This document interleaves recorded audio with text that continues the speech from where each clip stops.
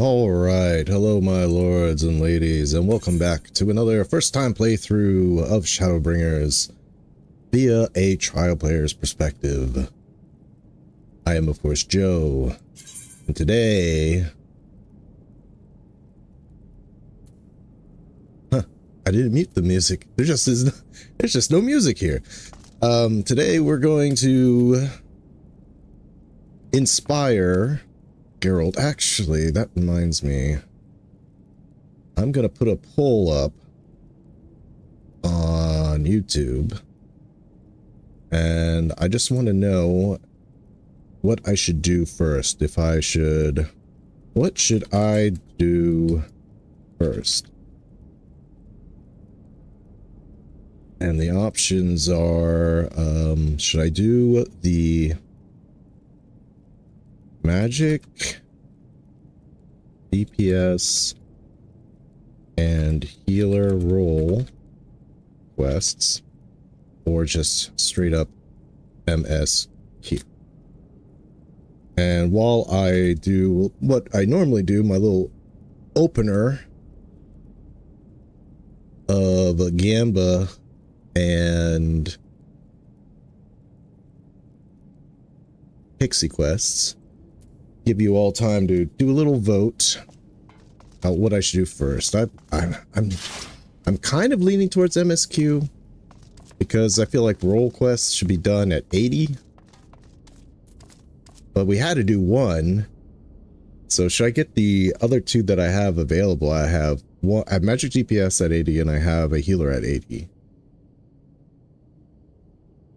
I do not have physical DPS. My samurai is not up, so I can't do that. But I can do 2 out of the remaining 3. Get them all done. Or should I just stick with what I have, done the fending, tell Sundered Geralt there, Reynold, whatever his name is. But I'll let you all decide.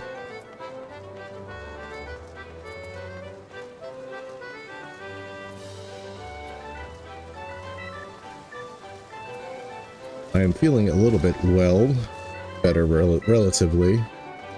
Sleep has not been that great, but besides that, I just have a small sore throat. But I figured I feel well enough that I don't have to put up that PSA about my health. Pretty much back to normal. I say as I cough. I thought Make It Rain would be done by now, but I guess it's a little bit longer. It's whole season. Ain't that the breaks?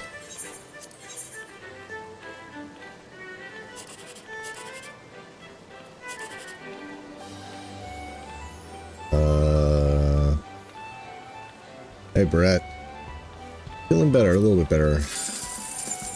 Bit zonkish, a bit tired, but I'm gonna fake it till I make it, you know?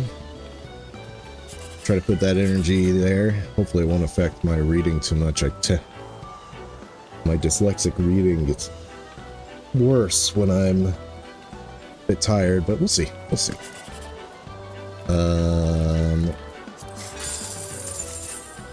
None were good. Okay, let's do our pixies. I'm trying to level up Black.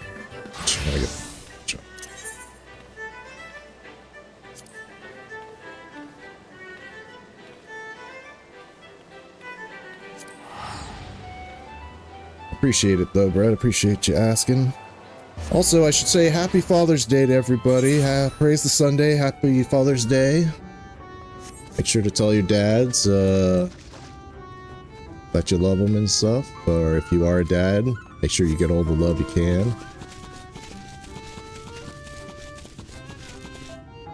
You know, I used to work in the service industry, and it was funny seeing the difference between Mother's Day and Father's Day.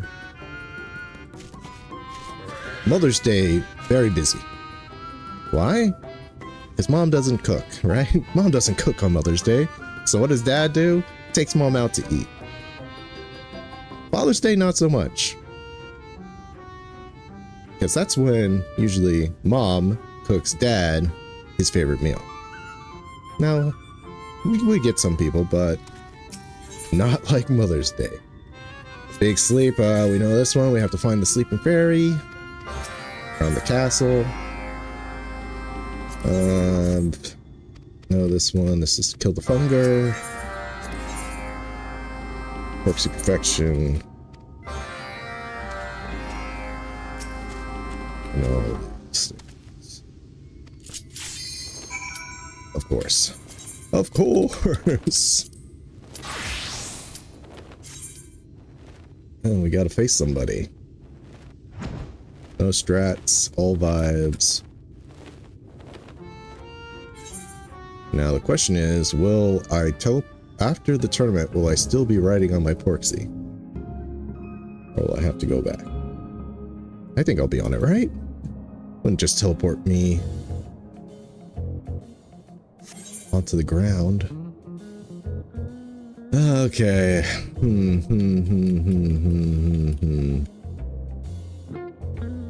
No strategy, all vibes. I don't even know who this is. Is that a new guy? Is that somebody from Dawn Trail? Looks like a void scent. Let's go Cloud of Darkness. Time Heavensward dude Alexander. Go Alexander. And let's just go with this.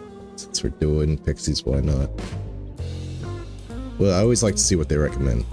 Nothing that I chose.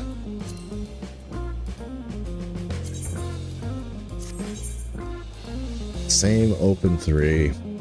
Boring rules. I never check for same. I never check.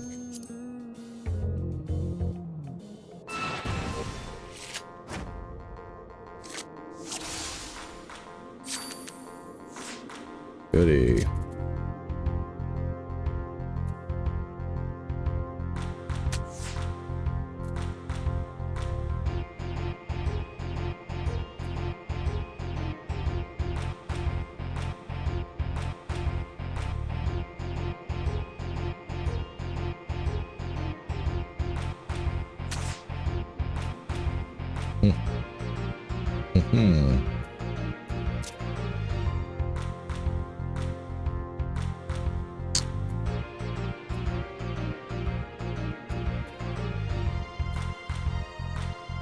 Just back where I started if I put this down. But I'm gonna do it anyway. It's gonna put Urion J right there.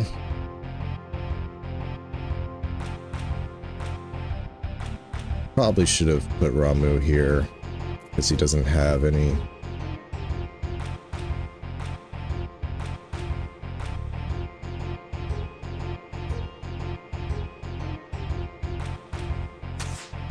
He didn't put Urion J there.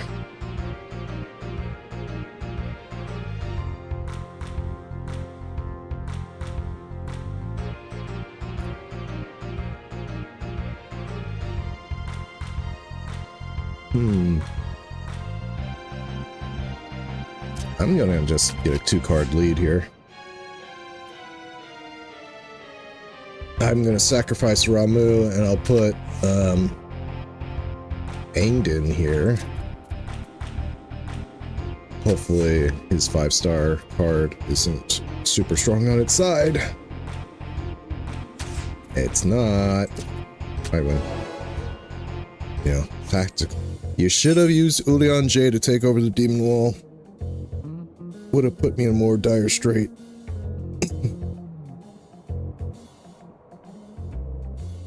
I wouldn't have had a counter for it.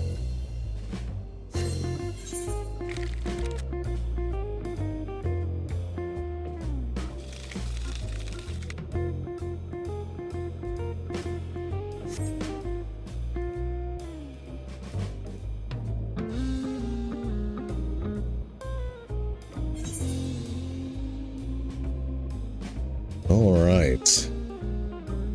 Put the player out of the way. This should be easy pickings, I say, as I lose to the NPCs.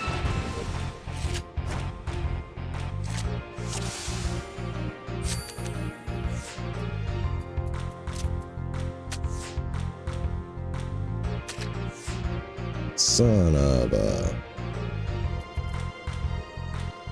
Damn, don't really have a hard corner for this. But we're just gonna put darkness there. So...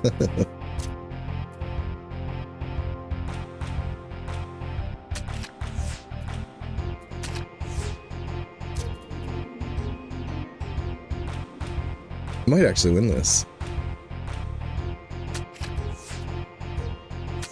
Drat. I was hoping he would put it somewhere else. I was hoping he was gonna put that card over there and I could have used the pudding to defeat him.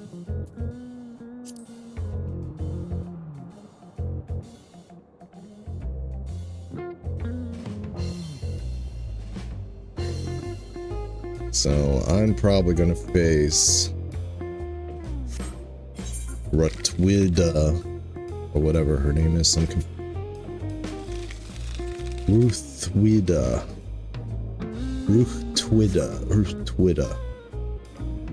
Broken in names, am I right?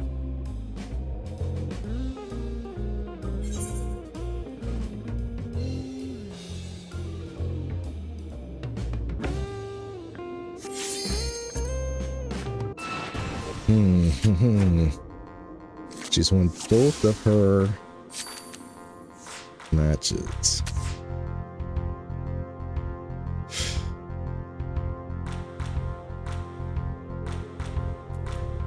Now, I could use Ramu. That's just... excuse me, that's just... I would probably use this instead. Yeah, let's use Prime Alexander. Sack it. He didn't... What's wrong with you?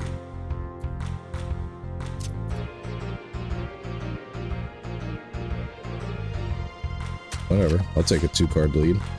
Sack 1, 2, and now I will cover my weak spot and gain a card, keeping my 2-card lead. And I can just do that. I win. I win the tournament.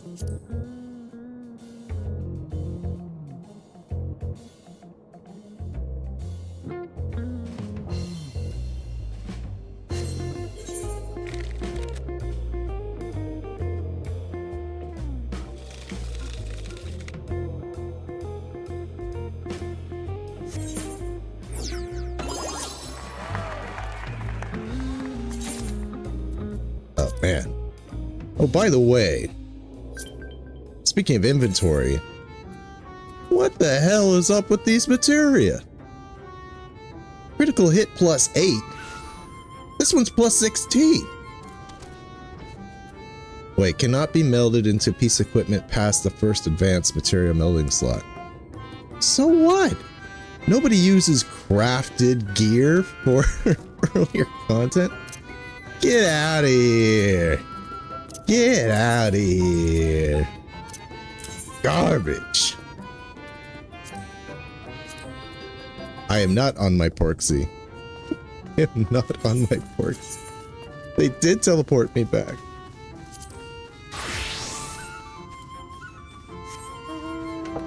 Absolute garbage materia. Was that always a thing? It's the first time I think like the stats go down, unless I've been missing it for the last couple of expansions. Are you quite alright? When the Porksy returned alone, I worried that you had taken a nasty fall. Good to see you're still up and about. Who needs getting terribly impatient about the nectar you promised them? Alright. Ah, everlasting light.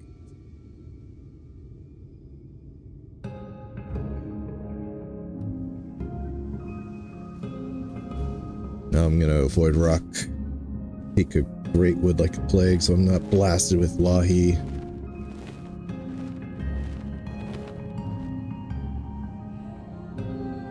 I wonder, is the general consensus about Lahi? I know Lahi's a meme song because Soken sang it terribly at a fan fest, I believe. And so I know it's a meme song, but do people actually like it? It's okay, but man, I don't know. It's a little much. Like, Amarang's theme is so much better. So vibish. That woman screaming in my ear. I think I've said this before, but it's like, it would be like if Ramuh, well actually Ramuh's theme is better than Lahi, hands down, but even then, I don't know if I would want to have Ramuh's theme as a zone rather than a fight, you know?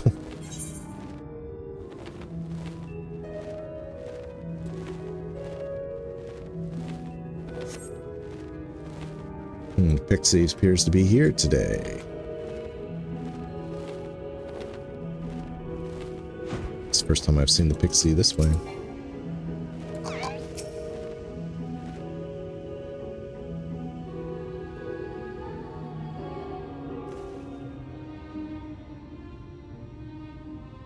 Sleep first, frolic later. Snore.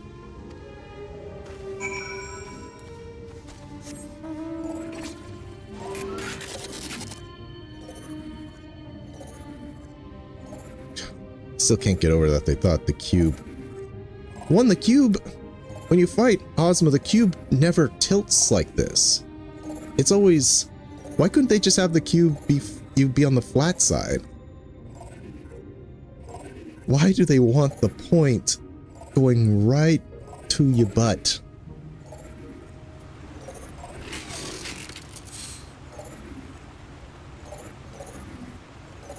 I mean, I like the Ozma mount, don't get me wrong. Obviously, I use it. Why didn't they decide to make it like that? First of all, the upside-down pyramid is cooler. Second of all, the cube never... It's not like that when you fight it. Jeez, how many freaking bots do I have to go through on Twitch?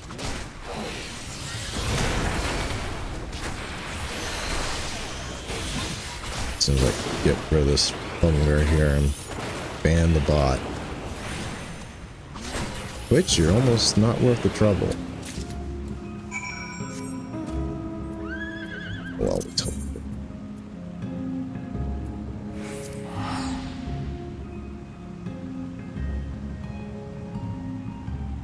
ban.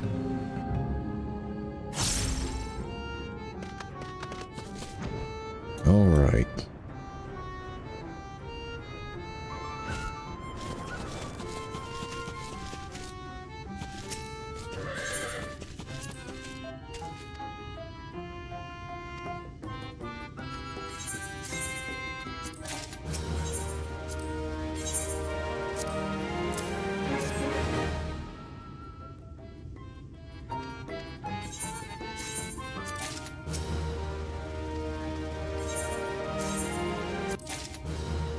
Let's check our reputation out. How much further?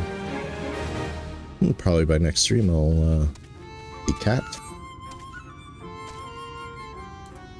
Anyway, let's see what the poll has to say. MSQ 100%. Okay. MSQ it is. Let me end the poll.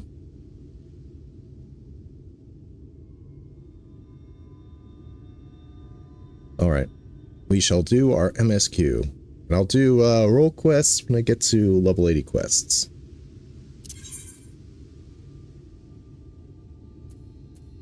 The Ondo Cups. Funny thing about this area, the Tempest, when you load into it from the play screen, you get to see the ancient city. It's like, okay, it's here. It looks exactly like the mural. Okay. This is, why Emmett... Ooh, this is I didn't notice these things before. What peculiar striking dummies. It's probably, like, the nicest place to test out your stuff. It's all nice and, quartered off.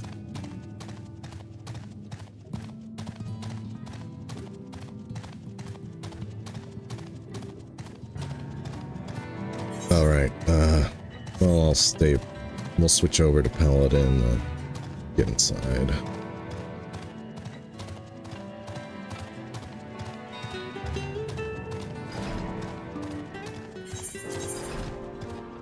I've done some of the fates here. Of course, I can't do all of them because half the map is sectioned off.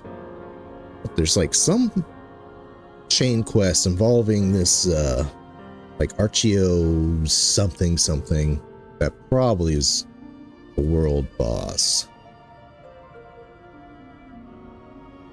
I've noticed. Okay.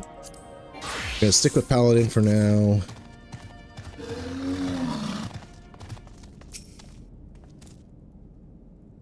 I've let the Ondo down, but more than that, I let myself down. Might as well go back to mending kettles. The kettles. I was wondering about the kettles. It'd be funny if he's like, instead of kettles, he was mending pots. Show Geralt a crystal which belonged to one of Ardbert's companions. Ah, that's what we do.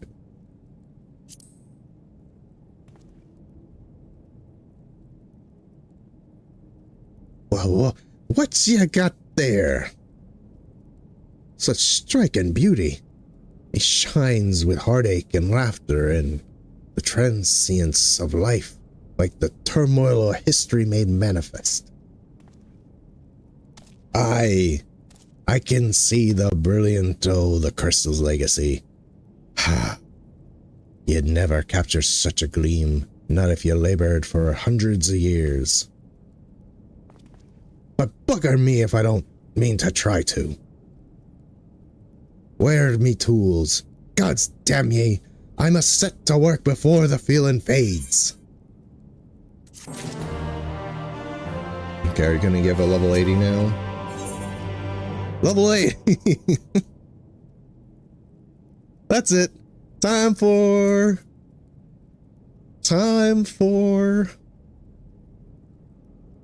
role quests. Are these all? These are all crap materia. Boo.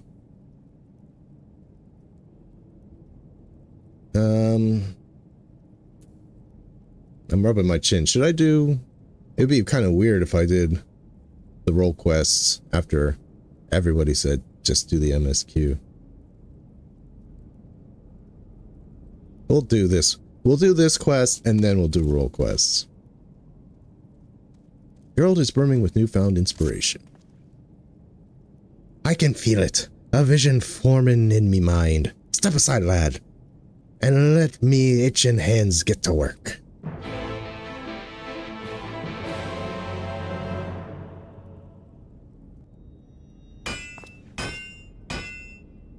Is this guy sober?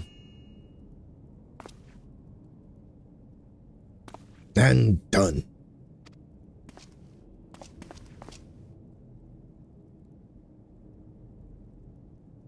I've taken the wonders that crystal showed me and channeled them into a new shape, what befits the Ondo's spiritual character. Damn. Is that a housing item?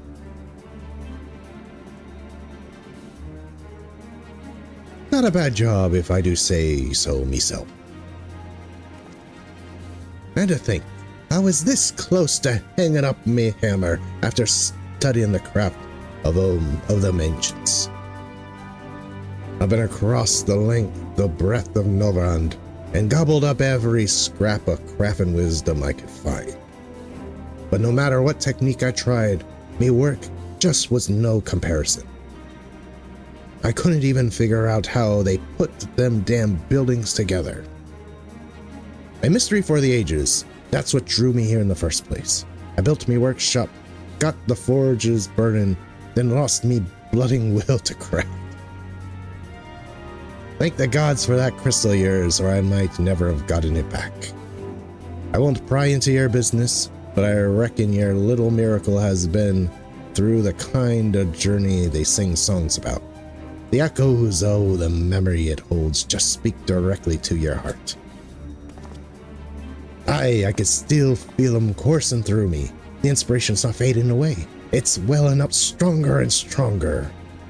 Give me a chance, and I reckon I can weave that crystal saga into other things as well. But bugger me, I almost forgot about the Ondo's commission. If you could drag that lamp over to Toshoth for me, I'll stay here and dream up new armaments for ye to try. I was going to take credit for this anyway. You have access to Gendrold's Forge. Equipment rewards will become available for collection based on the role quests you have completed. See, now I gotta do the role quests. Now I gotta. Where's the forge?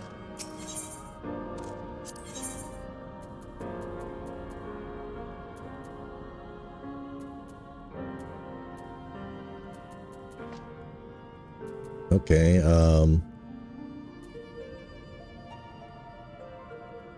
okay. So it tells me, okay, I need to be level 80. I was like, where's the Dark Knight stuff?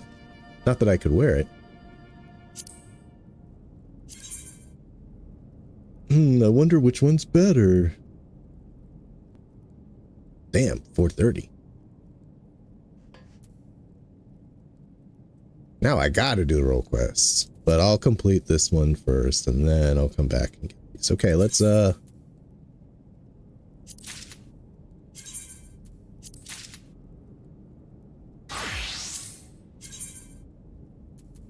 Caligo's face!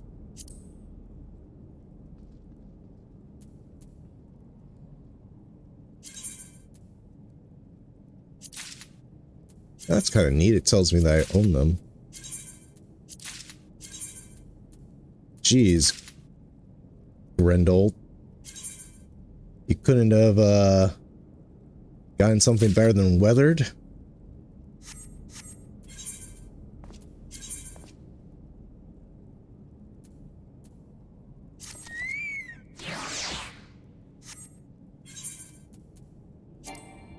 I can't apply glamour plate here.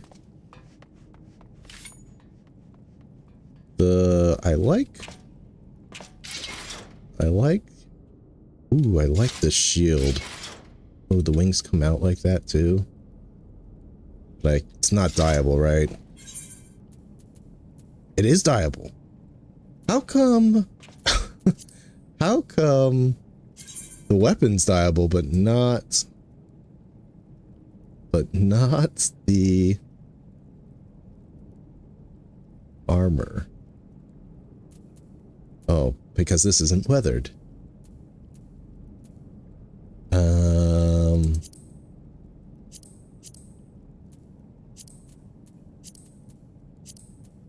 Ah, damn it. I can't dye the wing. I can dye these wings, but not this wing. Boo.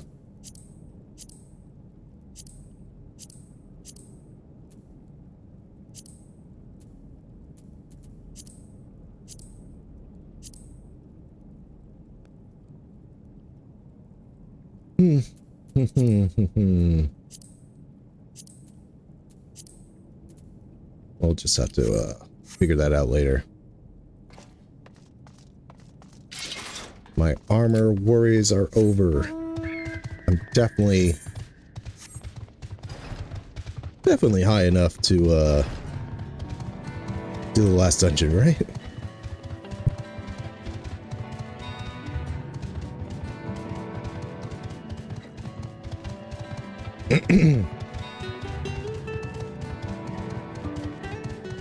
I believe he gives you the job gear for level 80s once you hit a certain point in the MSQ. I think we need to do role quests to get them. At least get the,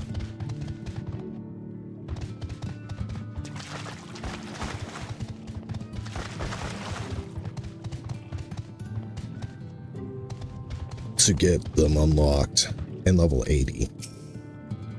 So I'm gonna have to do role quests to get my armor up. What is it that you have there? Grendeld's lamp. The profusion of brightly glowing coral-like branches is most definitely not a kettle. Funny. You're funny. The sacred lamp. And the Finless One has kept his promise. My people tell me of the many deeds you have performed in the name of aiding the cups, and now you come to me bearing the light we had almost surrendered hope of ever seeing. We can doubt your purity no longer. Your arrival was the will of the ancients. Yes, the time for fear has passed. We shall take the lamp and unveil its austerity illumination upon the walls of the Forgotten.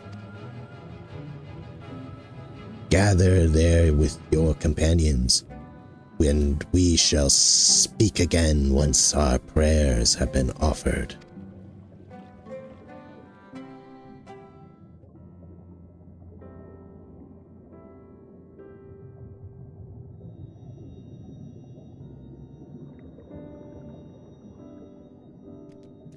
O stewards of the Ondo, we offer up our light in answer. I kind of got their voices right without even hearing it.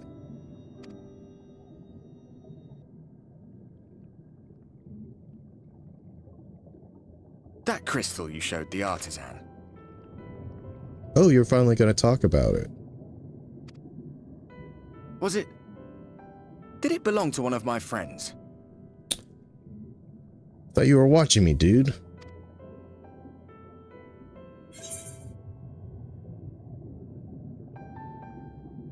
Yeah, exactly. I thought you were always watching.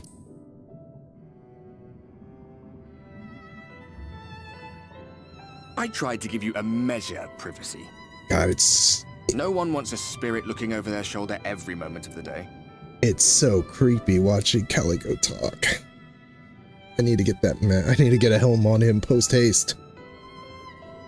So tell me, if you would, how did you come across that crystal?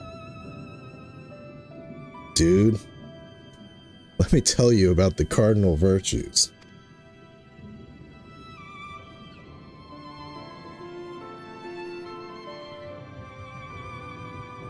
It was Brandon's then.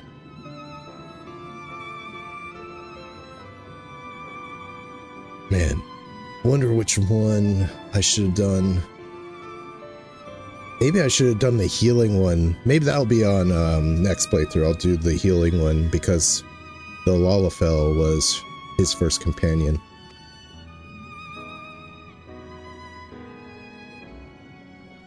Strange that I should learn such things now, after they're long gone.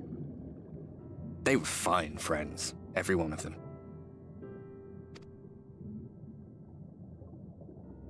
I didn't expect death to teach me so much.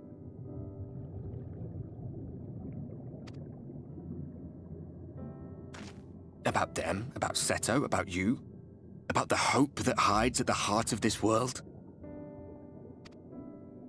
I've never been one for idle chit-chat, but if by some miracle I could see them all again, I doubt I would ever stop talking. I'm grateful I got to bend your ear at least. And just for that, I reckon I'll stick with you. To the very end.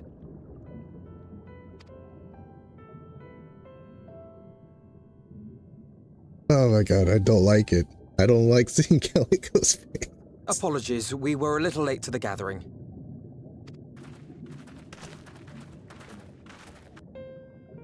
It seems we succeeded in gaining their trust. The delay wasn't exactly welcome, but at least our many hands made light work. And they seemed especially impressed with your contribution. Our hero indeed.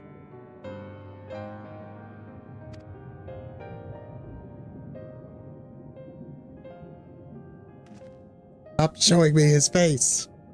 I need the mask. Y'shtola was telling us those structures may date back to the age of the Ascians.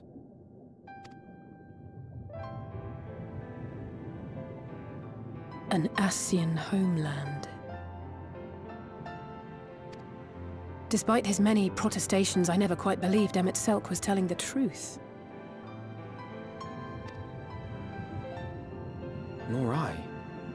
But there is no denying the evidence before our eyes. Clearly this was once a great city.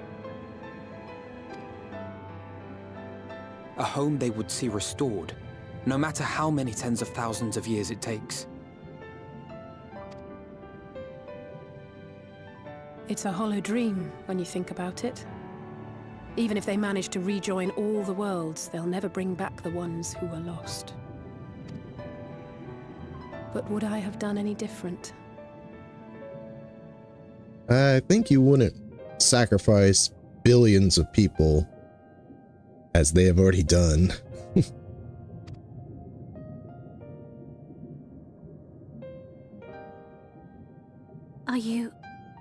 How are you feeling? I'm feeling exposed. Green, my face. My precious mask is not on me. I should have reapplied the glamour plate.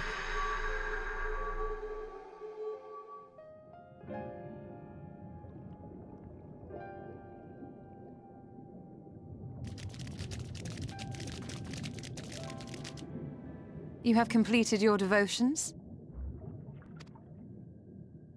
Yes. To the honored ancients have we offered up our prayers and our gratitude. You too have our thanks. Might we trouble thee then to tell us more of the illuminated land of which thou didst lately speak?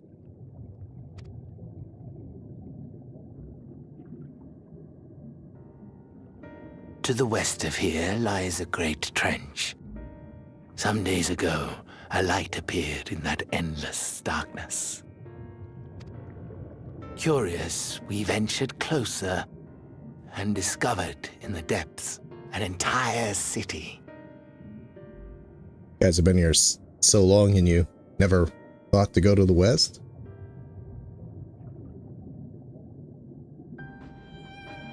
The buildings we spied were akin to our own everlasting abodes. Impossibly so.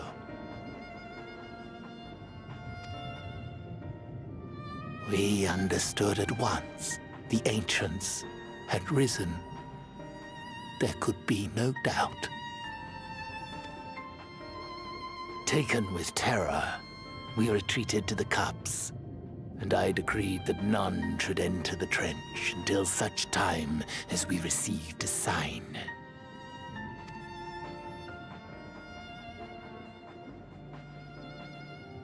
Might it still be possible to reach this city of the ancients? With no water to drown you, a finless one could now travel there. Yes. I am convinced you are the sign for which we have been waiting. My people will show you the way.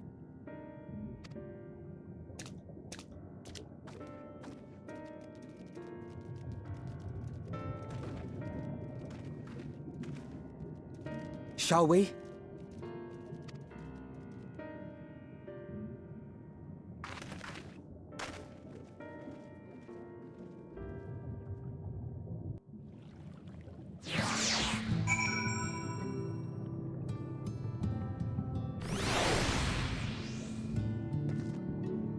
I'm in the sanctuary, yes.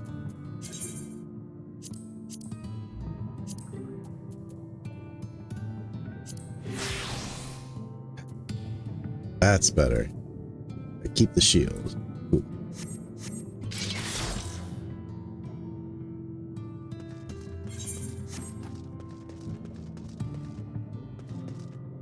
Let me make sure there's no more blues. Don't see any.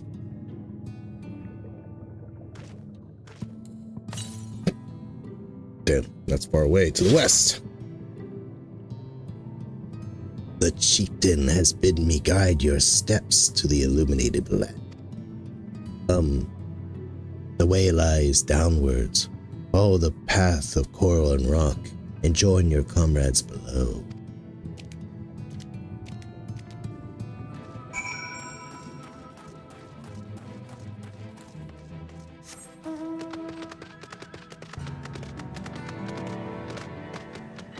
Whee!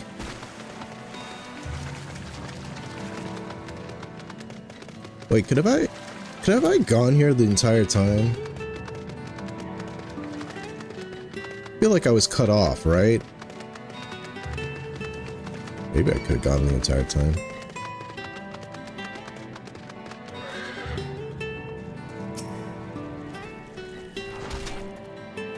You mother...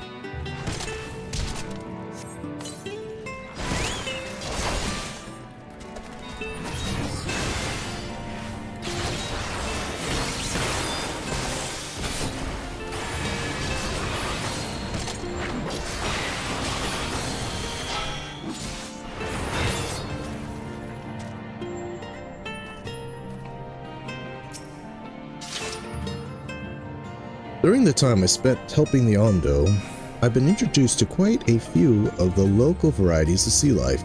Although sea monsters is mayhap a more apt term, probably best to avoid them if we can.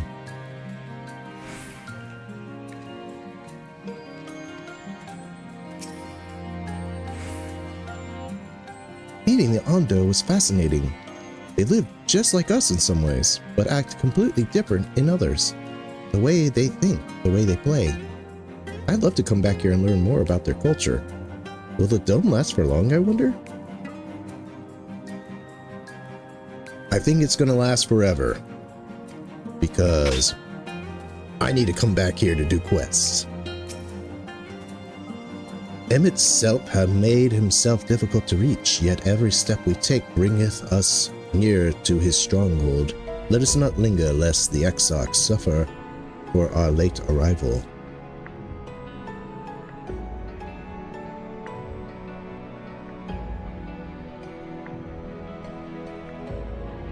Maybe I spoke too soon about feeling better. Getting coughing, maybe it's just all the talking. You have everything you need. If that artisan fellow is as skilled as they say, then you may wish to avail yourself of his services ere we press on. You know what, Y'shtola? You're right. If Emmett Selp is in that trench, then we have to assume he's not swimming in salt water. I wouldn't want to suddenly find ourselves at the edge of Bismarck's bubble with no air to breathe. Alice say, you can breathe underwater. You were with me. You're one of the few people that can breathe underwater. Have you forgotten? We're on our way at last. It seems far darker down here. But I'll not start at a few shadows. We are moving as a group, yes? You know, I think I'm going to take Y'shtola's advice.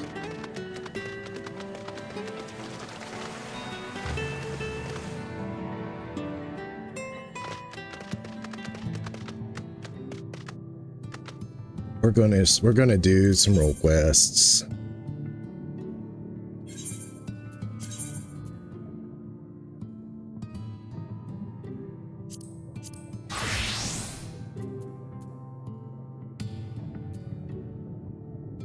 She talked me into it.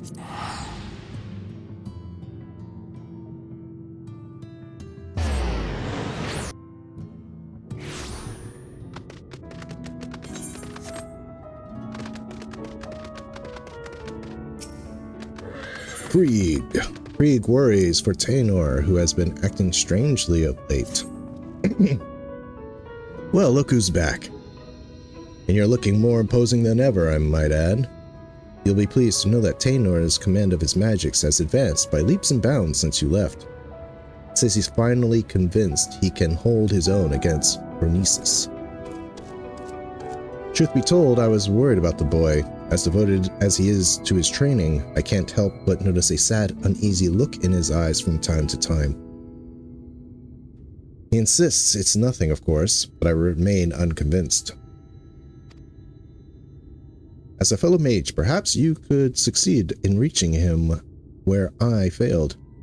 He should be around here somewhere. Go and find him, and see if you can offer him a few words of support, won't you?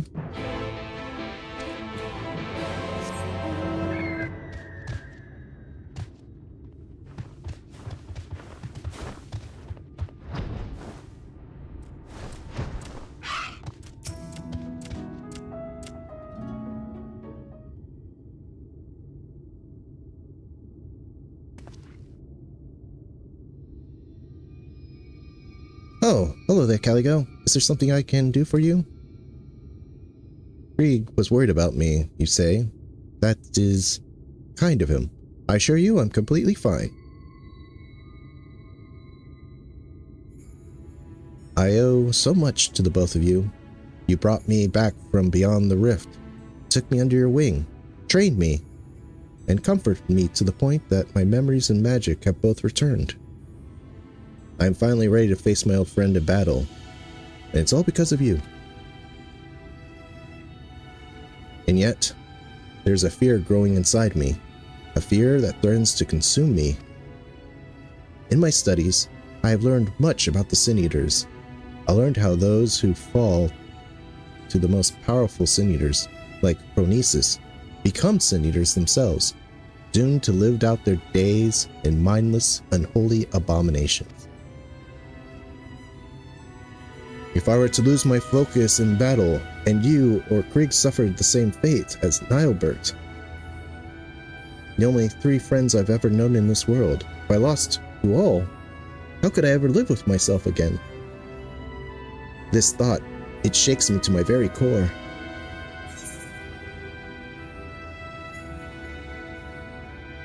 If you falter, we'll be there for you. Worry not for us. Think only of Nilebert.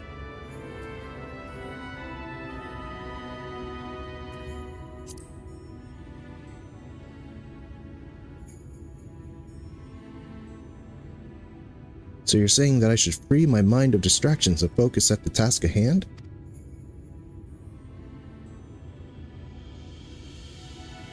Perhaps you are right. Worrying endlessly about things beyond my control will only serve to break my focus. Thank you, friend. The task is a daunting one, but I trust in myself and in the strong and gentle friends who stand by my side.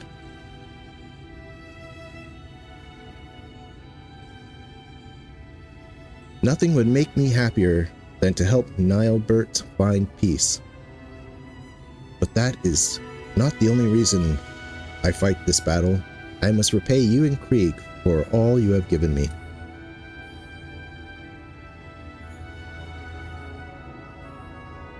Not only did the 2 of you bring me back to this world, you instilled me with a newfound sense of purpose.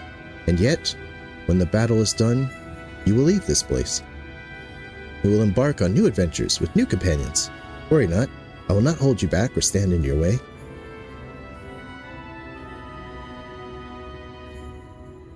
That's another reason why I must fight this battle. I must prove to you, all 3 of my friends, that I'm strong enough to get by on my own. Be strong, Taenor. You can do this. Sorry. Perhaps I got a little carried away there. In any event, we should go tell Krieg that I am ready.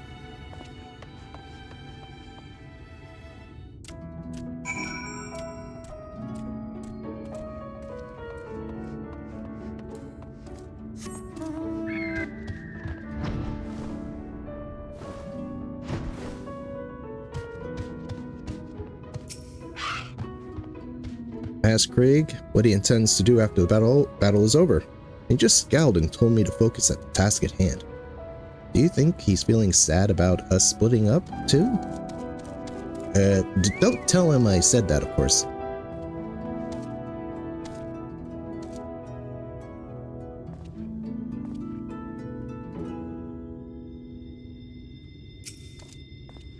Sorry, I have to blow my nose still. Maybe I'm not as well as I thought I was. You're finally back, I see. I was starting to get worried. I trust this means you're ready to do battle with Pronesis? I am. Let us put an end to this nightmare and set Nilbert and the people of this land free. That's the spirit? All right. The plan is to lure Phronesis to us by the same method we did as last time. We will venture to the central hills of Amber, a safe distance away from the city. Taynor will summon forth a hollow. It should be only a matter of time before our quarry arrives. I believe our chances are best if we lure Phronesis to a wide open space, where we will have complete freedom to maneuver. The hills of Amber should suffice. If you're ready, let us away at once.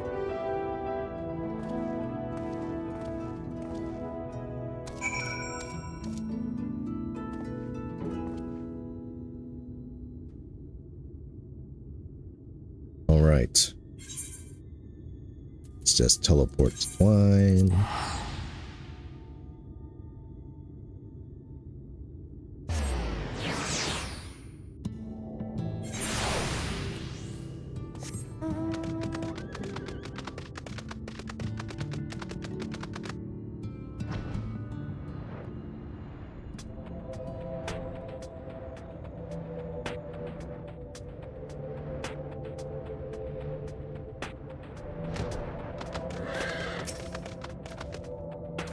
I couldn't be more proud of how much Taynor has grown since we first met him.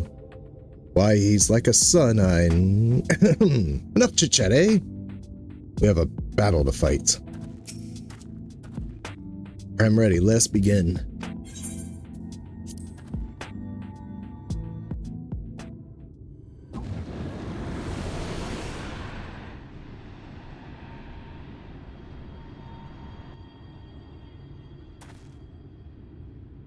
Phronesis, come out wherever you are. Over there, it's him.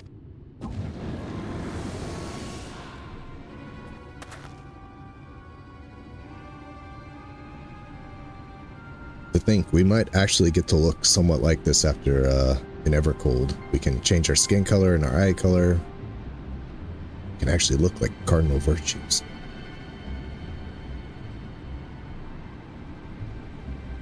Yes, I knew you would come. Well, I guess we won't be needing this anymore.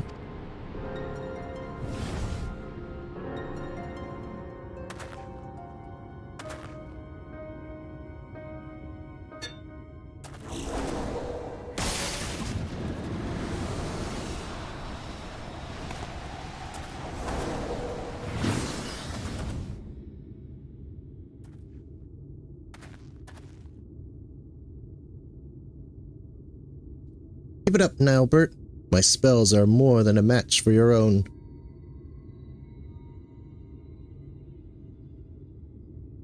These are my friends, and I will not let you take them. Do you hear me now, Bert?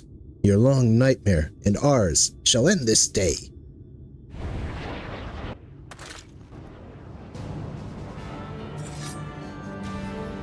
You might have black magic, but I have black and white.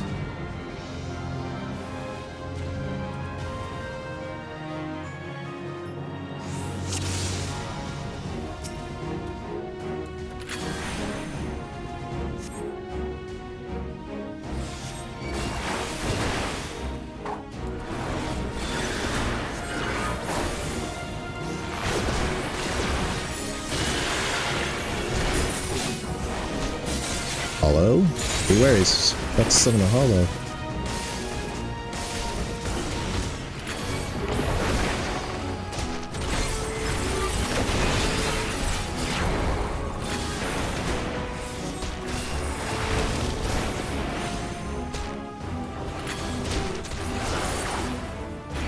Oops. That was bad. But right back to it.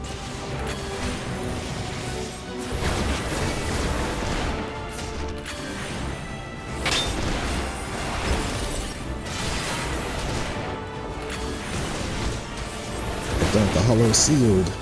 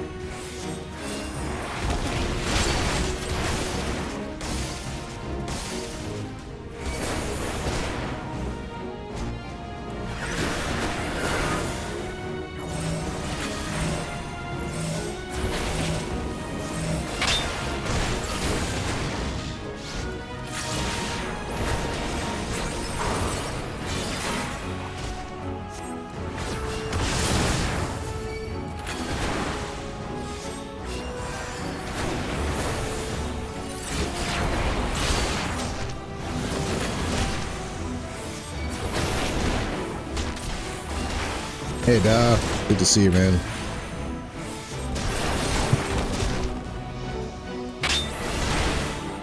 This is a lot easier when you can heal yourself.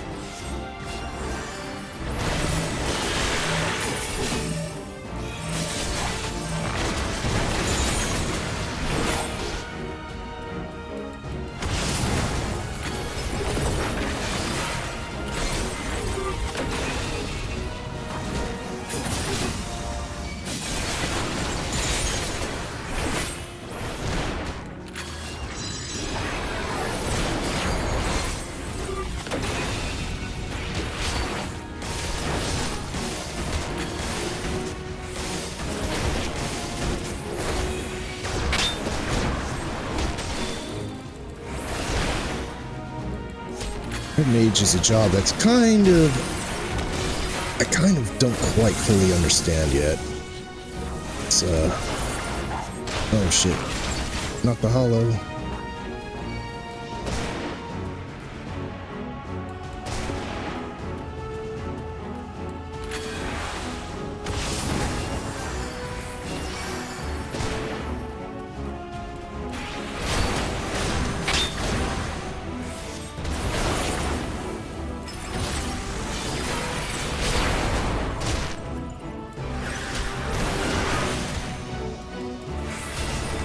Oops.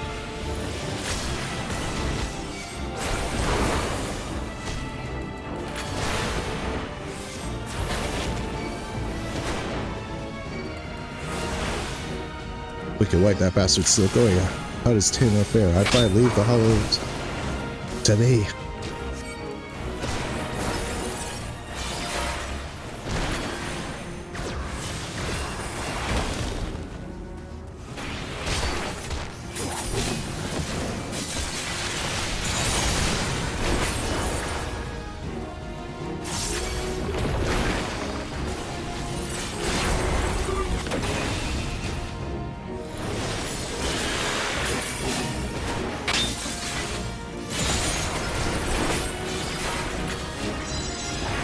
Oh no.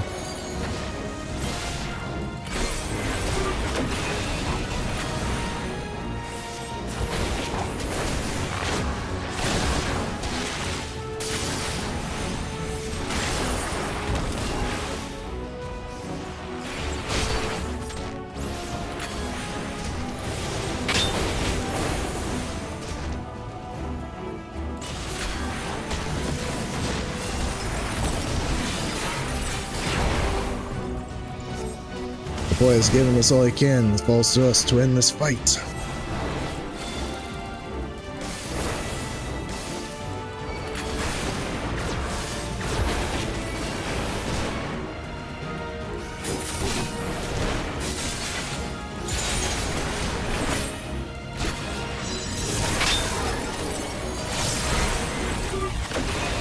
Oh shit.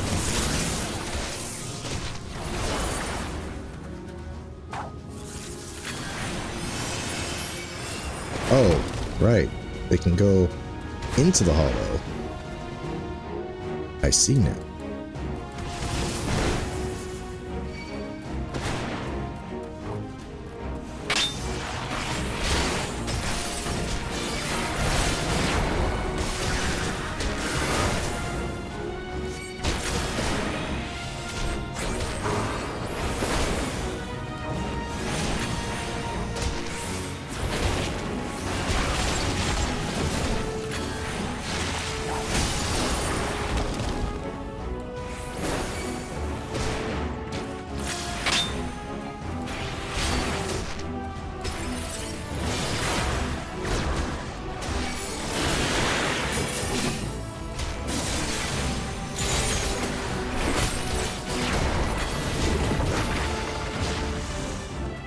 such a cool animation for Flare. You know, that just raising up your hand and a huge fireball appearing.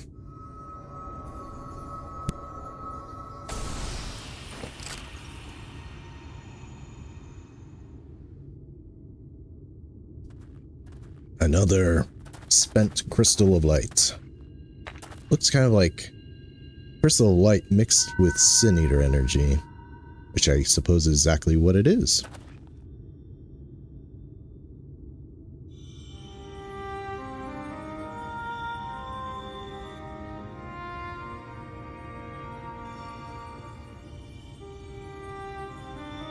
Forgive me, Tainor.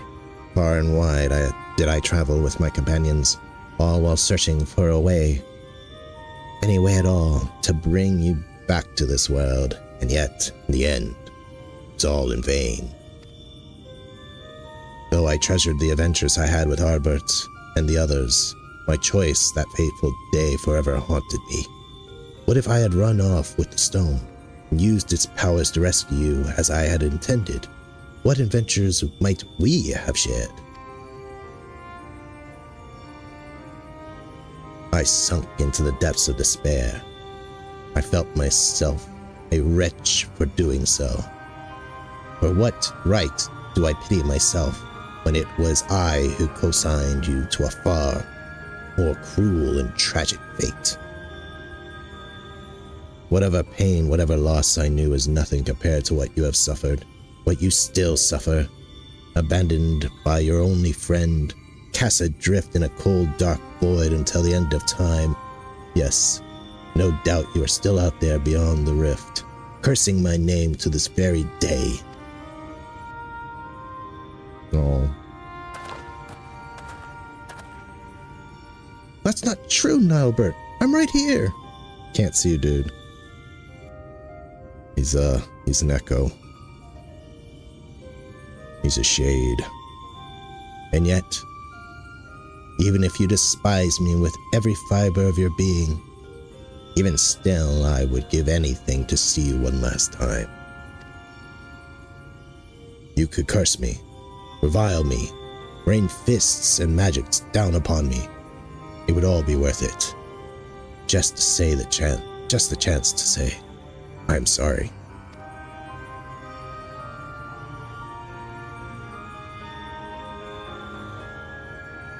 Stop, Albert. Please. Stop saying those things. Even after you had your mind, your heart, your very humanity ripped from you, you still, for all these years, you kept searching for me. How could I ever hate my best friend? Don't you see, old friend? It was Caligo here who brought me back to this world, but it was you who guided him to me. You have suffered long enough, my friend. I can take care of myself now. You need worry about me no longer, so please, rest peacefully.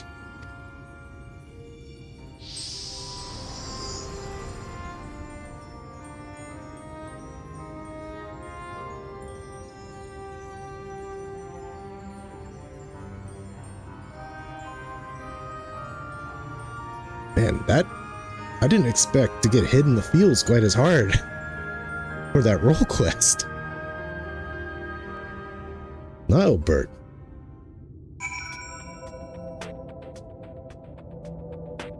That was, that kind of hit me in the gut. That was, pretty sad right there. That was pretty sad.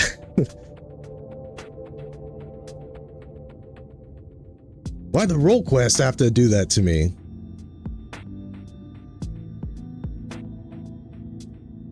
I didn't think a role quest would do that.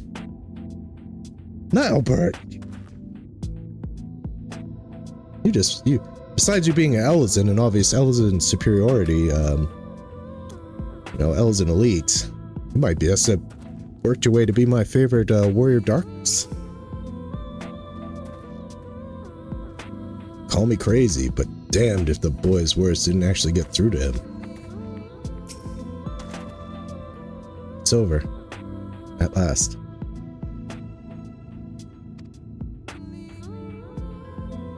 You don't need to explain it to me.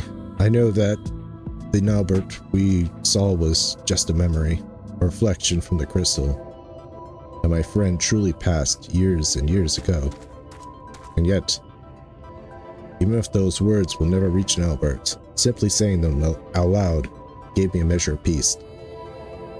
I have no regrets today.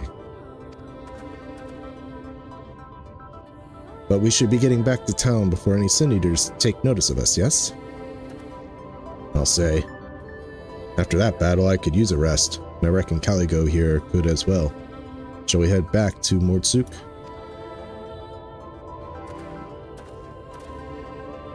Low-key, this is why the Castle West DPS is my favorite.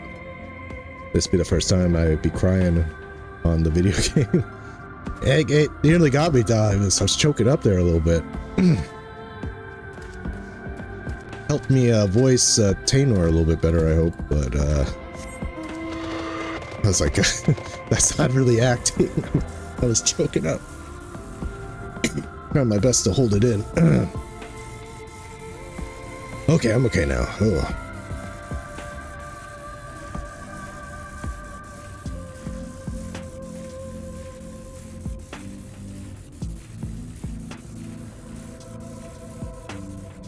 I was like, what's this, Our Lady's feet?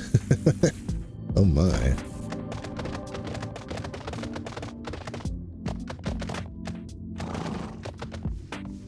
It's like, is it going to tell me that it's of any significance, or is it just here for funsies? Always love how your character just gets swooped up inside of Omega. Whoop.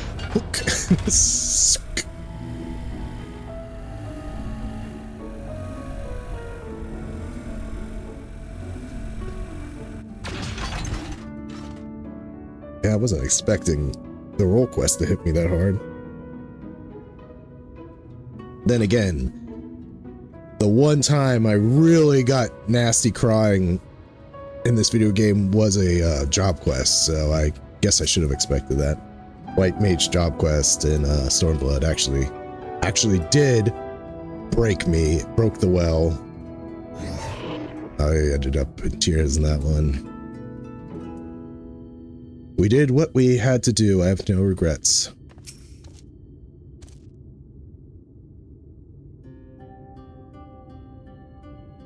Well, if it isn't the man of the hour, I'm happy to report that tale of our triumphs are already spreading across town like wildfire. Word has it the merchants are so grateful that they intend to sweeten the bounty with a gracious personal reward. My friends, I have no words to express my gratitude. Thanks to you, Nilbert has found peace, and I can finally close the book on this chapter of my past. Every day, I thank the gods for having brought us together.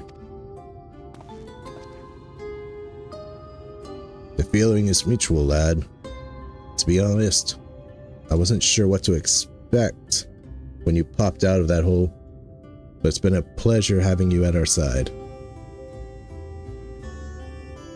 So tell me, now that you made peace with your past, what do you plan to do with your future?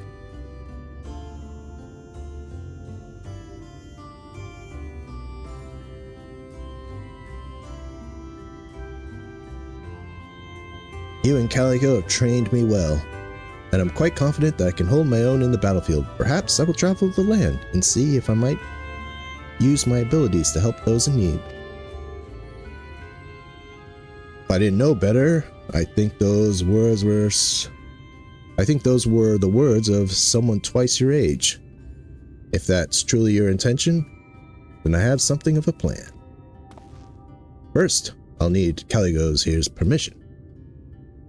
It's just a thought I had, but let's say we give the lion's share of the bounty to Tainor here. I reckon he needs it more than we do. Besides, They couldn't have won the battle without him.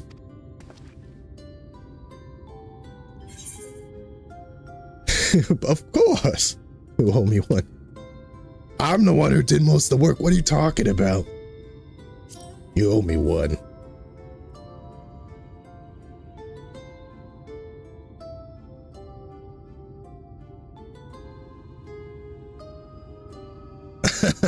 You're goddamn right I do. Anytime you need of a skilled marksman, you know where to find me. And don't you worry, there'll still be some coin left over for the both of us. My friends, I can never take advantage of your kindness like that. Think nothing of it. It's not easy for a boy your age to make his way in the world. It's the least we can do. Think of it as a parting gift for your brothers in arms.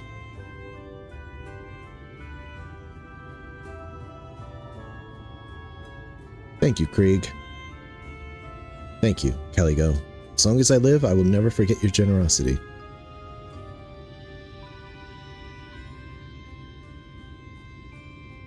Finally, I have one last proposal for you, if you're keen to hear it.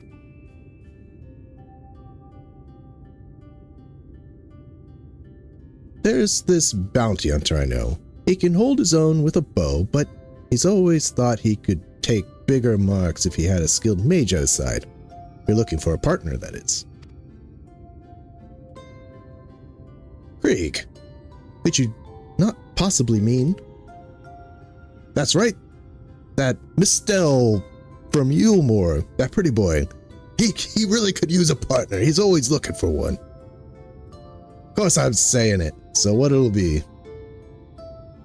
Yes, 1,000 times yes. Why, nothing would make me happier. And I suppose that settles it. Welcome aboard, lad. I've got a feeling that this is only the beginning of a rewarding relationship.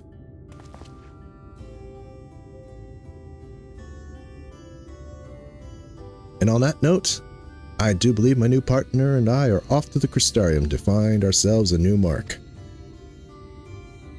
It's not much to ask, but why don't you join us there? I still owe you your share of the bounty, and I reckon it'd be a good place to say our proper farewells.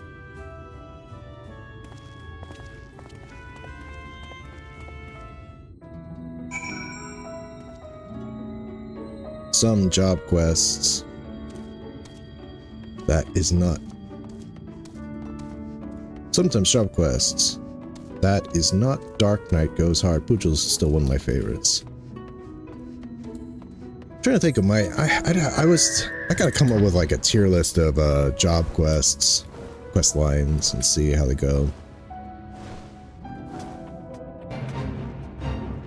Paladin sucks. Up until, well, except for the last. Stormblood was pretty good. That was just fun. A tournament arc, you know?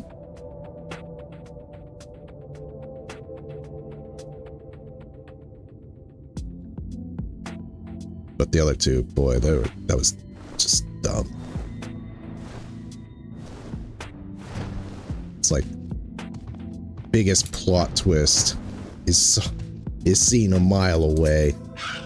Oh, that freak paladin that's been helping you out isn't actually a bad guy after all. Oh, you think? It's...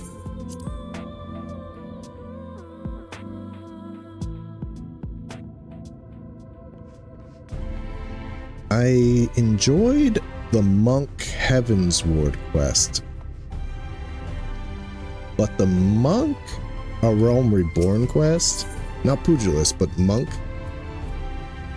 I feel like our character's a little too forgiving. Like, that, the monk guy that you're partnered with, like, straight up tries to kill you. And you're just like, you old scamp after it's done. His heart was in the right place. And now he's seen the error of his ways, so he's alright. I'm like, that dude tried to kill me to absorb my chakra. Screw him. The path ahead will not be an easy one. But there's one thing I know. Where I once feared the future, now I welcome it. Ah, Caligo. Glad you could join us. Taynor and I have just arrived a short while ago ourselves. The boy is keen on starting his new life as a bounty hunter, to say the least. He's got no end of questions, that one. There's only so much I can teach him. The rest he'll have to learn from experience. And so I intend to have him I intend to do what I can to show him the world and keep him safe.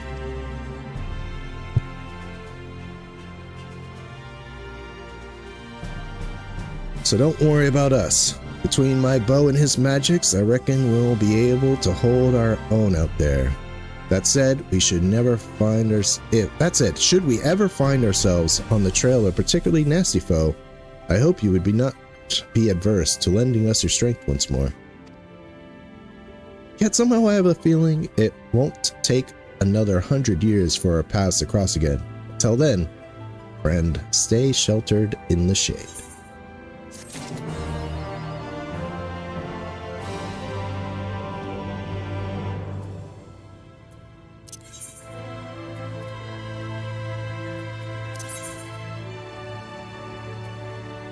Oh, no, that's right. No titles yet.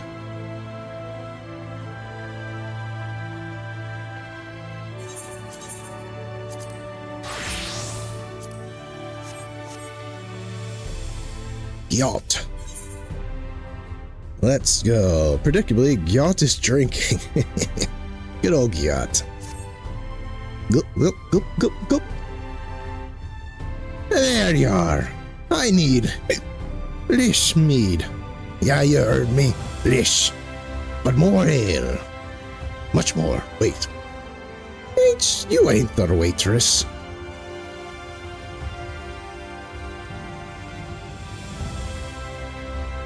Oh, I know you want to say something, but you won't. You think that'll just encourage me. Well, maybe that's what I want you to think. Or maybe, you know that's what I want you to think.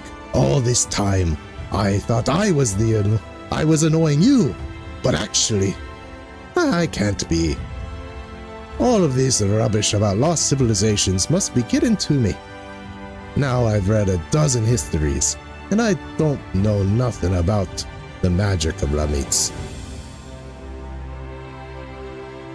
What I did find, though, is where she would have gone if she wanted to see her sister. That is, that's in Tamra. So, what do you say? Come and visit my home. I've been waiting for you when you get there. Good old Tamra, let's go.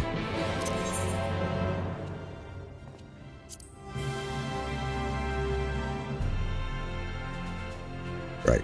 Oh.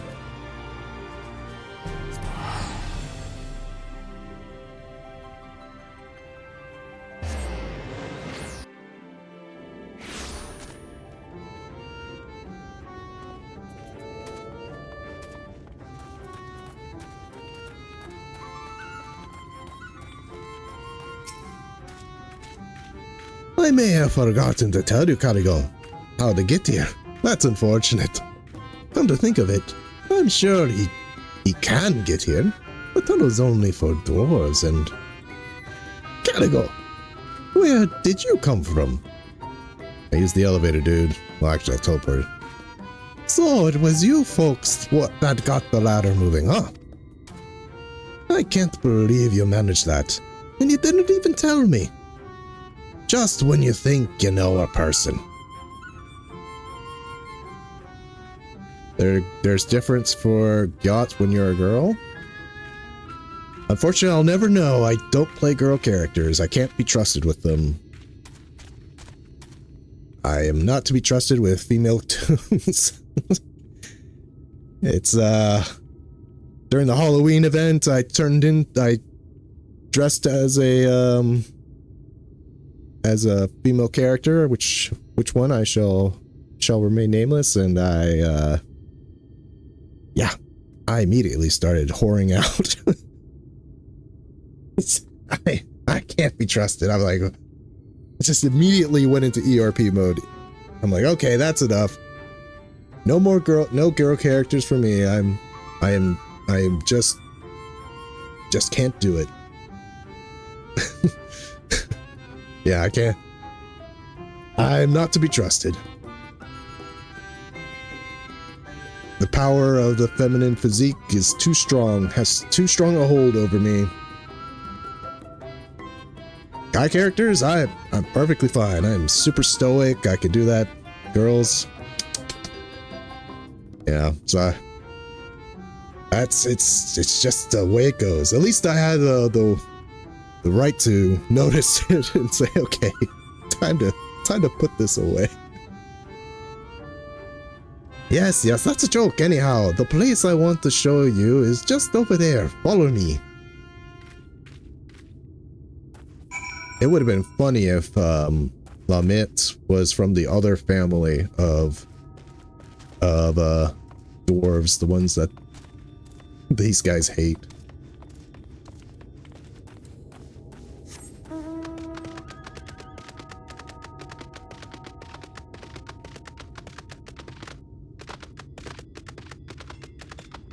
I've never been here before. I guess this is how, shit, a sin eater? This close to the village? Guess this is the tunnel room. How these guys get about, or get around.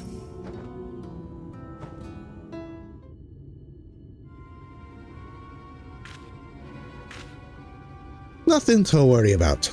This monstrosity came flying at my face, rudely I might add, when I unsealed the old tunnels. But everything's under control.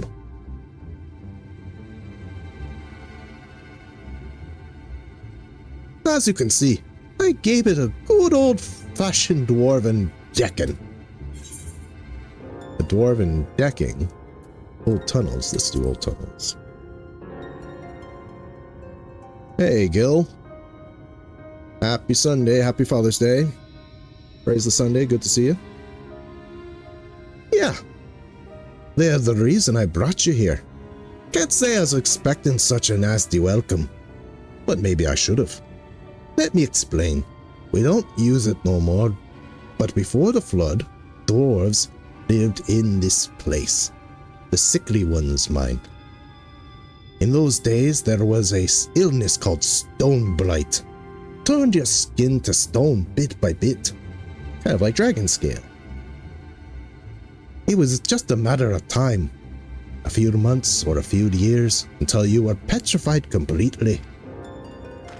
No one knew where it came from, but they did know it was contagious, and so they locked them all up here in the Blight Warrens. They needed to keep it from spreading because there was no cure, not back then.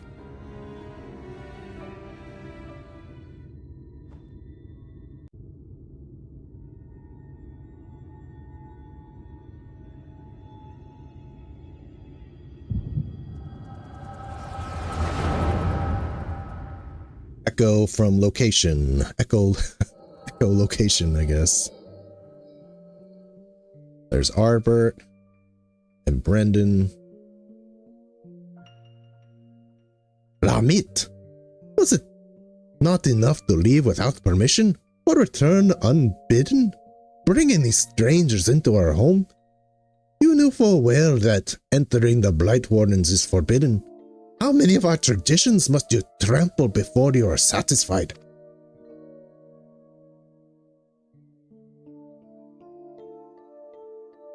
If you so refuse to respect your heritage, you've no place here. As head of the council, I hereby banish you. You are no longer a dwarf. Be gone and never return. Be gone! Cheering dwarves.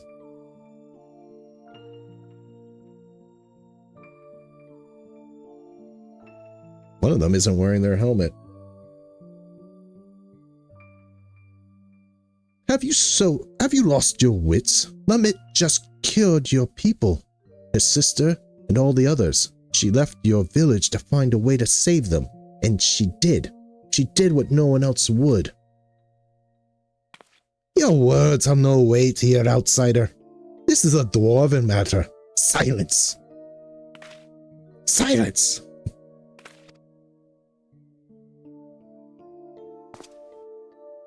I will not be silent.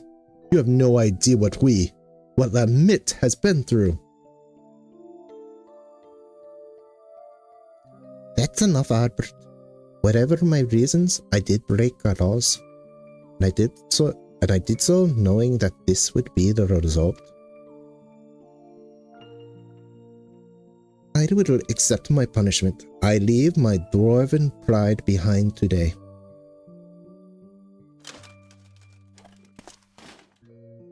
Lamit.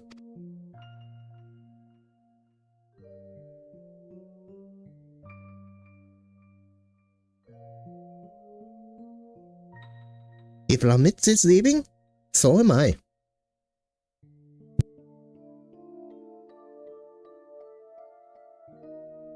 You probably don't think much of us after you shoved us in here to die, but it was awfully hard to breathe. We all took off our helms. If Lamit is going to be punished for breaking our traditions, then I should be too.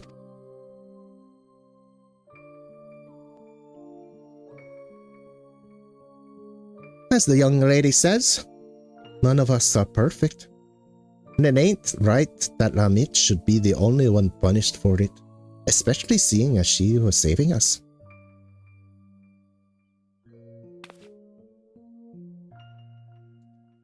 Come on, exiles. We'll keep our faces plain for all to see, and our heads held high.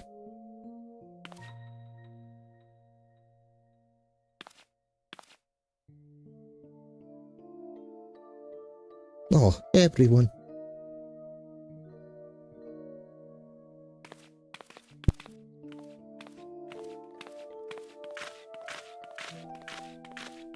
And that's how the rival family was started. And now you know why they hate each other.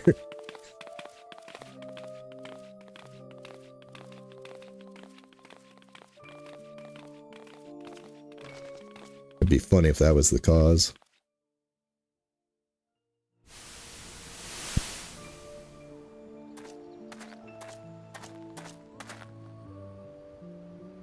Are you sure you're all right with this? We could go back. We could... What? Pummel the elders with your axe? I know you're not that fledgling adventurer who got knocked flat by Hobbs anymore. You could probably defeat even our strongest warriors. But forget it. We have more important things to worry about. We still haven't found what causes the illness in the first place. If it really is the Shadowkeeper again. The Shadowkeeper. This guy. He's really big in Lakeland. Like, you got the wargs there, which are apparently his servants, and he transforms elves into gnolls. Maybe, funny, the Shadowkeeper, probably one these guys might have killed him. He was the only thing holding back the light. My name's the Shadowkeeper, for crying out loud. I might be evil, but come on. Well, you know what we have to do.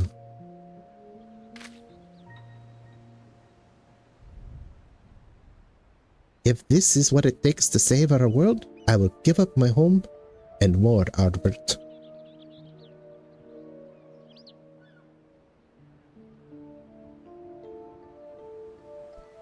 Anyway, it's not all bad. I don't think I really understood before how beautiful it is out here, how nice the wind feels.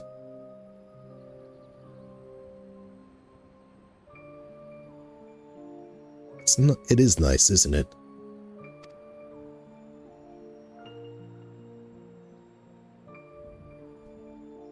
And for what it's worth, I'm glad you're here, helmet or no.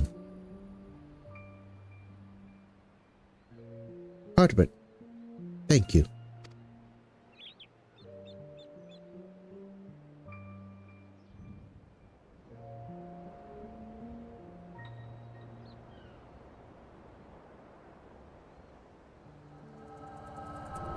Again with that sly smile of hers.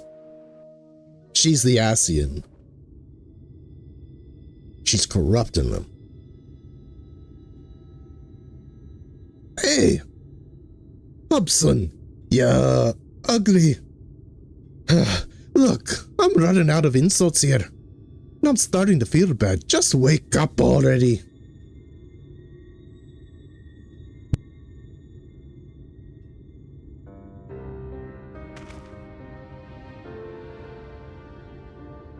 Finally. Well, that was harrowing. About as soon as you started doing your thing, that Sin Eater decided to rise from the dead.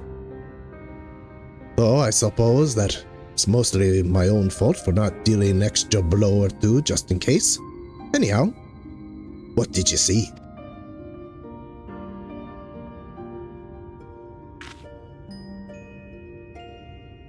I knew it. I knew that Ramit was the one who cured Stoneblight. It had to have been. She saved all of them, and they exiled her for it. And the head of the Council of Elders.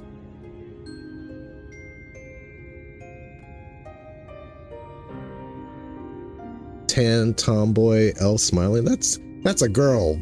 Duh. Oh wait, tomboy, right. Jesus, wow, my brain. Why did I think tomboy was not a girl? What's wrong with the tan tom? She's smiling menacingly. She's just standing there, smiling menacingly. She's done it twice. It's a pattern.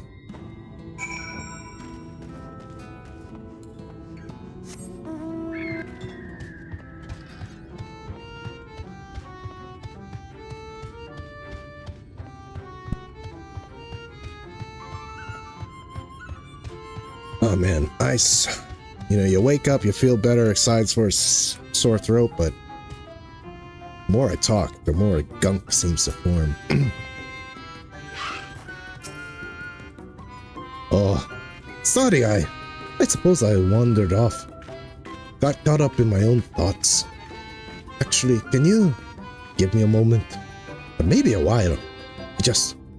I'm not sure what to think is all. I don't want to keep you from your other work, so see you later. I'm back. I'm back. Yacht isn't drinking. That can't be good.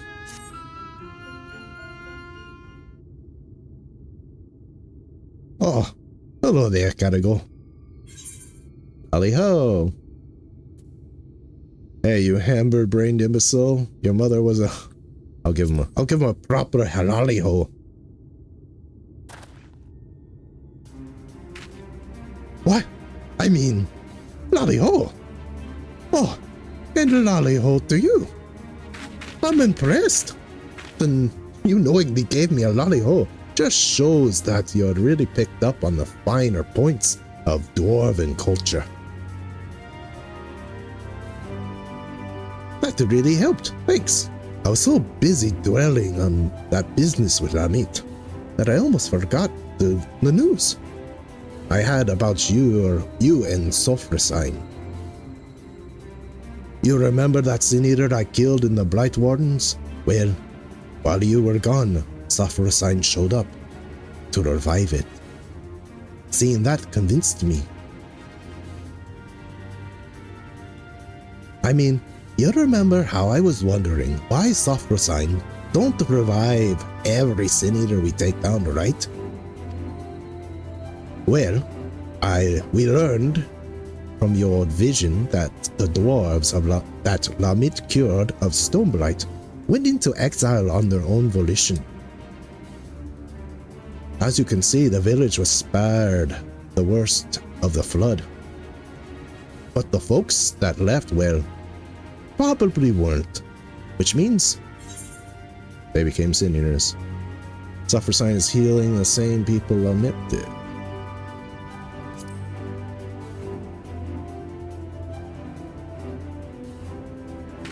You're right. That's the only thing that makes sense. Those poor souls couldn't go back to the village, so they got caught in the flood.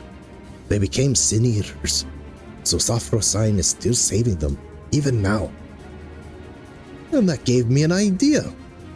As we figured before, Suffer Signs ain't alive, but Lamit wanted so badly to heal those dwarves that it's still following suit, like a reflex its body can't forget. The last time Lamit saw those folks she healed, they were helmetless, leaving their home for the last time. She probably never forgot the sight of them. So, Suffer Sign goes around healing helmless dwarves to this day. You see the solution, right? Helms! Incredible. That's the stupidest thing I've ever heard. So simple, it's brilliant. These responses.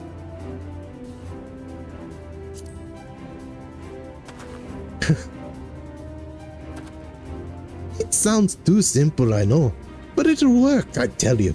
Suffer Sign is healing the helmless dwarves on pure instinct.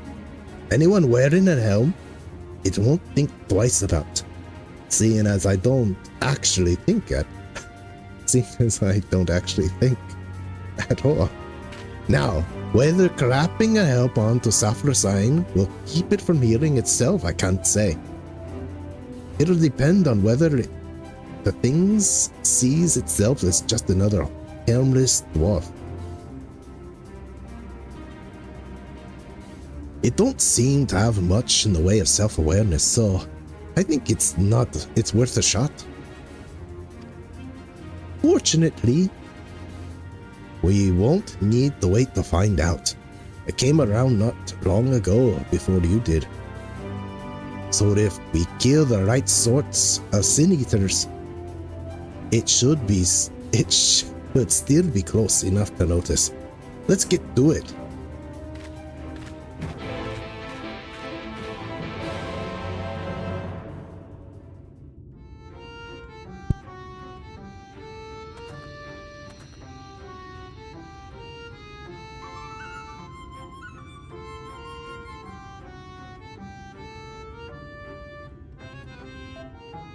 Excuse me, just had to blow my nose. Ugh. It's like, feel fine and then you talk and then it just starts, blocking your nose, making it hard to speak.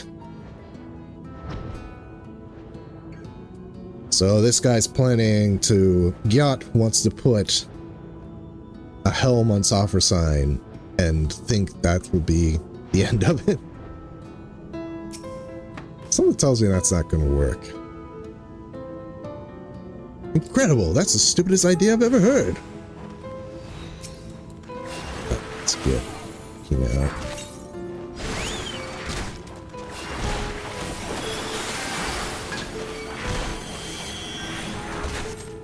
I remember that Holy is not a gain on 2 anymore now that I have Glare.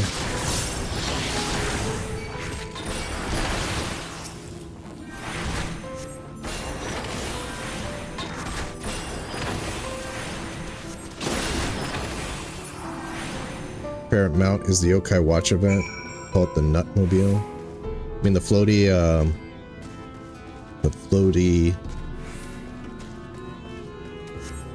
balloon, like the inflatable cat.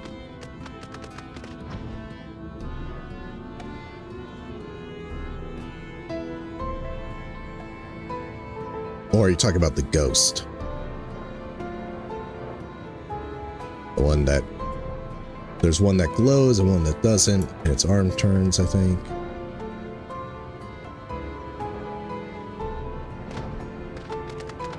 Speaking of that floating mount, I use that as like a floatable device for Moonfire Fair. And without giving away, I think somebody saw my idea and liked it. Because, yeah, that's all I'll say. The ghost one, a little thing. On my self-insert, I use the cat mount. I like it. Put it in the water. Looks like you have your own little floating, little pool floatable. Well, this is 3, so this is a game on.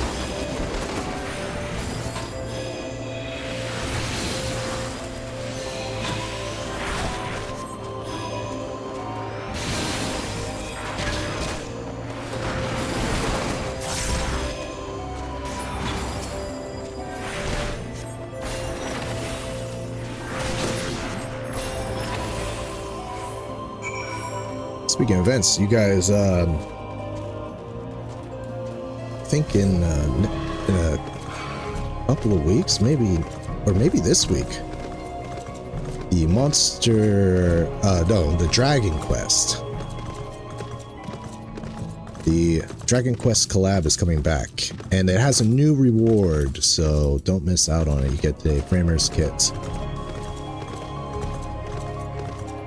Also, you get, if you haven't done it before, you get a minion and 2 head glams. The slime head glam actually has physics to it, so you want a jiggly blob on your head with a crown. Recommend. It's also the bandit's helm. Kind of looks like a bowl.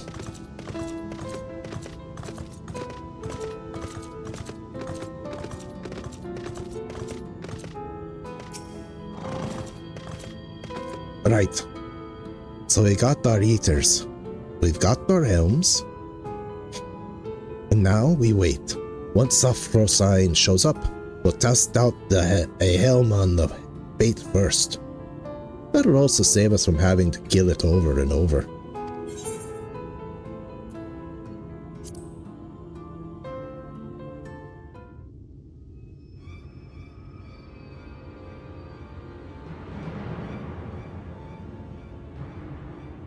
This feels familiar. I want this kneel emote. I want to be able to kneel and look around. Aha! At last. A bit less toppling over on your part this time, if you please.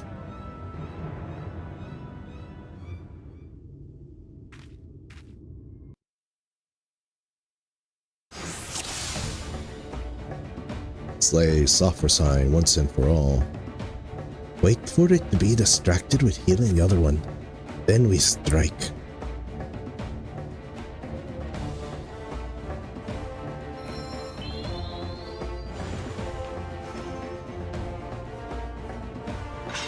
Now, charge! As I said, we'll try on the lesser eater first. I'll give it a bit of a pummeling, then you put it to sleep. I doubt it'll take its kidnapping mid-battle unless it's ready to drop, so wait for my signal.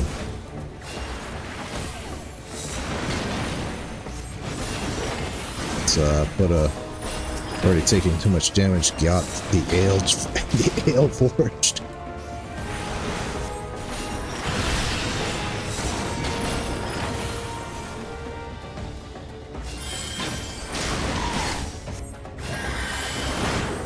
It actually gets hit by Medica.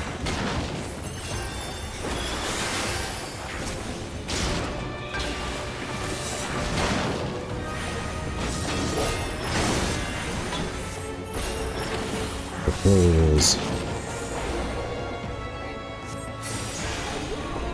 Let's get that ugly mug of yours covered up.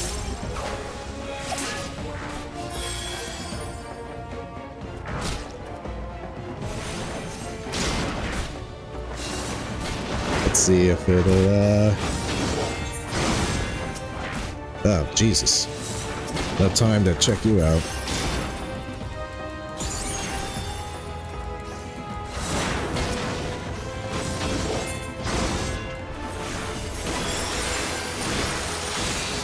Looks like it worked. It's not reviving the thing now. Uh-oh, lucky for us I bought extra helms in case of an emergency.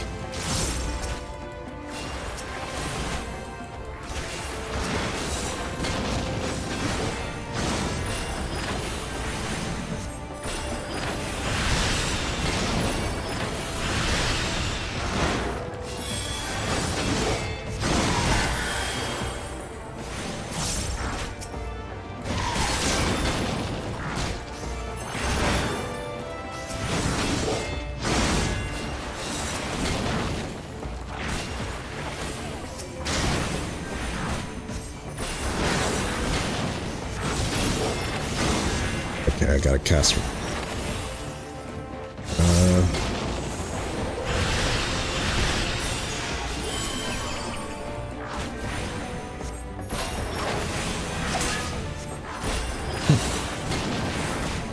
Da-da-da-da-da-da-da.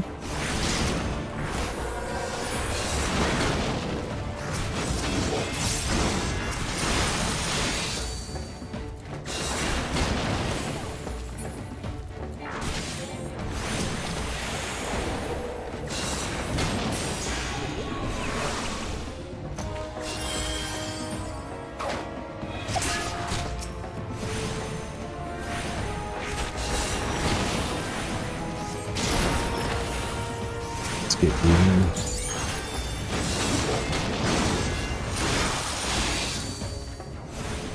Alright, now we can all get whack. That's annoying.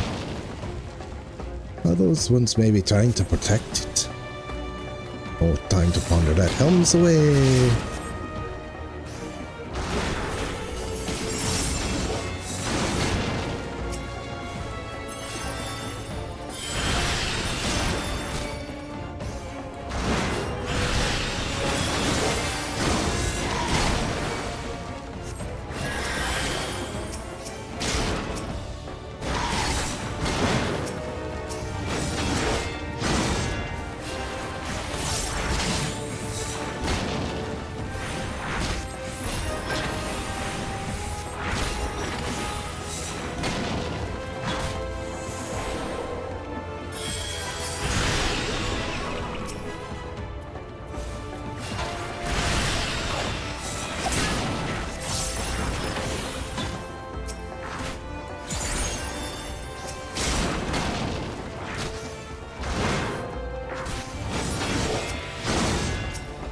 No.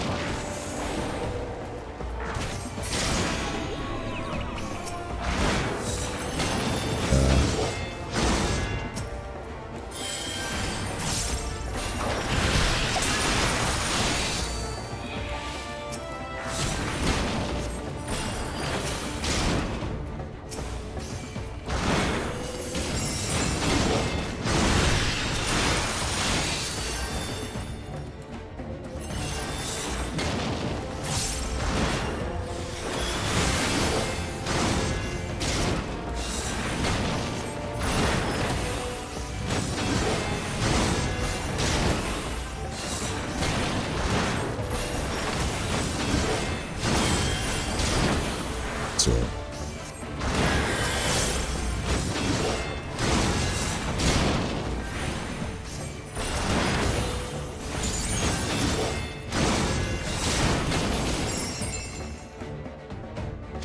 That Lily is really strong. Perfect. Now. Hold still.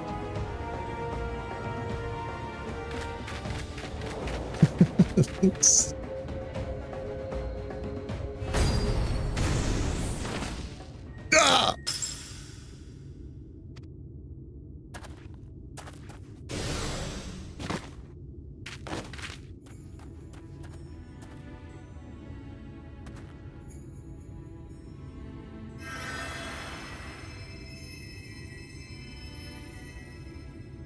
Don't you horse your fun on me, Giat. Oh, thanks.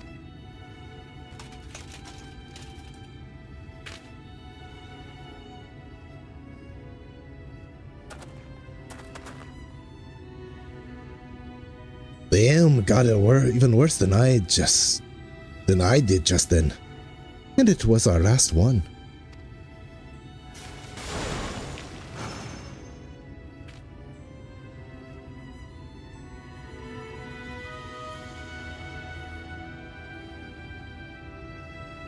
I hate to say it, but this ain't going as well as I'd hoped.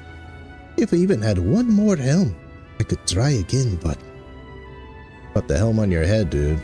You can't show it to me, because you're a dwarf. Wait, we do have one more helm.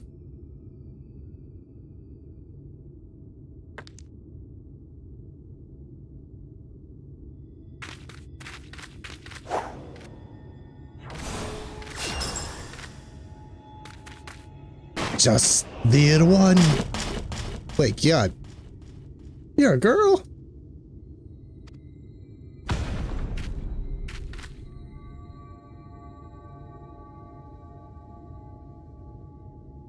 been using a male voice for you this whole time. Ooh, I'm gonna keep using it. It's my cat voice. Well, well.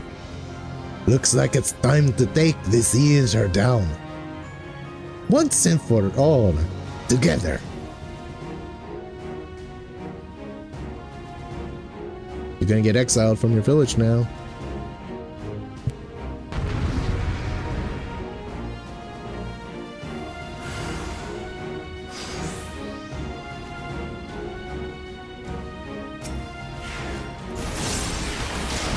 You're using arrow. I have Dia.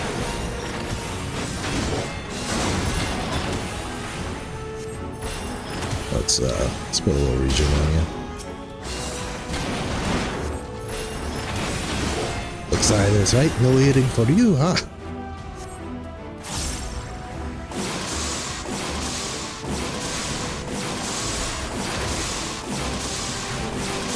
Alright, Ranit was a big dumb hero, no surprise she knows a few dangerous tricks.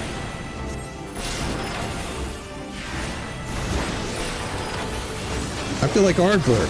Arbor thought that Lamit was a boy too, because, you know, it's the beards, the beards.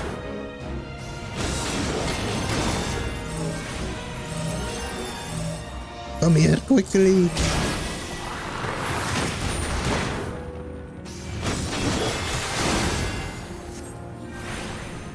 I knew you'd have my back.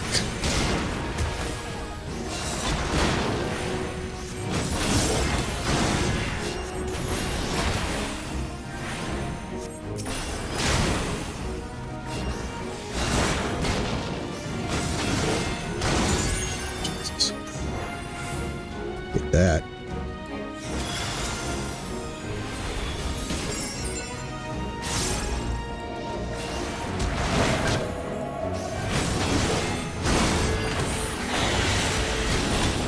You don't scare me. I have a giant hammer.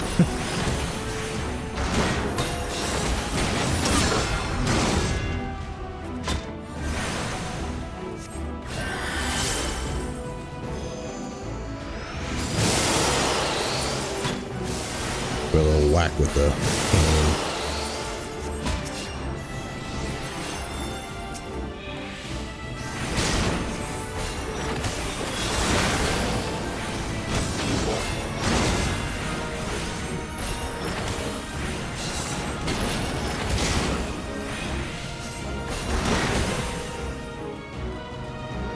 Not this again.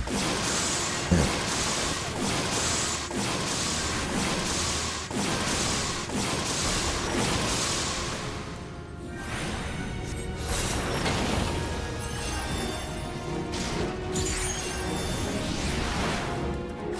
Think of Blood Lily to finish her off. Yeah. It's so strong. It's like 1,200 damage or something. Potency.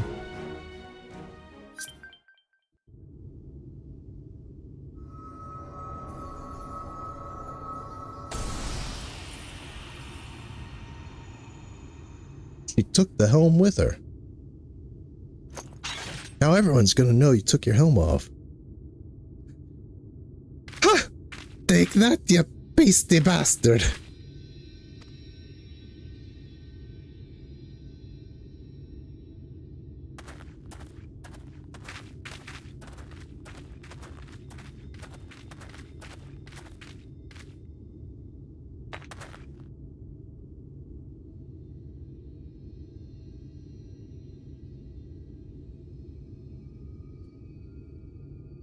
What you got there, Cargill? Some kind of crystal.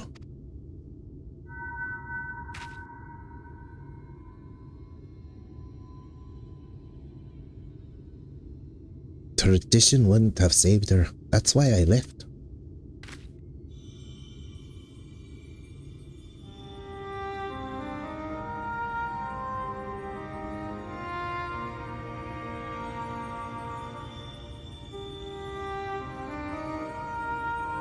I left, I traveled, I met Harbert. We found our companions, and together we searched. Are you? Her? Ramit? Listen. I called you a disgrace before and... My journey was not an easy one. To save my sister, to save them all, I faced thousands, a thousand foes. I know. I understand now. And I'm so...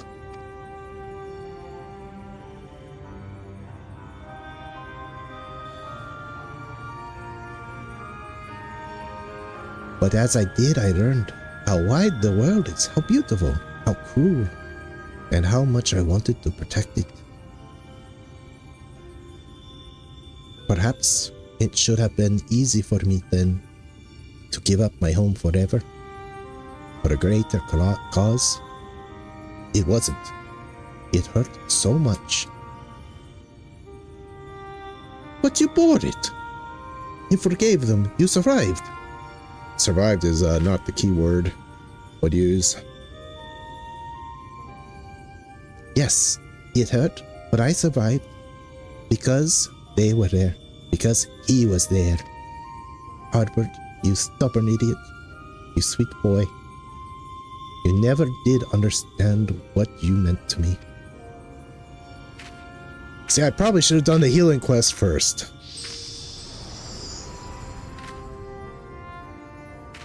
Did she love Arbert? No revelation there.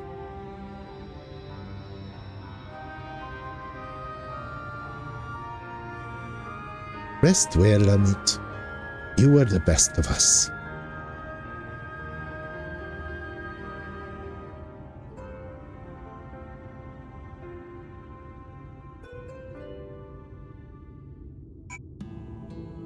I would say, that was kind of sad. Not as sad as the magic TPS, but it still was sad. Typical to Paladin, Brendan's quest, I didn't feel that sad at all. It was more like it was fulfilling, but it just didn't hit me in the feels, you know. It's just kind of Knight doing his duty, you know. We did it. I can hardly believe it. This calls for a drink at the Castarium, don't you think? If that silence is you wondering if I want to go home, well, can't. Showed my face to you, didn't I? Broke our rules. So I'm thinking, I'll give Ramit's way a try. Live proud as an exile, and just like all the other folks she saved. Ah, don't you make that face. It's nothing a little ale won't solve.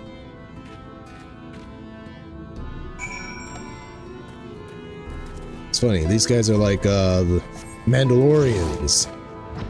Before I don't know. I'm not that deep into Star Wars lore. I didn't watch the Clone Wars or anything. But I think the no face rule was done recently. It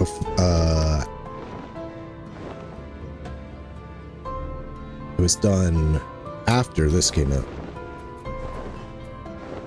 I kind of like that rule though. I like masked people. You don't say. I like it when people wear masks and they don't show their faces. Face reveal when you show someone's mask has to inform you of something. It has to teach you something. Otherwise, it's pointless. And that's why I stopped watching The Mandalorian after season 1. One of the most unnecessary face reveals. It's like, okay, it's Pedro Pascal. So what? Like, when Vader shows his face, it's to show you that, like, he's become decrepit, and behind this proud exterior was an old, pale, withering man. That had a purpose. Even though I kind of wish I never saw Vader's face. But it's like what V for Vendetta said. You know, it's like she was going to take off V's face mask. And he said, "There's a face underneath this mask, but it is not my face." And that's kind of true when you think about it. It's like, oh, there's Branson. Branson, you old so-and-so. What are you doing here? I still stop in for a drink now and then. Checking up on me, sinner. That's kind of you. My work takes me all over, much like yours does, I wager. But whenever I find myself near White, I make sure to visit Melinda's grave. It doesn't... I wouldn't say it hurts like it used to. I made my peace with it. Best I can. But she'll always be a part of me. The better part, probably. Oh. One second. Gotta check if I could find Tainor and Krieg. If they're anywhere, they'll be in Mortsuk. Or maybe Twine?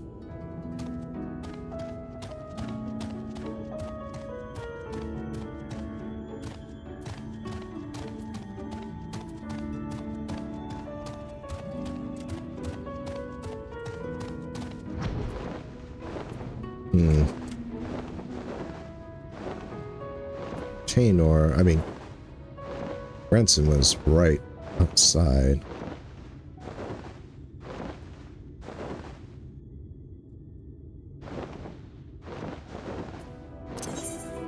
I'll check Twine and then we'll go back to the Crystarium, complete the quest.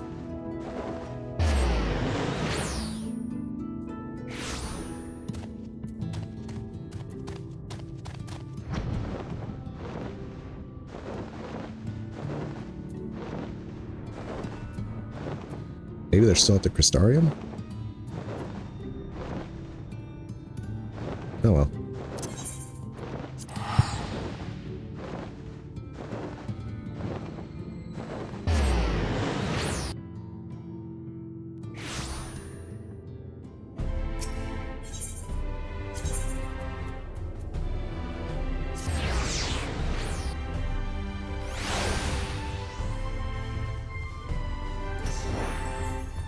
Oh, there.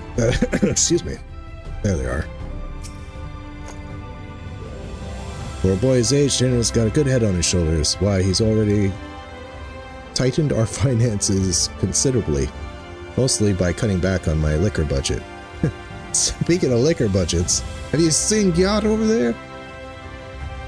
Each day I endeavor to repay my debt to Krieg best I can, preparing our meals, managing our funds, studying my magic. He tells me I work too hard, but I always tell him I have 100 years of life to make up for.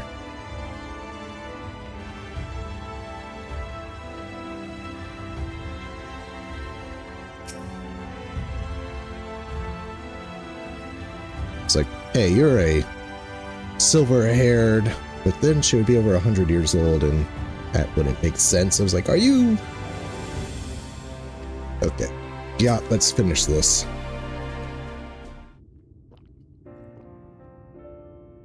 Good. Ah, that's the stuff.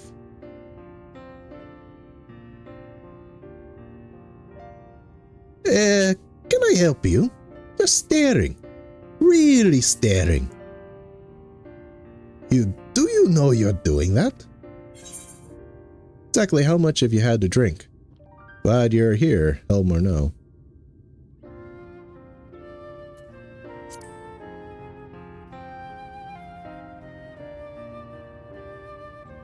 Well, I lost count. So about as much as usual. I may be an exile, but I'm still a dwarf, and don't you forget it. Anyway, there's something I've been wanting to tell you. Firstly, well, you've been following along with my crazy plans this whole time, but I never really said how much I appreciate your help with Sophrosine and Lamit. Thank you. And I think you deserve to know something else too. You know the elder who exiled Lamit? That was my great-grandfather. He's remembered as the greatest warrior of our kind, and I always wanted to be like him, to be strong. honorable, protect our traditions. But Lamit, she saved so many from their suffering. Us dwarves might not even be here today if she hadn't cured Stoneblight. And he took away her home, forever. It's hard to see that as anything other than cruel. Tradition is important, but it's not the only important thing. Kindness, empathy, love. This world... Excuse me.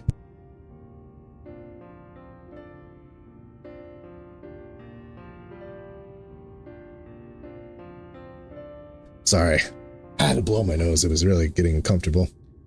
This world and the living, breathing people in it, they matter more. From what I've learned from all the folk I shared drinks with, from Lamit and from you. I intend to keep learning here in the city, with my face plain for all to see, and my head held high. So you know where to find me. Next time you want to share a drink.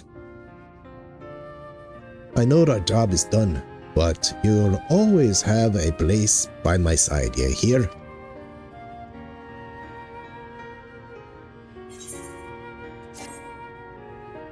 Able to have this trash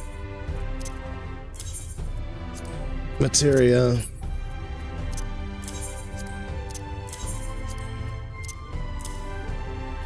Just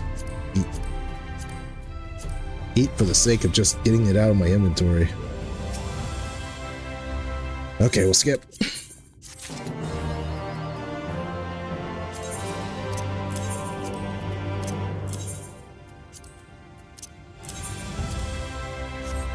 Alright, I need to get some water, and I need to stretch, and I need to thoroughly blow my nose. So I'm gonna take a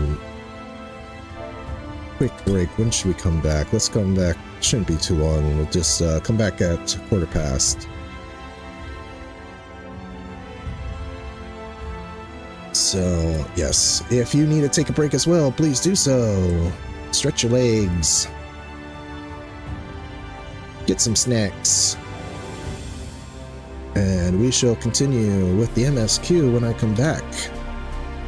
I shall return anon.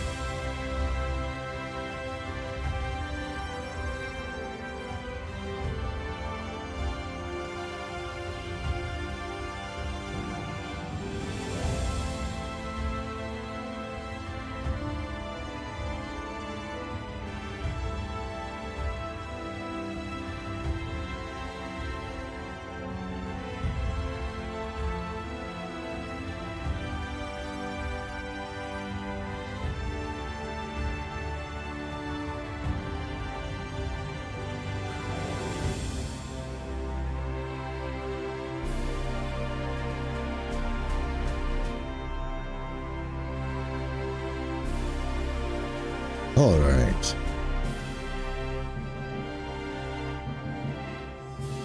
Now let's go buy us some gear.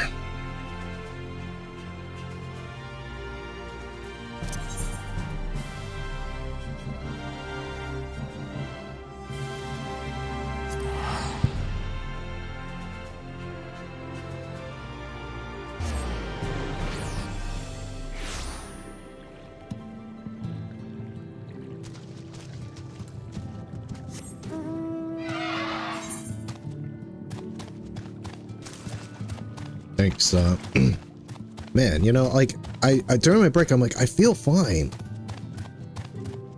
But then I sit down, I start to talk, and I can feel the gunk building.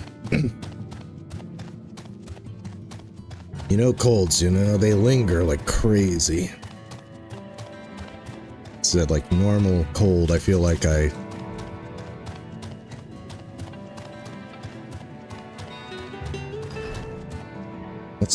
What's that, though? You said, okay, I was wrong. If you picked the other dialogue option, Got gets all blushy and thought you were asking her out. I thought the responses are female exclusive for a reason. That makes her gay.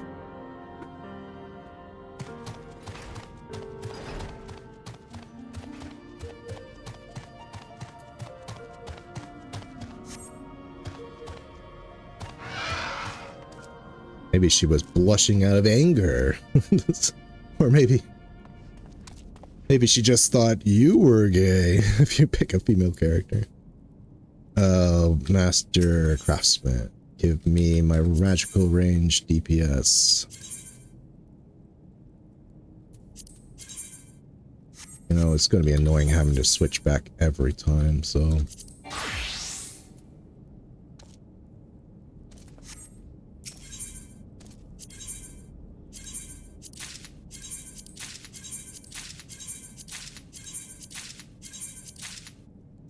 And even charging me.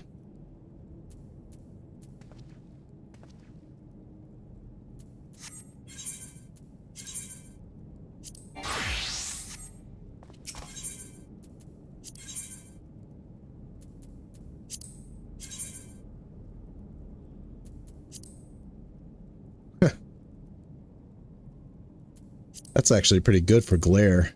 A crystal that turns into a flower. That's kind of neat. Not really Caligo's aesthetic, but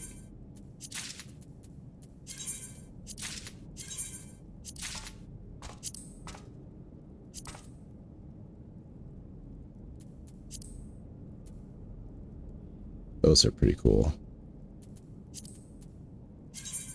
I have to figure out how to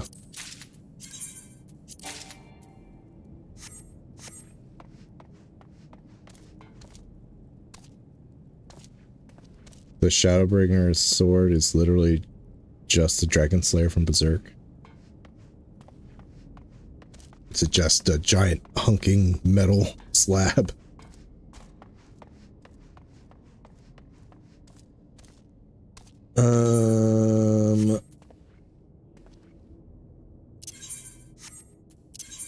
I've got to do a little bit of inventory management here. So I'm running out of space. Should just get rid of all my primal weapons. Been holding on to them, thinking like, oh, I'll sell them on the market board when I become a full sub, but I should just get rid of them. Housing in my freaking peacekeeper outfits. First things first. Let's put on Red Mage.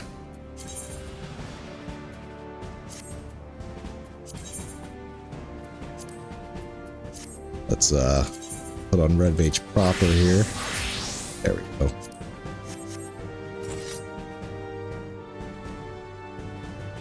Not really my thing, but we gotta put in the Glamour Dresser. I have to repair everything.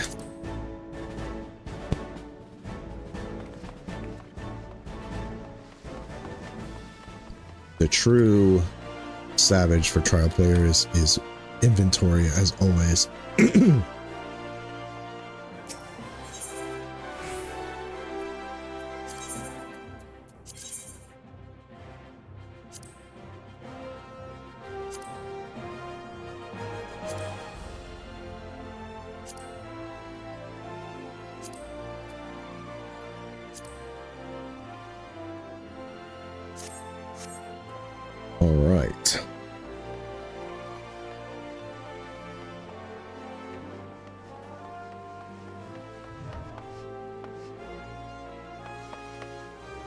That's is that like a new relic?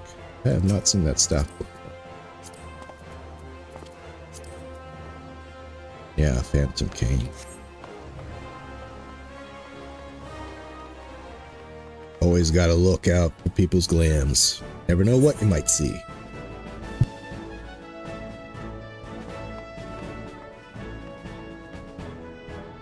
Alright. Time to put some stuff in the inventory here. We gotta put...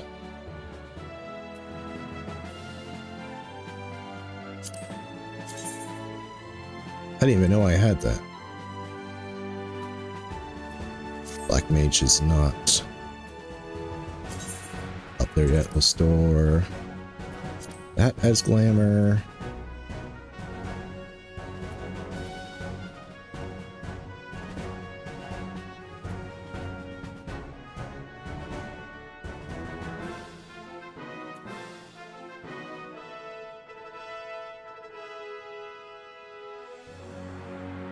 Huh.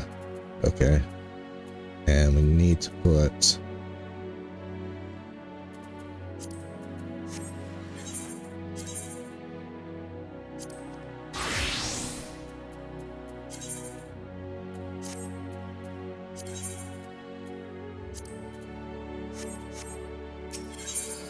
to put my Omega Shield.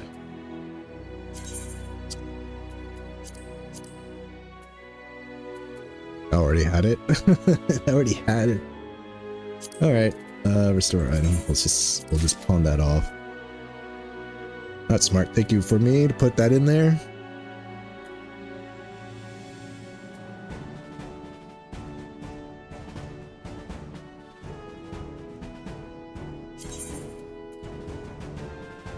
I already have what? Why do I have 2 replicas?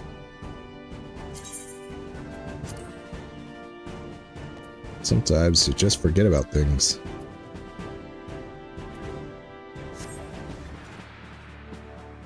Okay,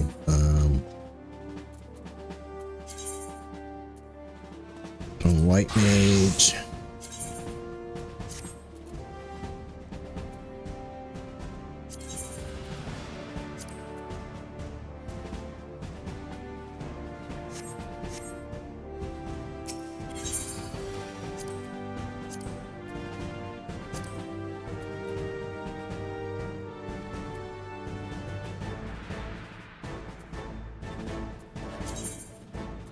I like that enough to put it in here. Put that in.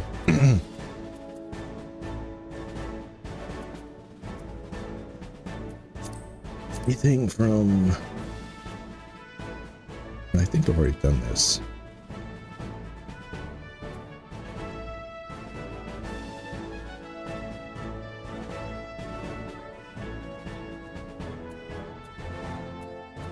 Yeah, look at those freaking Peacekeeper gloves. I gotta get rid of this stuff. It's just too much.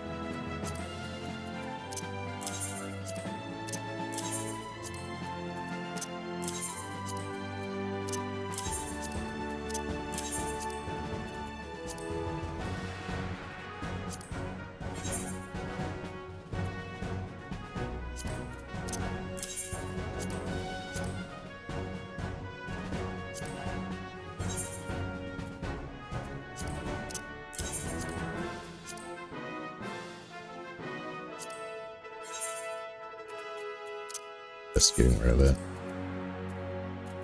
Gotta make room.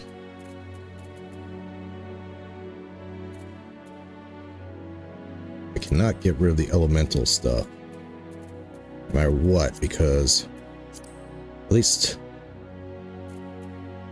not the healing and the casting.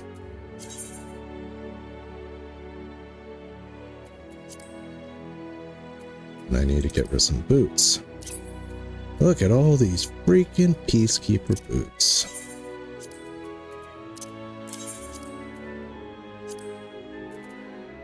Search for item. Yep.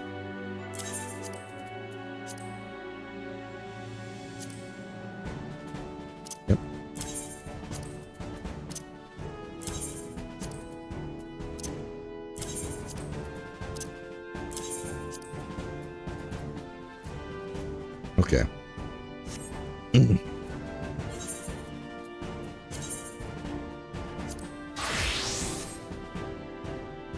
There we go.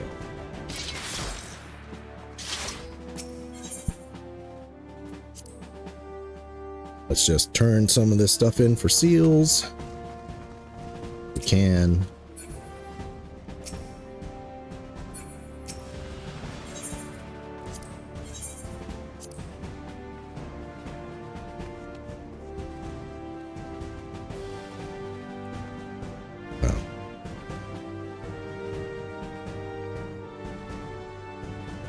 I should have that. I should have that on my samurai.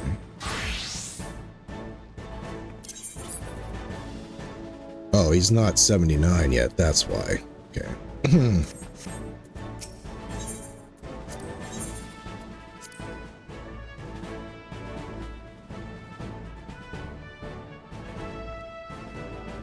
I'm still reluctant to get rid of that.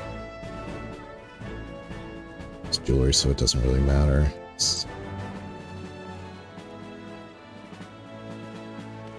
Here we go. This is stuff that needs to go.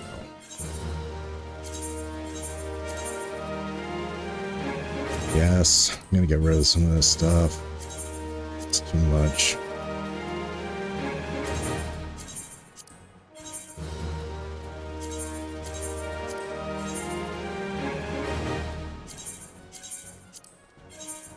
Make some room.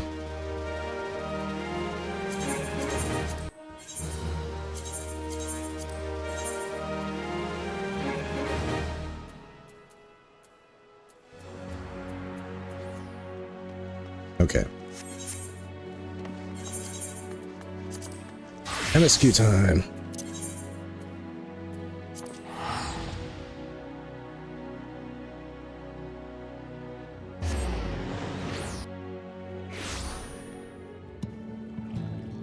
Okay.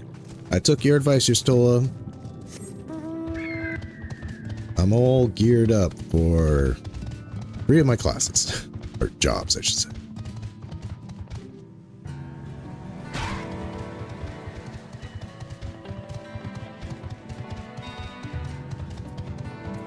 Onward we go. All are gathered, yes? Then I shall describe the path you must take. Enter the cavern below and follow the wall down and down and down. Once at the bottom, find a passage to the northwest, then continue west and west and west. The way is not simple. Keep your friends within shouting distance and do not stray into the deep. Just before the journey's end, you will find the Caliban Gap, the barrier we placed at its mouth. This obstacle should fade should you raise your hand towards it. We have made it so. Okay, so that's what it would have kept me from going in. A most succinct explanation. We thank you for your guidance. Right. Deeper into the depths we go.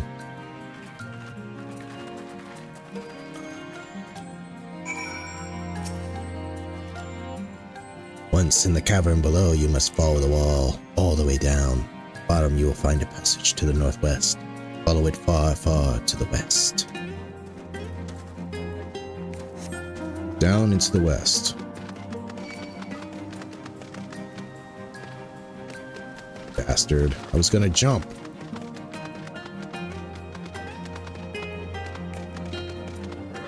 Are we gonna see some companions? The rocks and coral bunch up by the cavern wall like a staircase of sorts, but be careful, you wouldn't want to slip from up here. Nah, you can't die from fall damage unless you're in combat.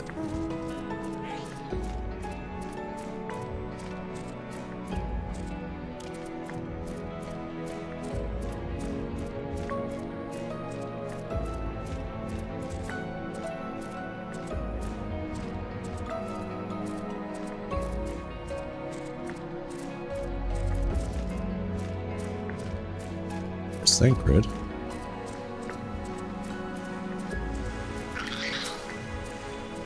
I wager these bursts of water could carry you clear up to the top again. Not that I'm eager to try it. Yes, I figured that as well, Thancred.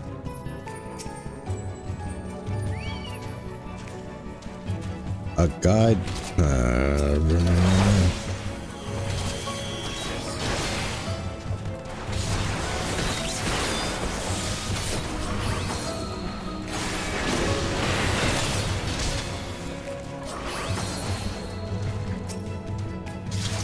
Our guide bade us travel to the cavern floor, then to the west. Yet 'twould seem that these twisting tunnels defy such simple instruction. Rather than rely on direction alone, I suggest we scout with care and relay the path ahead to those who come behind.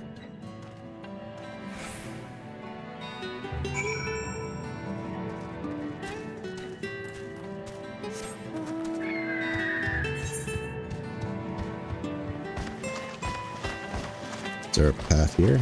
No. Is there any more signs hanging around down here? There was right at the top. Banquet in the middle.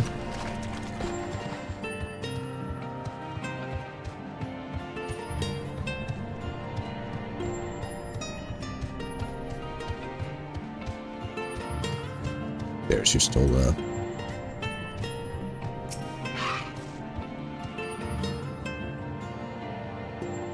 The rock drops off sharply here, but I should think this coral thick enough to serve as a bridge. You think?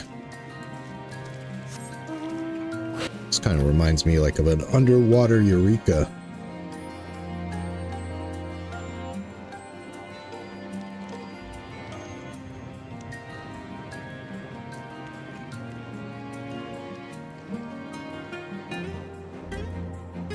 This is a ship. I was like, this doesn't look like the other architecture.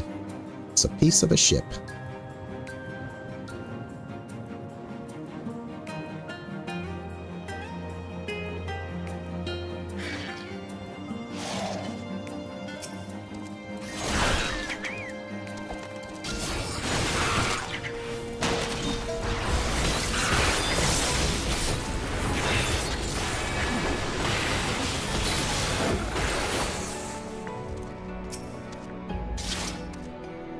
Kellygo, I have a choice of two routes from here. You can either take the long way to the south along the rocks, or skip along the coral branches, as Alize has done. I, for one, shall be following my sister's example. Gulp.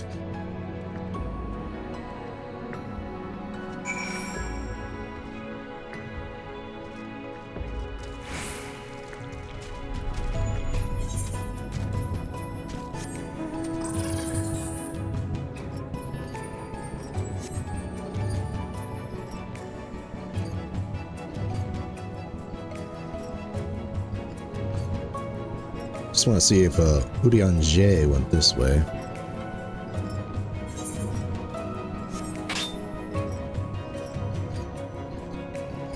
I gotta go back because I gotta see if Alice's there.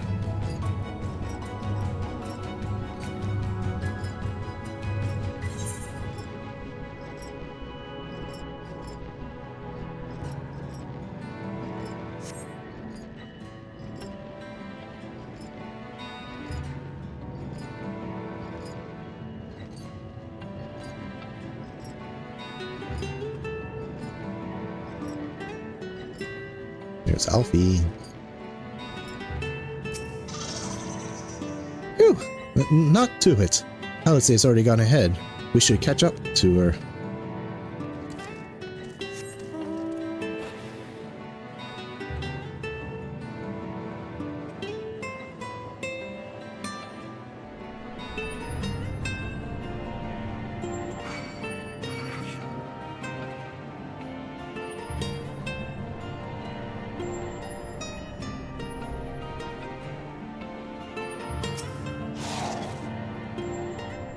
There you are.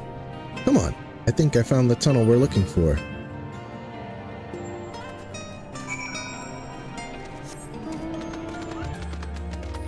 Is that a mark or nope? Just the new mob.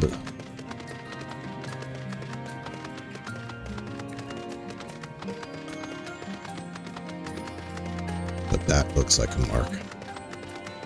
Yep. Oh.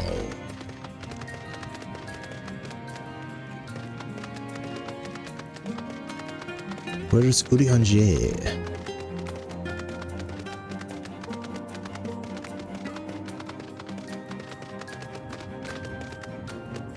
Oh well.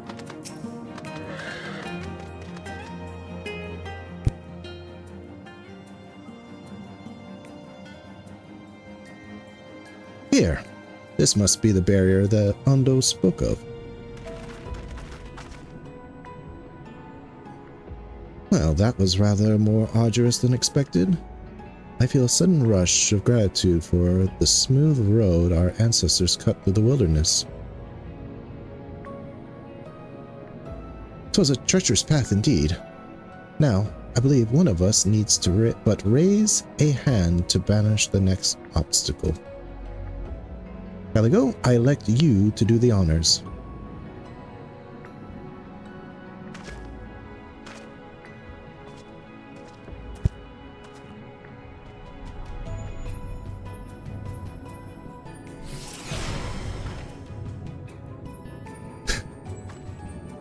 Shock, amazing! Off screen. Gone, just like that. I suppose we should head in. Nodder's back. Like it or not, this tunnel will be just as perilous as the road we walked to get here. Let's all stay aware of our surroundings, shall we?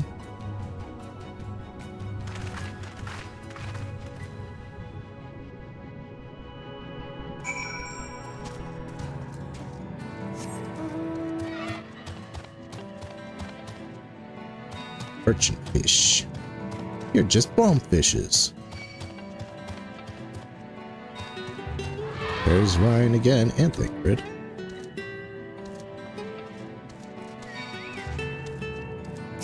Fine. You want to fight so bad?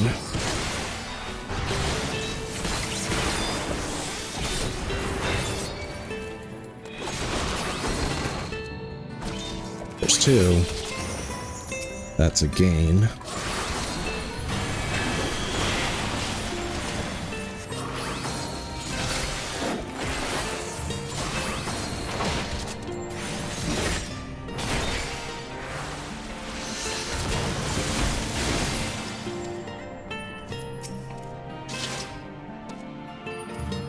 Nay, I'd not want to chance the leap. Hugging the northern wall on the way down seems the wiser proposition.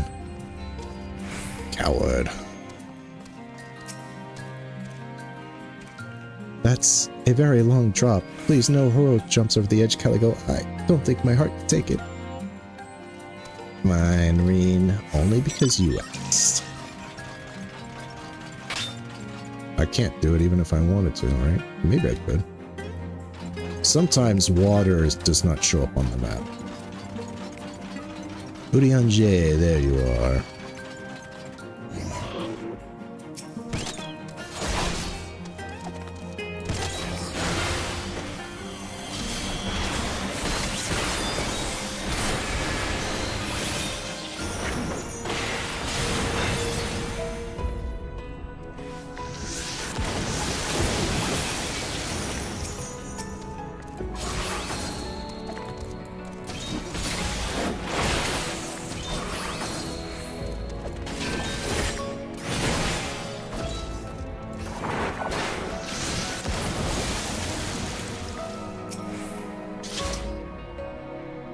Wary thy footfalls, my friend.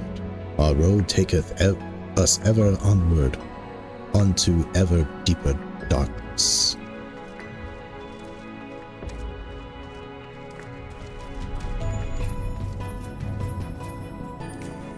Guess we can't jump. Well, maybe we can. I'm like, there's no way out of there. I don't want to test it.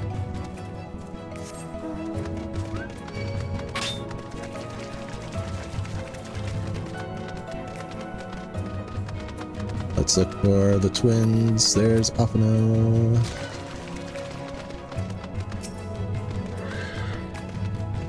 What's your footing here? I wouldn't envy the climb back up if you fell. Definitely could jump down that. Is there anybody else down here? Yes, there's Y'shtola.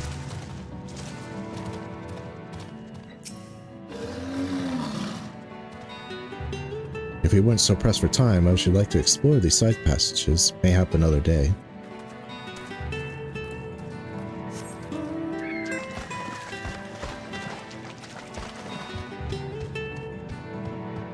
Is LSA over here?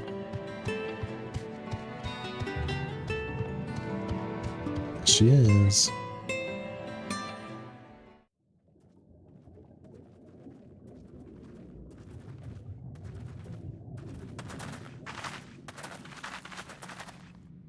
By the gods!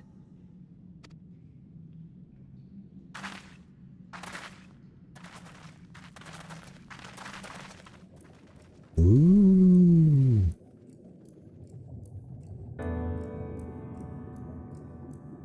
I've seen this place before. I didn't know it was here. Tempest. I thought it was like some instance or something. When the Ondo spoke of a city, I did not think they meant an actual city.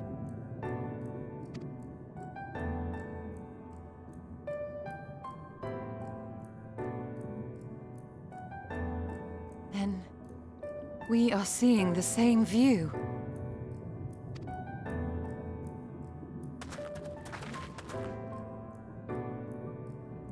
The remnants in the Ondo settlement were solid, material structures.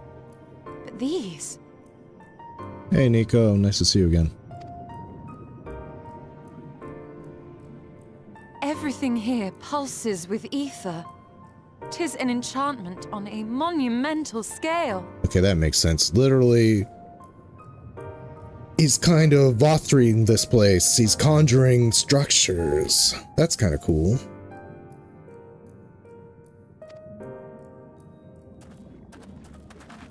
Weird flex, but okay. Emmett, you conjured a city. It's pretty impressive. Makes sense that this place wasn't completely destroyed now, because it isn't even real. In the traditional sense.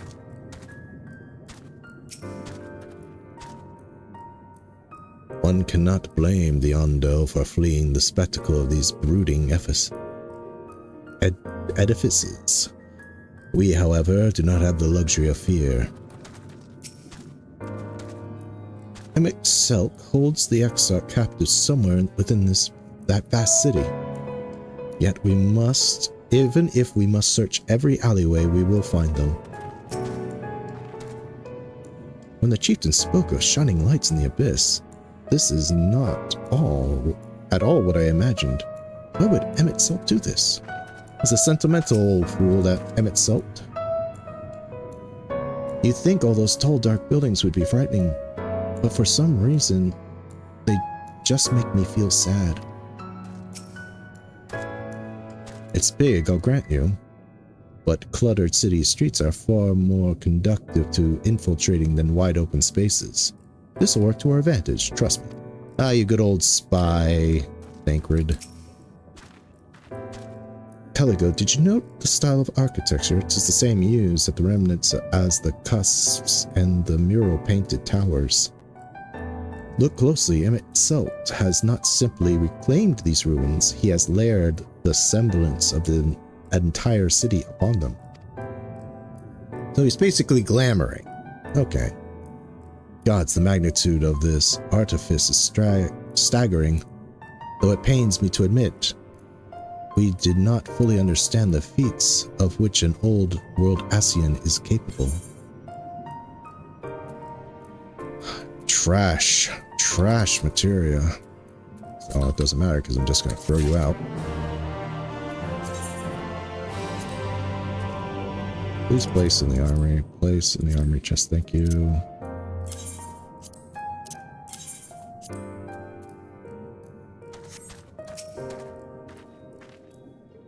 We have found our destination, but how to descend into the city itself?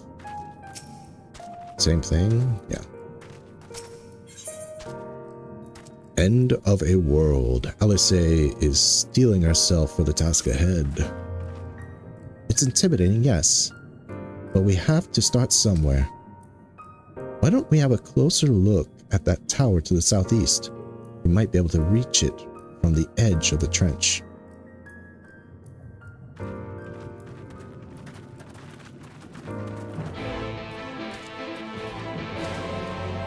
Now, how much of this city can I actually go through?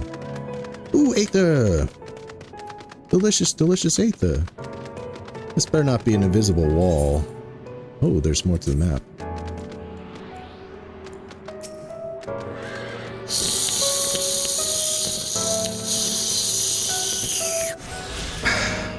Continue with the Aether. Is that the last one? It is. Now just MSQ holding me back. Lion.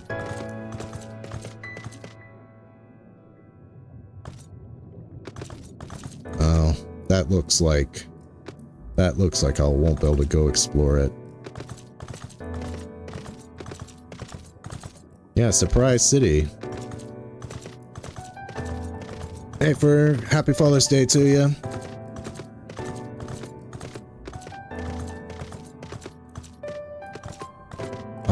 I wanna go travel the city. I like cityscapes.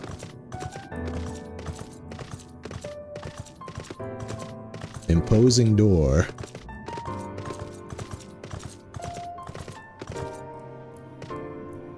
Ooh, ground. Not like everywhere else seems to kind of just be murky clouds, but there's the ground on over there.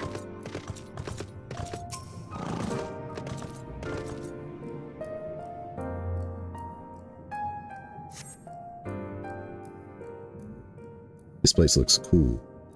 I've seen it before, but I didn't know. I guess I should have with the mural. But I didn't think it would be at the bottom of the ocean. I thought it was going to be like its own zone somewhere, and wasn't sure it was in Shadowbringers either. Look at the size of those doors. Now I know how pixies must feel. Yep, pixies for sure. Echoing voice. Caligo Morningstar recognized. Welcome to the city of Amarat. Will you be riding the lift? What? Did the building just welcome you? Mayhap it is not so passing strange. Did Emmett Selk not invite Caligo to visit his abode?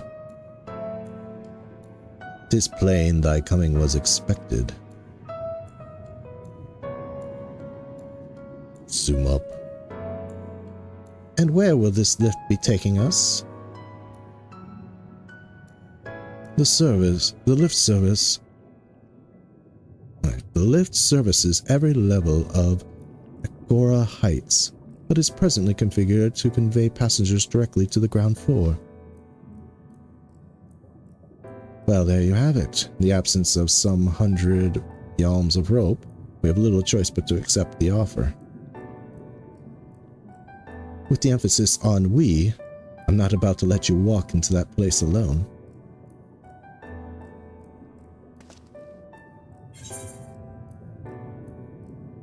I wish to ride the lift, ground floor, now. I'll be polite. Let's be polite. Always be polite to the service. As you wish. The lift will arrive shortly.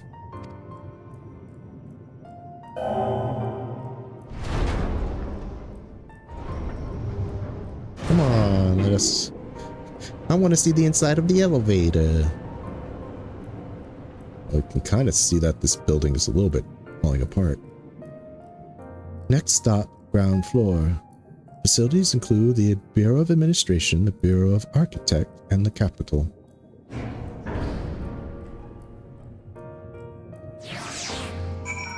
Man, this should be a housing zone, right?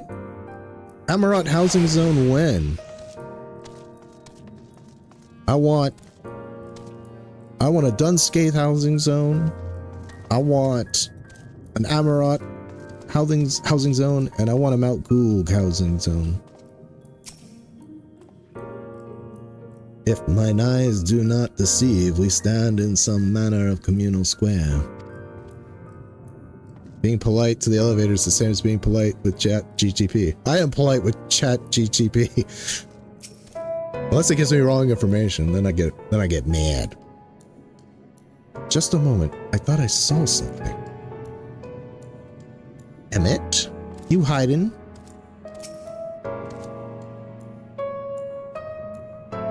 Each of these towers is a veritable city in itself. Even a Gigas would feel inadequate in such surroundings. Seems peaceful enough, he said, tempting fate.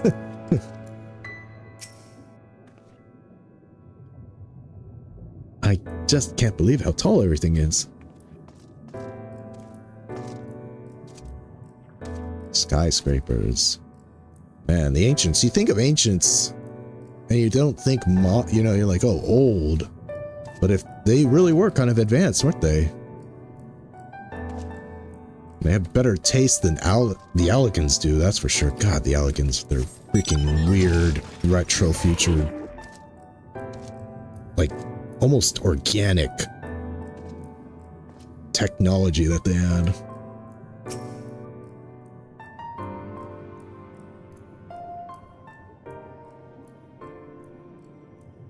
These guys had style. I like it.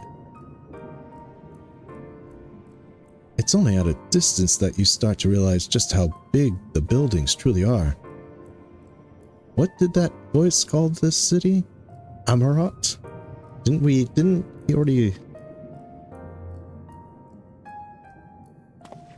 Look! Over there!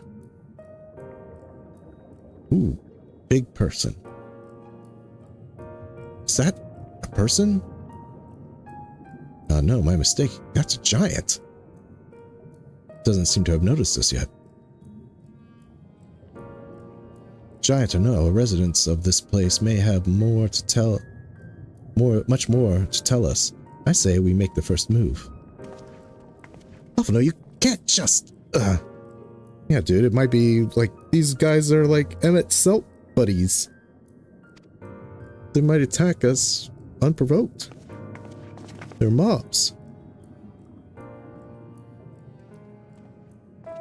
Hey, I have a minion that looks like you.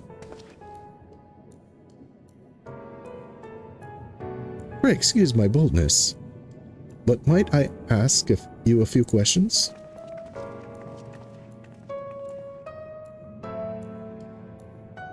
Dude, I thought it was just going to be an illusion.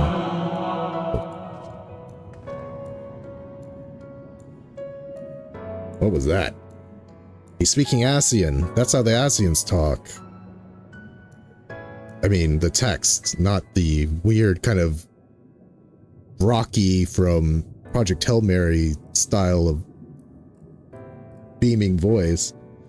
Robe giant. Oh, what adorable costumes. Are you children on an excursion? This district has much to teach you. How odd. That sounded like no language I've ever heard, and yet I understood every word. Reen, you inherited the echo from Venphilia, right? So you should be able to understand. Just as he understood us. Oh, you guys could understand him too? I thought it was the echo talking. Which district is this exactly?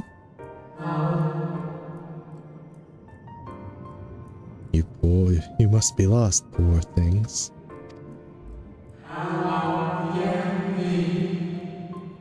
Stand in the Polyliterite district, wherein lie the institutions most vital to the management of our star.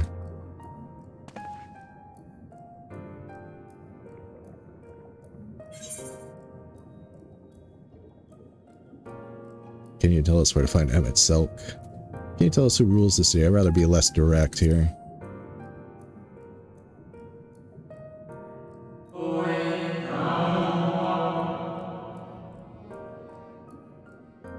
Who rules?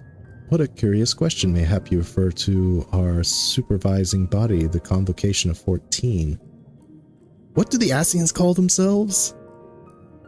Like, don't they have like when they have a group meeting with all those like Kingdom Hearts crystal chairs? And they talk to each other?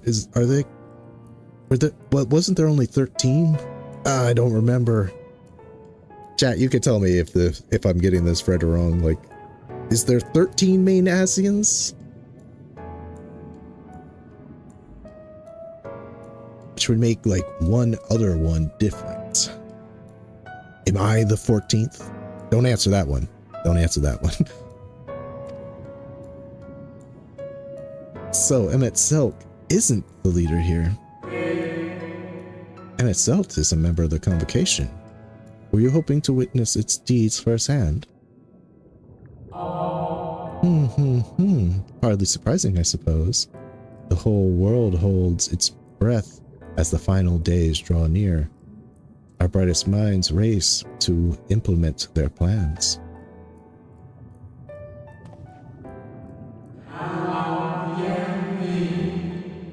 Thus, you must understand that getting an audience at this time will be next to impossible. You should hurry home now, before your families begin to worry.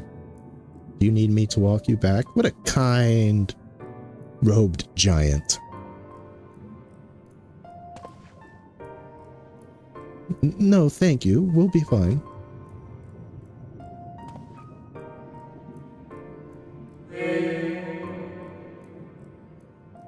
Very well. Take care, little ones.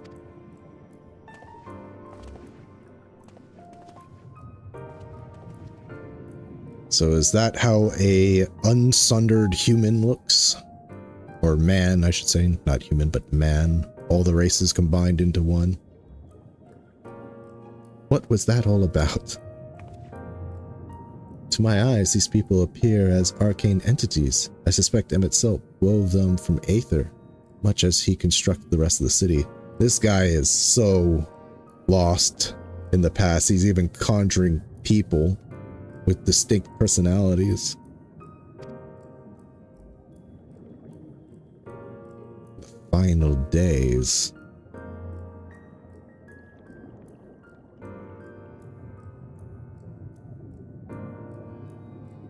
Remember why Zodiac was summoned. Such words well befit the oblivion described to us by our Ascian foe. A catastrophe of unprecedented scale, which did set in motion the summoning of Zodiac, and thence Heidelin herself. But that happened centuries and centuries ago, didn't it? The man spoke as if they were rushing to avert a disaster here and now. Yeah, he's replaying the past. Unless, for these people, the distant past is the here and now. Yeah. I believe thou hast the right of it, Master Alphino. This ethereal Amarant and its residents appear to be phantoms of a different age. Emmett Silk hath resurrected a memory, a moment in time from before the star was sundered.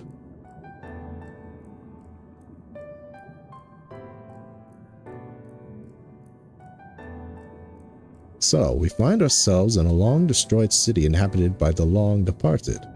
An unusual situation to be sure, but at least we're able to parley with these ancients. In fact, they seem downright eager to chat. I say we use this to our advantage. Split up, strike up some conversations, and see if we can't learn the location of our quarry. And while we're at it, wouldn't it hurt to whittle out a few more details regarding this convocation of the 14 and their impending disaster. Are we going to see conjured up Laha Brea? To mingling then. Let's meet back here when our jaws start aching.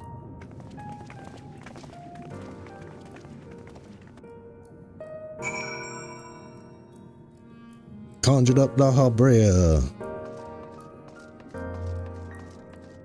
It's so weird to see these guys so big. Hey. Hey, ghosts!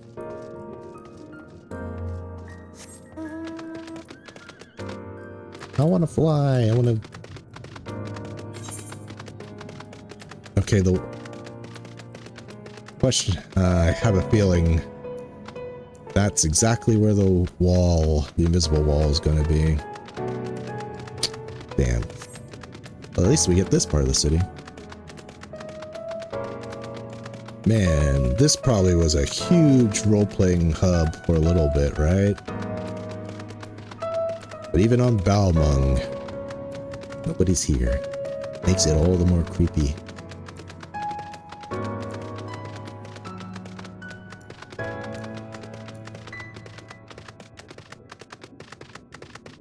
Oh, there's smaller ones too. Or and maybe that's a kid. Anxious, Amoratinine.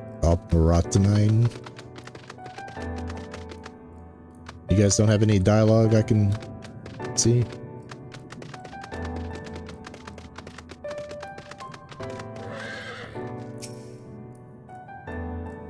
Good gracious, child. Where? Stop calling me a kid.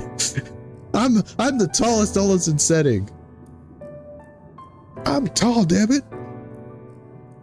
Good gracious, child. Where is your family? You should not be alone at a time like this. Run along home quickly now. Have you not heard? Though yet confined to the land across the sea, a terrible phenomenon afflicts our star. They're calling it the final days. 'Tis said it started suddenly, a cacophonous keening from beneath the earth. The sound distorts all living things within earshot and wrests from us control of our creation magics. Once that happens, all is lost. Fear, pain, despair. Every dread impulse is siphoned from our minds and given substance. An eternal fall of fiery rain. An incessant spawning of nightmarish beasts. And this is before Void Scent were a thing, so these are like something new. And so it's basically nightmares given form?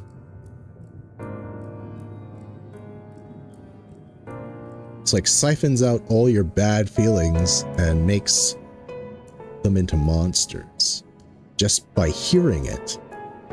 That's scary. None can, and it also makes you not be able to use magic. None can point to the source of the phenomenon. 'Tis as if the star itself has fallen ill, as if a force inimical to life now festers and spreads. 'Tis only a matter of time until Amarat too resounds to that discordant squall. You should stay with your loved ones, child. Stay with them. Oh man, wow. I just got goosebumps. Oh wow, I got a chill when that guy disappeared. Ooh. Wow. Jeez, I didn't expect that reaction. That was a very visceral reaction.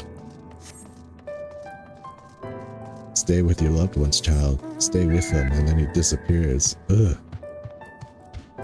That really, ooh, I could feel that in my neck. Open doors! Doors that open! This place is awesome! And I'm at the bank! Bureau attendant. Oh wait, this is the Bureau of the Architect, little one. If you require assistance, I should be glad to assist you. But are you certain this is where you should be?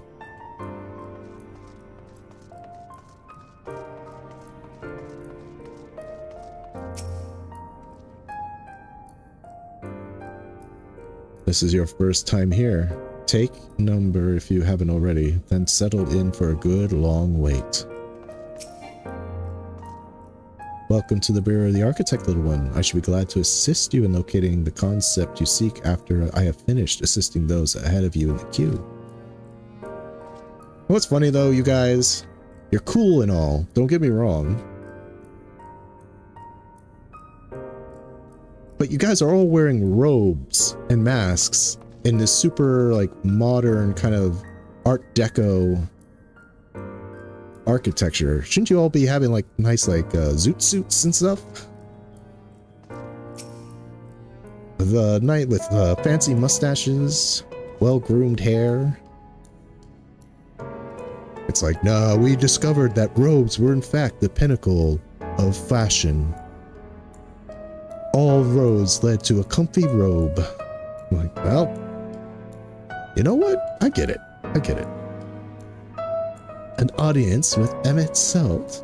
I'm afraid you have the wrong office, little one. And besides, he's far too busy to field the questions of curious children. Stop calling me a kid. Surely you have been told of the looming catastrophe. Every resource available to the convocation must be spent upon ensuring our world survives. They have yet to make an official announcement, but it's said that the 14 are moving forward with a plan of scarce credible proportions. One which promises to grant will to the very star itself. They will invoke our mightiest spells of creation and birth, an entity of all-encompassing magnificence. And then they will rewrite the laws of existence. Is that Zodiart's power? That's crazy. It is a huge undertaking, but it must be completed ere the corruption spreads this far. Thus I say to you again, do not hold out hope for an audience. Jeez, that fading. Oh my god, that fading gives me chills. This feels like a real old school RPG, you know? Like, you're talking to these NPCs and then they disappear one by one as you talk to them. I'm digging it, man. This is awesome vibes.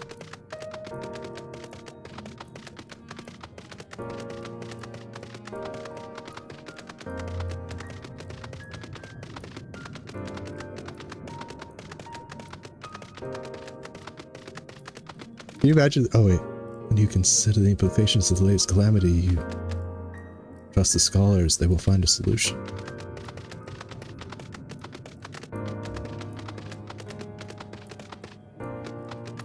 Come on, say it again. I didn't catch all of it.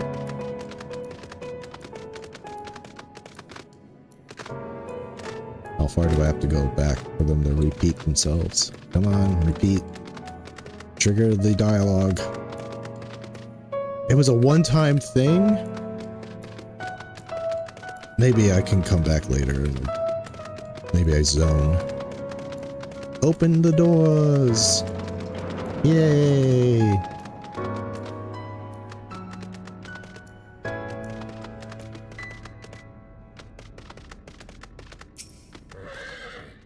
How may I help you, little one? Do you wish to pursue the transcripts of the great debates? Or would you like to reserve a room for discussion where we are here to serve your needs?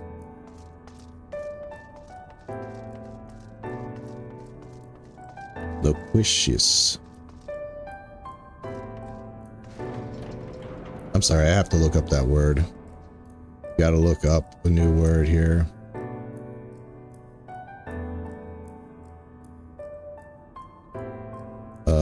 What was it? Loquish. Wait, I think I almost said loquacious. Definition. Loquacious. Loquacious. Very talkative. Garrulous. Given to continue talking. Talkative. Garrulous.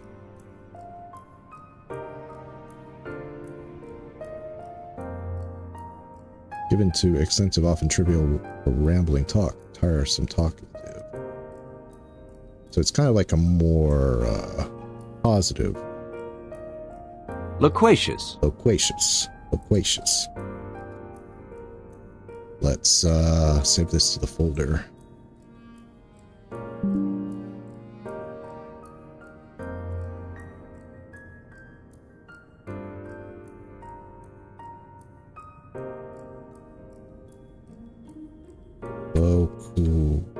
Loquacious. Save.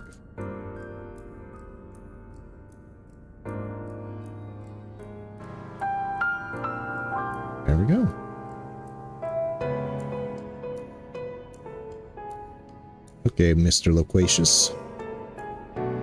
One can never be too young to take an interest in the rhetorical arts. Welcome, little one, welcome. Oh, you didn't talk too much now, did you? Twould seem the hall is host to a most precarious visitor this day. And what, pray tell, shall the subject of our discussion, young one? Ah, the convocation and their handling of the coming peril. It is only natural that you should have questions. Shall we begin with the members themselves? As all know, the 14 are the wisest and most prescient among us. They are the stewards of order, responsible for decisions which keep this star turning season after season. Be it the speaker, La Habrea, or the emissary, Elidipus, each seat is occupied by an elect sage of surpassing intellect. Lagarif, Mitron, Emmet Selk, their individual titles have, as a gesture of respect and a matter of tradition, become synonymous with their incumbents. Thus, it is with great incredulity that I greet this recent rumor that a seat in the convocation is soon to be left vacant. If proven true, it would be an unprecedented development, a testament to the immense pressure under which our saviors are toiling. In any event, I for one am confident they shall deliver our star unto salvation.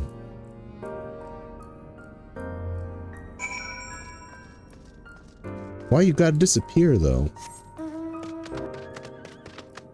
It's like Emmett's trying to win me over right now. He's just saying, see what I had to go through?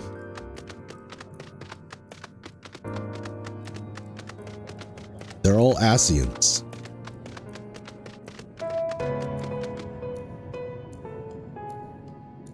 You must admit.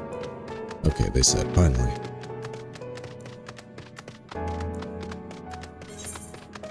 I didn't see any of the other scions. And if I didn't see a single one, considering how many there are, I do not think that I can go out into the city and find them. There's an Aether right here. And a shop. And a fate. There's more stuff down here. Amarat.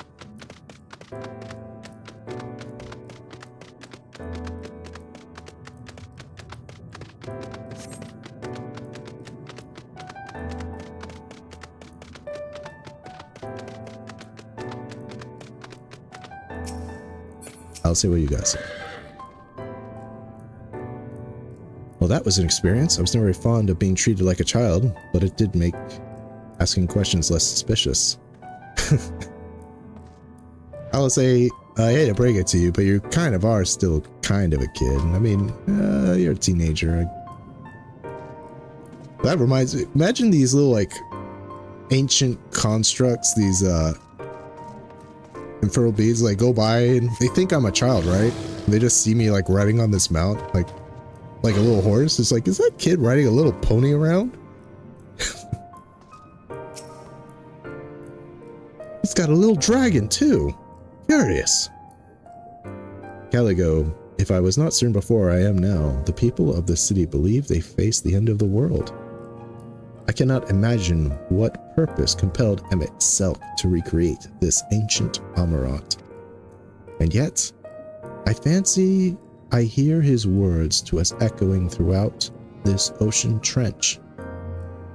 He would have his story known. He's trying to win me over. He's trying to...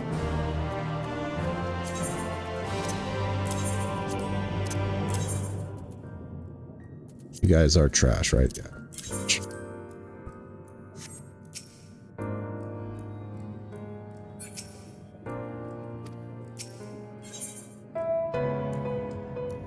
A greater purpose.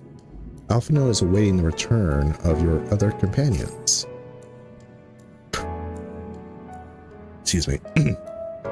We can compare notes once the others return. Hopefully our next move will become clear. Oh, a blue quest! These things are going to give me quests?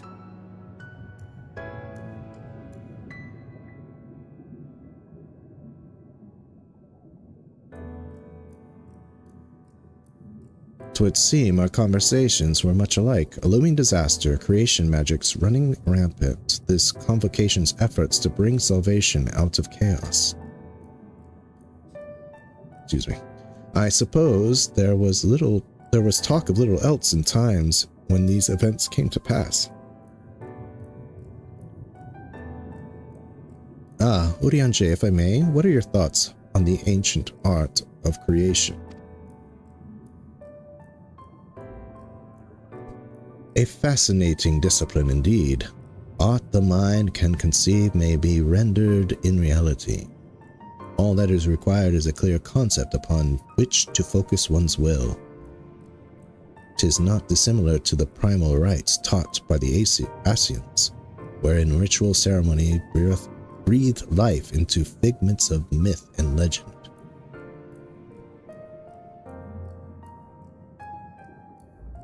I see we arrived at the same conclusion then. This city is a giant primal! The people who lived in the age before the Sundering were blessed with vast reserves of mana.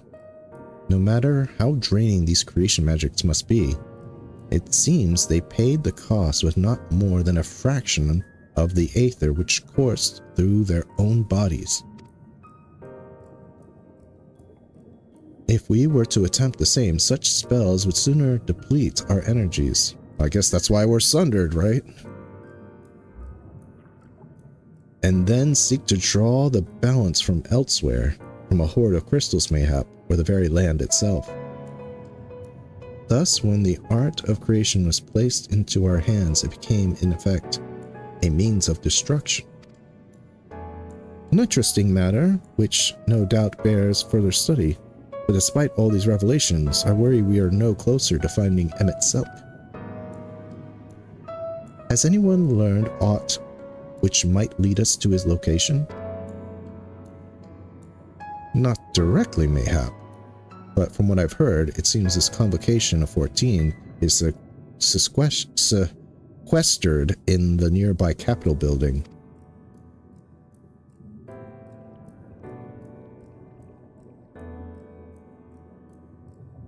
When we went to see it ourselves, the attendant wouldn't let us through without a right of permission.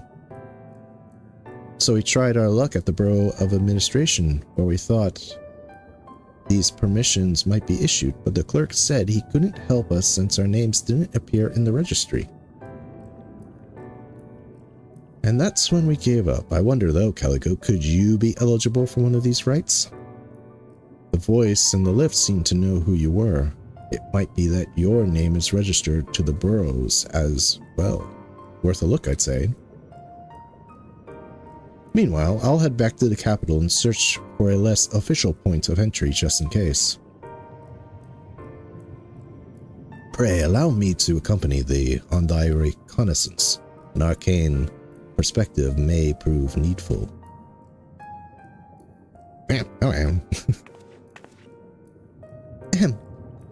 I think I'd like to speak with more of these ancients. Maybe they know something that could cure Calico's condition. Would you mind coming with me?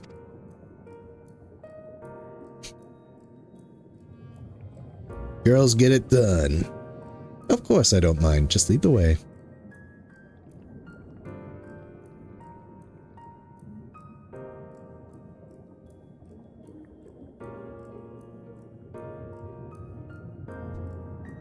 Then Y'shtola and I will busy ourselves with further exploration. There is surely more intelligence to be had. And so we'll part ways once more. This time, however, let us reconvene in the front of the capital.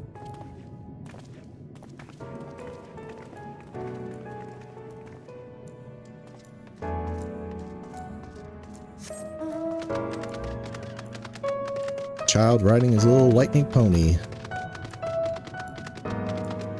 Patronizing. I'm alright. Community cohesion. These guys actually giving me quests. Lightning cluster. Nice. Ethereal current. The patronizing Amorite is struggling to conceal their disapproval of your attire. I must say, little one, those garments you're wearing, they are your own original concepts, I take it. Clearly they must be, given their rather singular flamboyance. I would never dream of stifling a fledgling creator's creativity, but to parade about in your cultivated individuality is hardly praiseworthy. An Amorite of character shares their creations with the community. They do not hoard them for their use alone. To delight in disparity is a mark of morally deficient. Disparity engenders feelings of want and resentment, which degrade the bonds of fellowship. Thus do we encourage creators to share and share alike, else we risk kindling the embers of covetousness and violence that ever smolder in the hearts of all. Therefore, I implore you, little one, cast aside your original trappings and don the communal robes, that you must acquit yourself as an equal among many. In doing so, you will be afforded greater respect and autonomy. Worry not. This will be a simple affair. I recall seeing a gentle soul outside the halls of rhetoric, carrying robes perfectly suited for one of your diminutive stature. I am sure they will be glad to share their wealth with you. But do hurry, little one. The eyes of the collective are ever watching and weighing your worth. You mustn't carry on in those garments a moment longer, little one.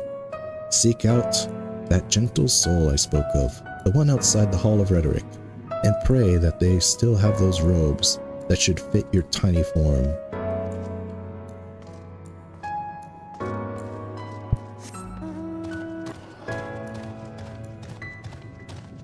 I did not see a glamour as a reward, sir, so what are you leading me around for?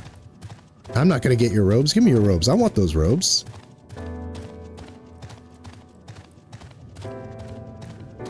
I like hooded robes with masks.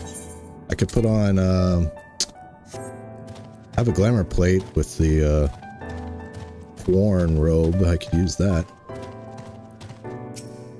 There's another quest inside there.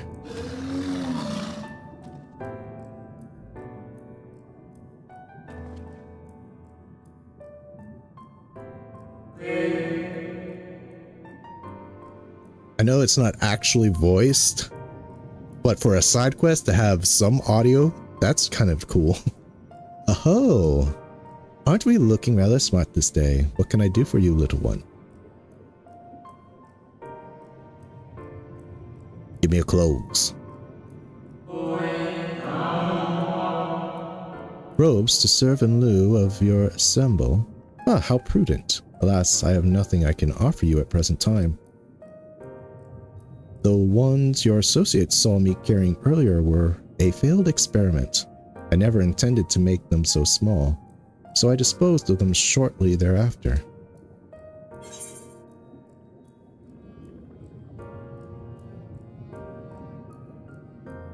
A failed experiment? Disappointment. I'll inquire about this experiment.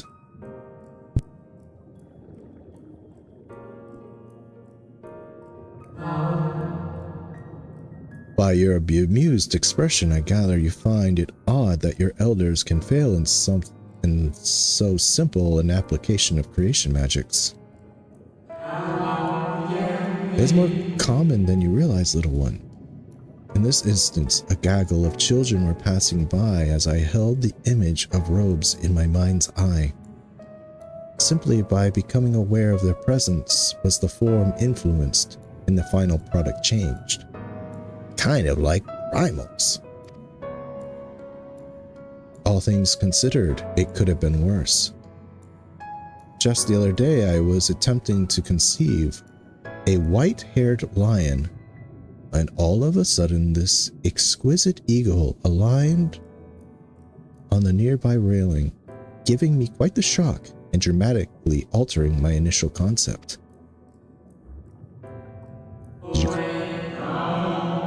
Did you create a chimera? Yes, indeed. It was a most unexpected development, but not an altogether unwelcome one. Great strides are often born from unexpected impetuouses.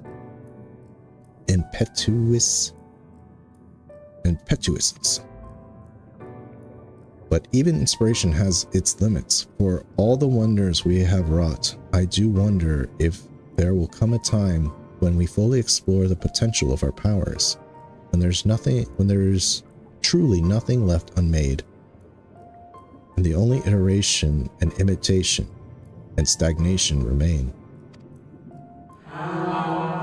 But such esoteric matters need not concern you, little one.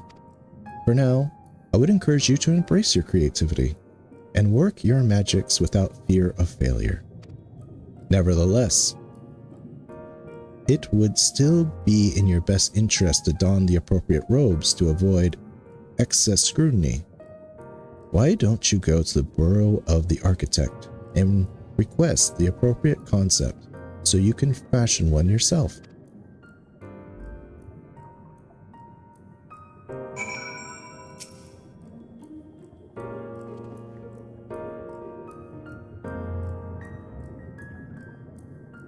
You may as well fashion the robes you seek yourself. Head to the Bureau of the Architect and speak with one of the clerks to request the concept. There's another blue quest, but I don't like to double dip on quests. I like to kind of keep the one that I'm doing fresh.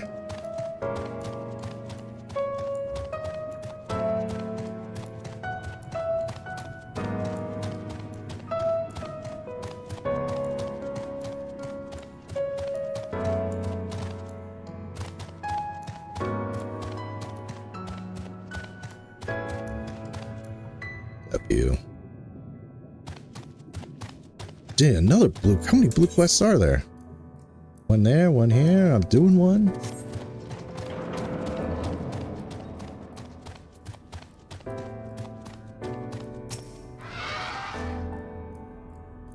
Welcome to the Bureau of the Architect, little one. Are you here to request a concept for personal use? If so, what sort of concept do you have in mind? Robes. I want to learn how to make robes. Ah, communal robes. That will take but a moment to prepare. But before I fill your request, I should caution you. Pardon me for asking, but your creative potential is, relatively low, is it not? We are trained to assess these things, and I fear that you do not possess the ability to express this concept in physical form. It's almost as though you completely lack it, though that can't possibly be. But regardless of the reason, you needn't worry. We have special tools that may be used to address this very eventuality. I will furnish you with an etheric robe you can use to restrain one of the misbegotten cubus. I gotta look up that word. Cubuses.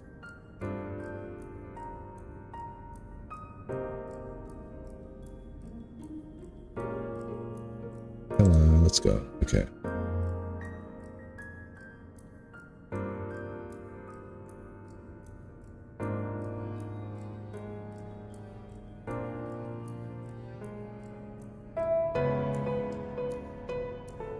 Cabooses. Cabooses? Is it a caboose? I know what a caboose is. It's the end of a train. But we can find.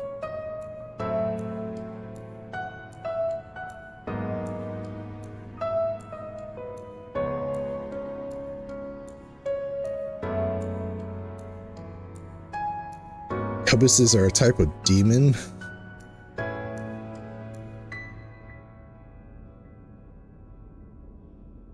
Mass quantity.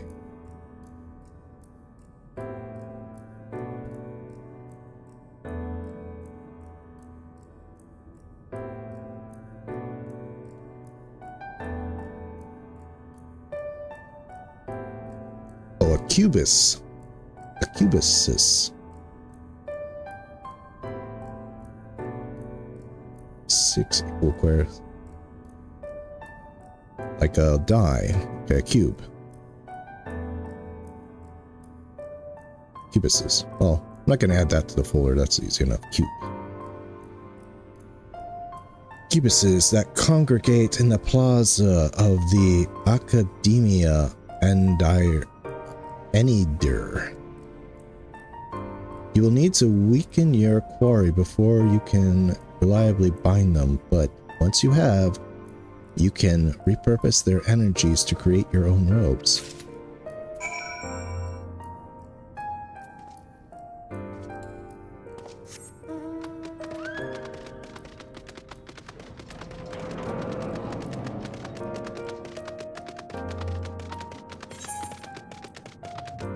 Alright, explore new stuff.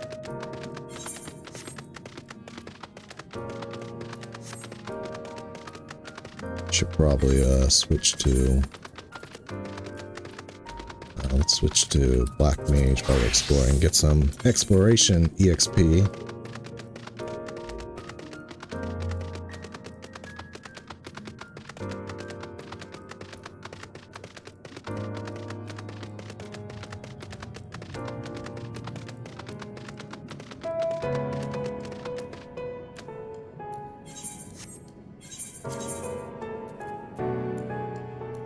Oh, it's just it's a name of an enemy?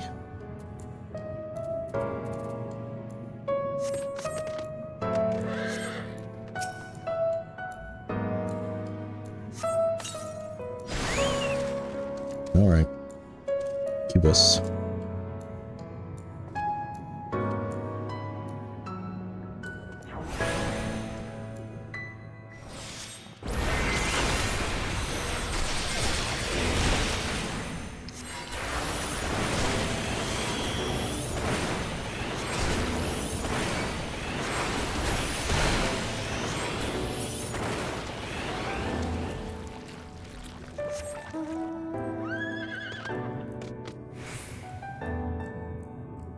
Oh, I need to use a rope on a weakened one. Okay.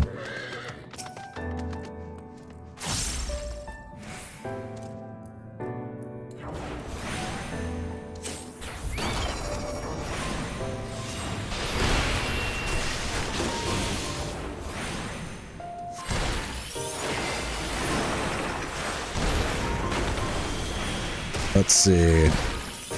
Oh, that should be weak.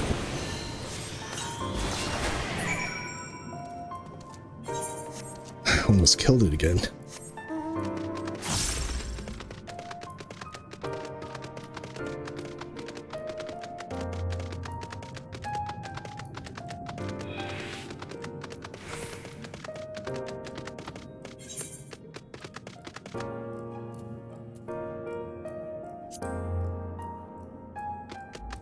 Cubus is quickly and easily subdued after an almost.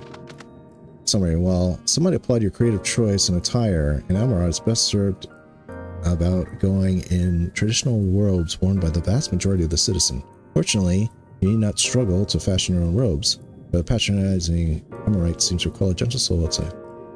There's gotta be more, right? While on the gentle Amaurot was indeed possession of a spare smaller set, they were the result of failed attempt to fashion larger ones. With only a summary disposed of them. If you were to obtain your own, you have no choice but to speak with someone at the Bureau of Architect.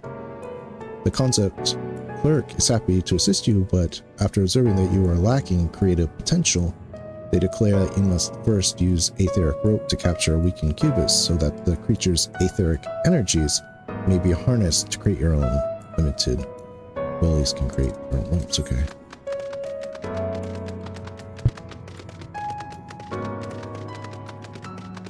Kind of gives new meaning to the word creativity, right? not very creative. Like, come on, man. I've got ideas. No, I mean, you can't create anything.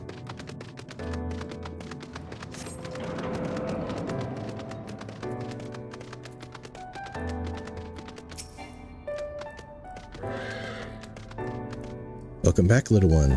Did you succeed in binding a cubus? Catch a cubus, as one might expect, the creature is rather less than pleased to have been bound and shoved in your pack. Now give me robes. Well done, little one. Allow me to siphon its energies and prepare the matrix for you. It should only take but a moment. Here you are. A creation matrix that you may use to generate your own robes. The concept is inscribed upon the crystal, which has been infused with the aether of the beast you brought me. What? Why are you looking at me as though you don't know how to channel the powers of creation? It's as natural as breathing. Even a newborn babe has the instinct. Even if your potential is lacking, as one of our people, you must surely know what to do.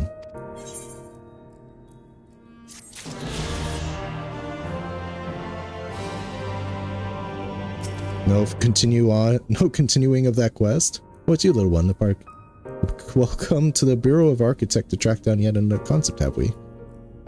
As you like, but I do worry that you will struggle to utilize even the simplest of our concepts, considering your rather limited creative potential.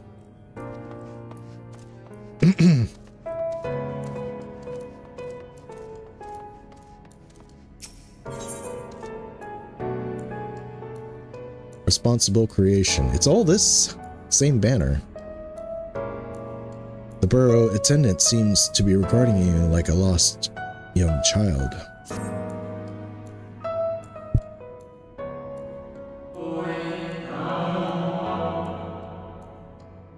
Greetings and welcome to the Bureau of the Architect. Are you in need of assistance? It would be my pleasure to answer any questions you might have. To your left is the counter where you may submit registrations for new creations. To your right, you will find the counter where you may registration concepts on file.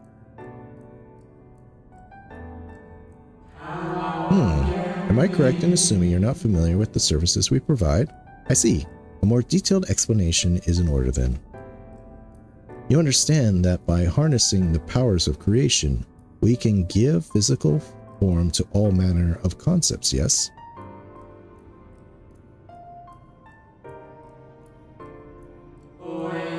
Picture a bouquet of fresh, fragrant flowers, all the colors of the rainbow.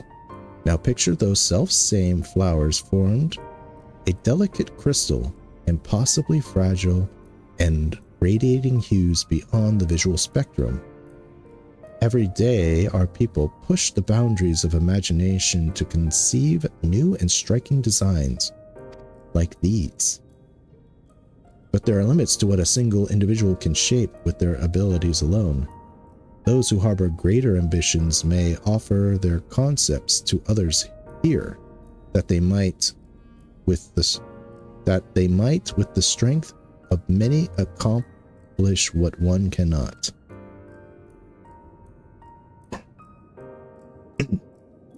Oh, definition page is still up? Oh, I'm so sorry.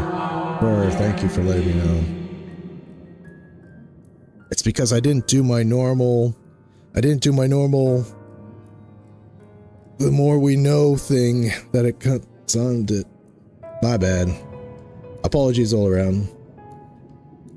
Note that the concepts are approved for wider distribution, of course. Dangerous, subversive creations pose the risk to everyone, so it is only after comprehensive evaluation, after a concept is judged to further the greater good, that we permit it to be shared with the community.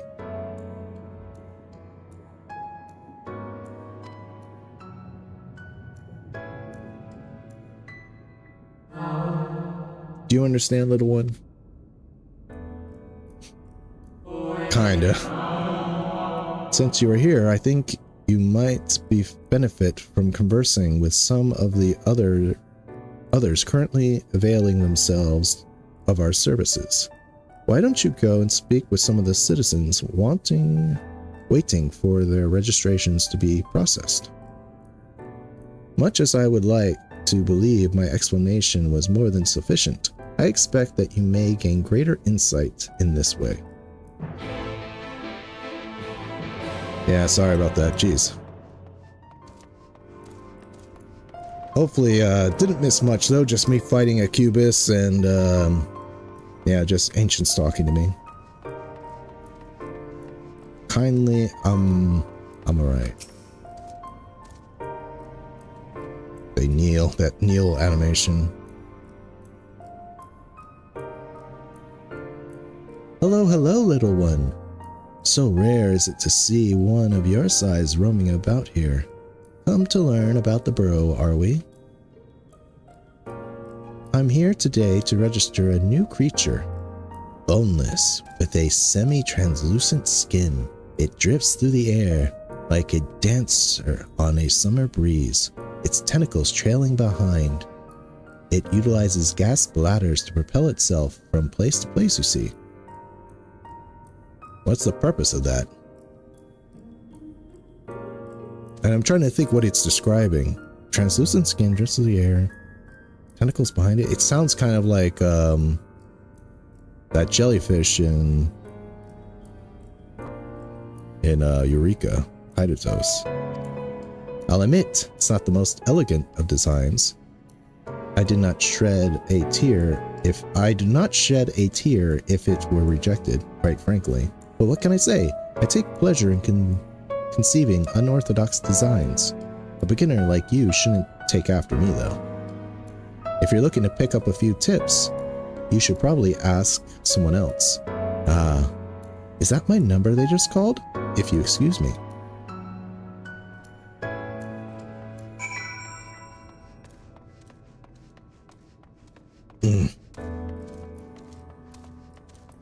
These guys are just out here creating wildlife.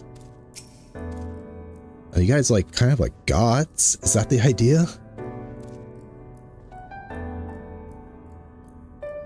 Are you the child I saw speaking with the attendant earlier? I thought so. So young and already so eager to learn about concepts and creations. That curiosity will serve you well, little one. It has been credited with a few popular concepts, I'm proud to say.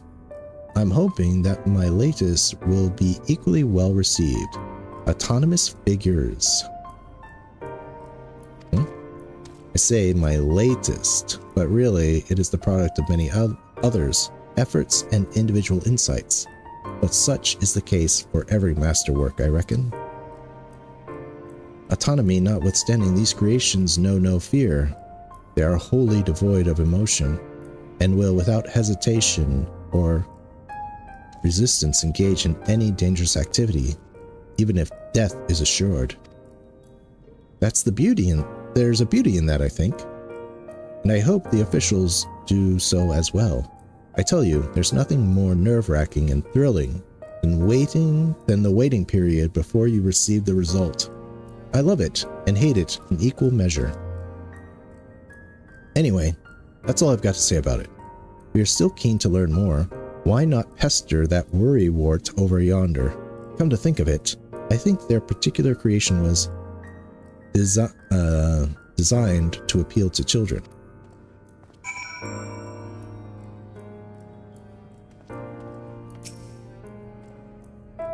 Like I said, if you're interested in learning more about the registration system, why not chat up that worry-looking fellow? I recall them muttering about how their design ought to appeal to little ones like yourself. Addled.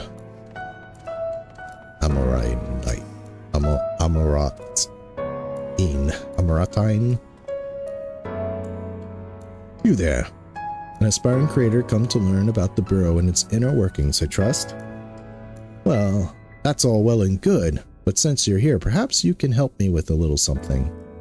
I've been refining a concept of mine for some time now, adoring little creatures designed to be perfect playthings for any young citizen, but I'm still terribly unsure if it's ready to be submitted for approval. Which is why I was hoping you must first put it through the paces and tell me what you think. Your honest opinion. I'll have no flattery from you, young man. The Matrix will allow you to summon my creations. But don't use it here. Take it outside first, and don't be afraid to play rough. It's all part of the fun.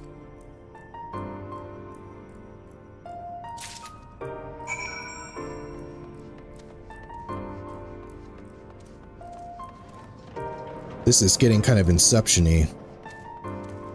The creative constructs are giving me creative constructs to create constructs. Use the concept matrix outside the burrow. The best. Okay, there.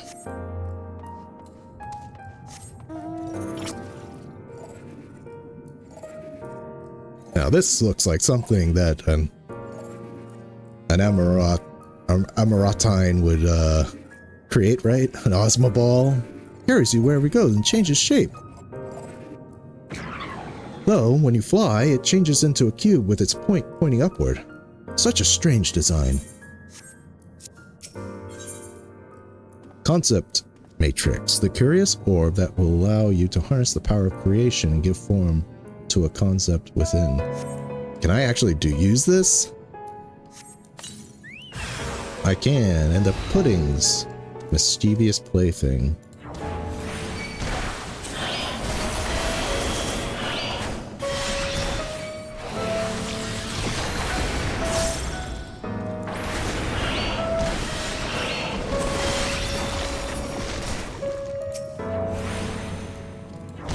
Down I go. Bye-bye.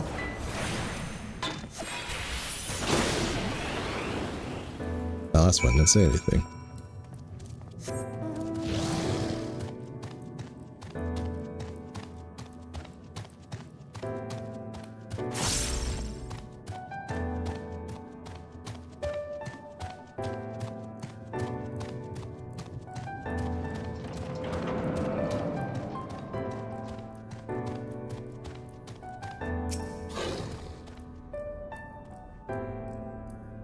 How did you find my lovelies?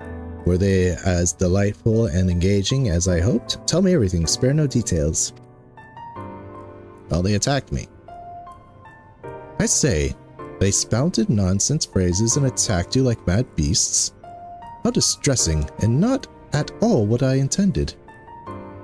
My sincerest apologies to you, little one, for the unpleasant experience. Still, from these experiences do we grow stronger and wiser. I look forward to the day when you will try your hand at creation too.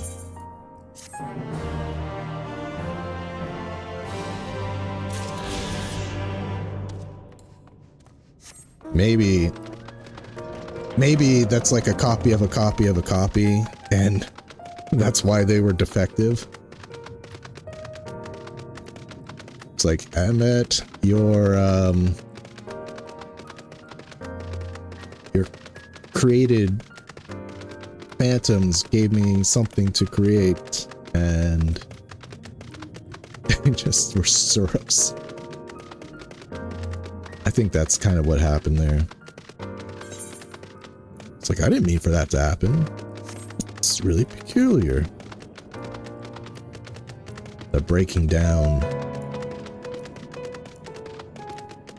The creations of the creations are not going so well. Debate and discourse.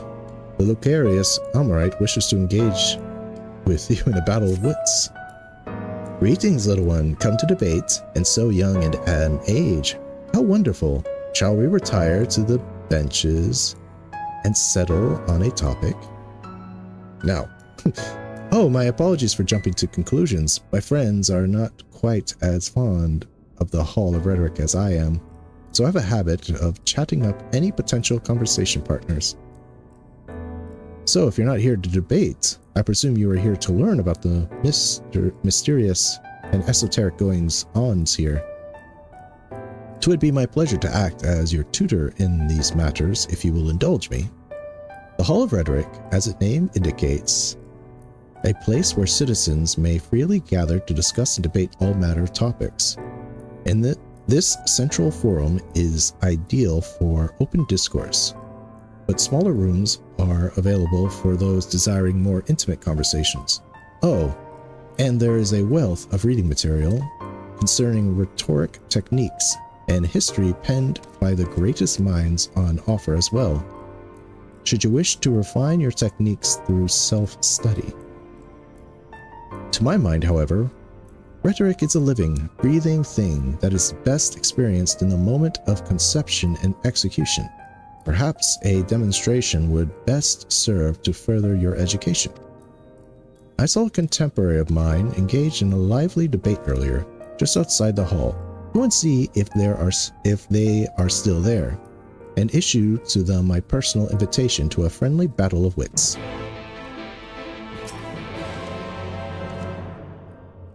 As verbal fisticuffs proceed, perhaps there will be an opportunity for you to join the discourse as well.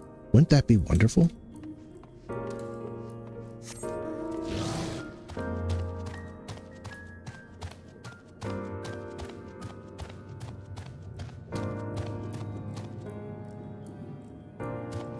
I'm alright, Firebrand. But that is precisely my point, that their obsession with this so-called mandate to improve only the most beneficial concepts for wider distribution, never mind the ridiculous subjectivity of their criteria, has led the Bureau of the Architect astray from its original purpose. Huh? Have you business with me, child? Regardless, I'm in the middle of a heated discussion with my partner. Come back later.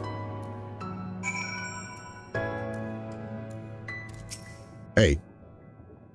No, my position has nothing to do with the intrinsic value in unique identity and whether or not it is retained. Rather, I posit that the reproduction of a given concept is inherently imperfect, and thus they are themselves unique, albeit in minor but significant degrees, and most importantly, this variance is not to be condemned but celebrated. Better that than strive in vain for an impossible standard that, even if met, would leave us lesser for lack of diversity. The Amorites appear to be engrossed in their debate, utterly deaf to you in your pleas for attention. I'm a little kid! Pay attention to me!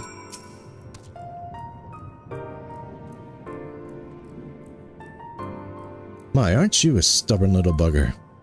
It's strangely endearing, I must admit. But we have all the time in the world. Why are you so insistent that I speak with you this very instance? Ah, you're acquainted with that chatterbox. I suppose I do owe them a debate or two. And now is a good time, an occasion as any, so be it.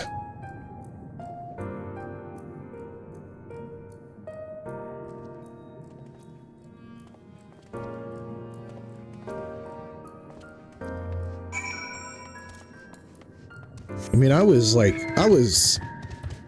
hyping up Vothri with his feat of lifting up a mountain and creating architecture, but this guy's like creating whole freaking... He's created like Westworld, you know? He's created NPCs that can think and talk. I'm right, Firebrand. So, you're to be an observer? No, that will not do. You must be an active participant. You must engage in the discourse. Only by doing will you learn and grow, little one. I see you found my friend. Thank you, little one. Then without further ado, let us commence the promised debate. Am I gonna get to participate? I want to participate. I like debating. It's a lost art. As to the matter of what subject we shall debate today, I propose the recent calamity which has befallen our friends across the pond. What say you? The singular point of contention is, of course, whether or not Amarat should intervene on their behalf. I believe we should.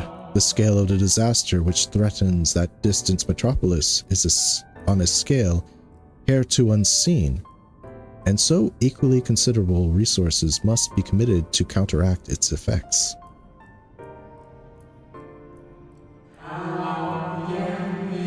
I disagree. The scale concerns me less than the nature of the proposition itself. Who are we to unilaterally intervene in the affairs of those half a world away? Are we to be the saviors of one and all? Such arrogance may lead to our own downfall.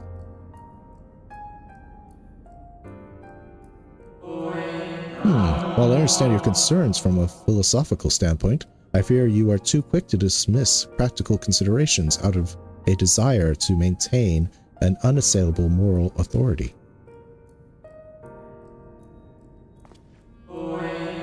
But let us, you and I, hold here for the present and offer the floor to our young student. You have heard our opening salvos in this debate concerning the fate of our neighbors across the sea. What is your opinion on the matter? You're all dead.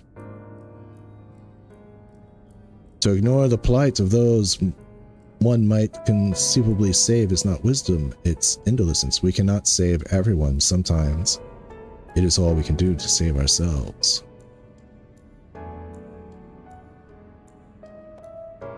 What would be the Caligo answer? I think he would say this, considering his very long and extensive backstory that I keep alluding to.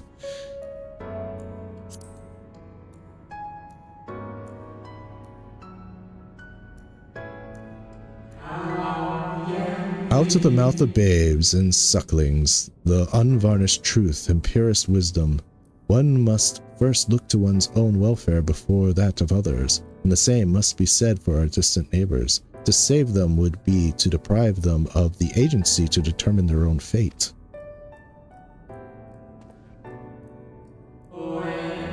If self-interest is to take precedence, then consider the lost benefit to Amarat. There is a clear and undeniable value in using this situation as a testbed for our newest creations, that we might develop and refine our defenses against a potential threat to our own fair city. A plea to practicality, I see, and one which you doubtless believe I have given you ample cause to invoke. But you misrepresent my arguments as enlightened self-interest, when in truth it is rather a more nuanced position. Good writing, good writing. These guys really do sound like debaters.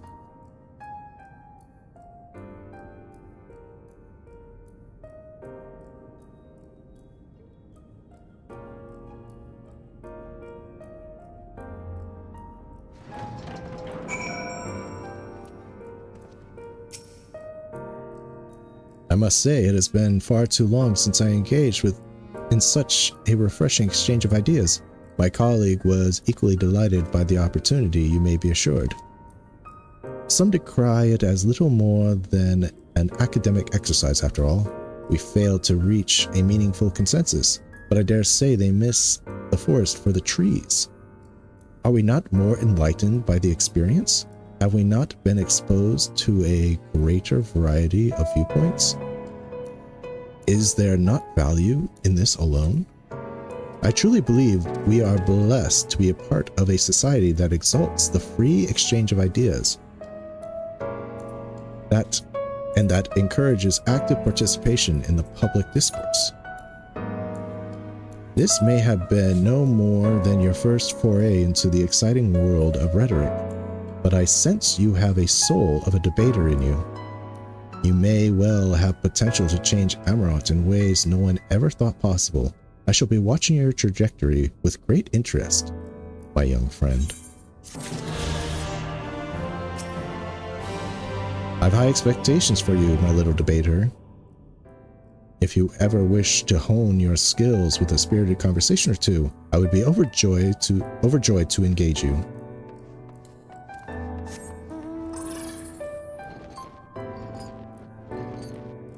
famous Emmett Silk playground.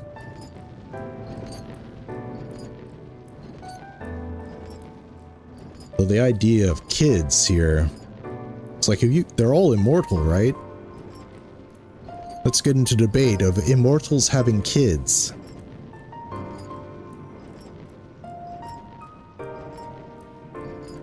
Shouldn't it probably has to be done with strict reproduction controls. Ooh, spooky.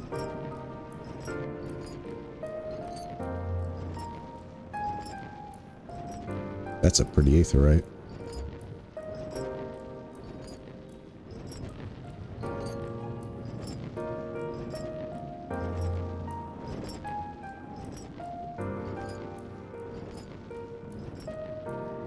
Gimme, gimme, gimme.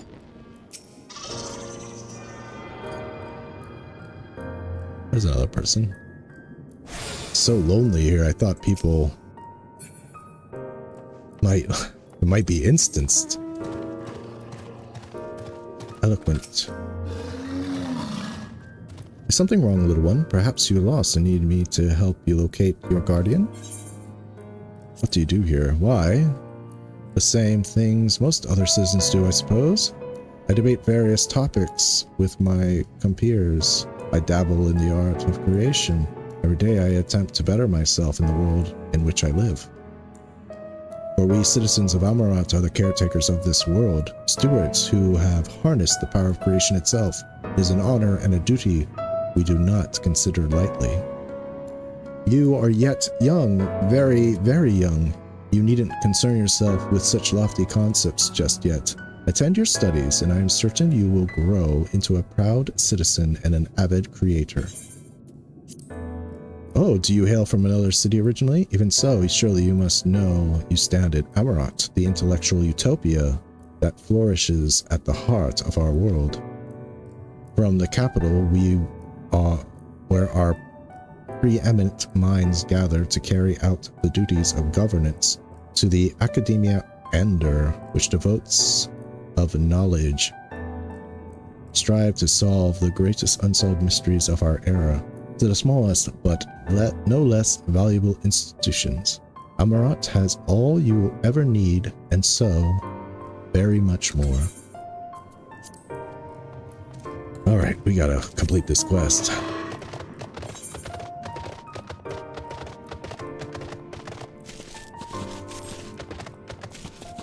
Into another building. Doors that open, my favorite thing. Yeah.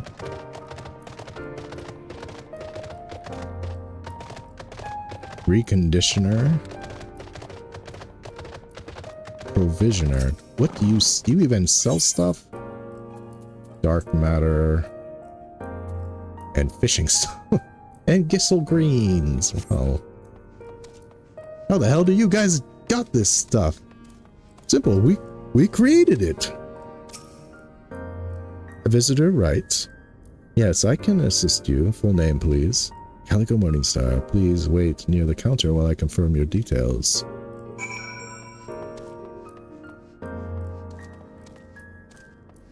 Oh, there we are.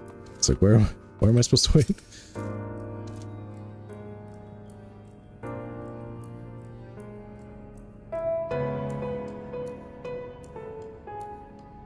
Getting those neck muscles loose. Calico Morningstar, your application is ready for collection. As your residency was approved by Emmett Silk himself, further forms of identification will not be required. Here are your application documents. Submit them at the Bureau of the Secretariat, and the clerk will issue you a visitor right from the capital. Your visitor right will be issued at the Bureau of the Secretariat. Secretariat. Just submit those application documents to check on duty.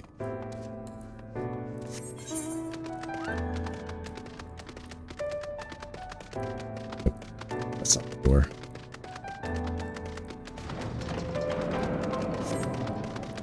Of course, I'll need to switch back to level 80 job. do that right now.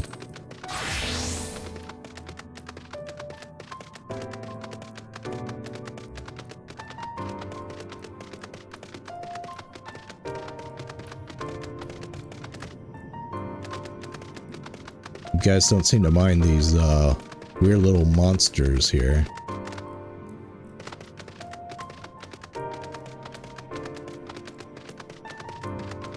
Did Emmett Selk create these two? He would have had to.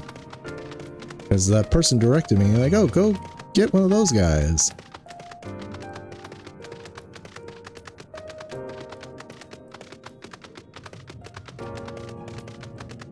Oh. Should switch to... I won't... No new. There won't be any... Should've got that discovery experience, oh well.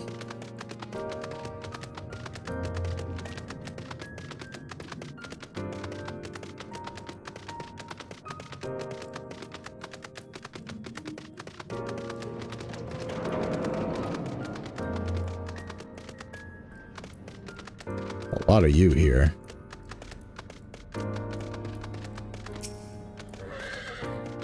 Next, please. Visitor's writ application. Application documents requesting permission to enter the capital as a sanctioned visitor. Visiting the capital, are we? Please take a seat. Your name will be called once the application has been processed. Jeez, Emmett, you're really making this into a whole play, aren't you? It's like you were going to make me, I was going to, like, fall in love with this place, but then the endless bureaucracy. You took me to the DMV. Now I want to burn this place to the ground. Just sitting there. Uh-oh. Green. May I?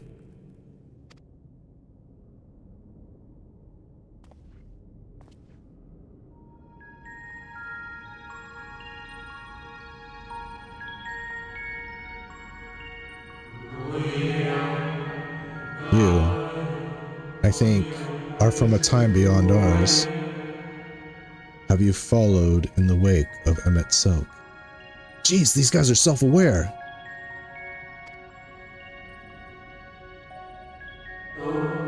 Nay, there's no cause for alarm. I am simply a shade, here and not here.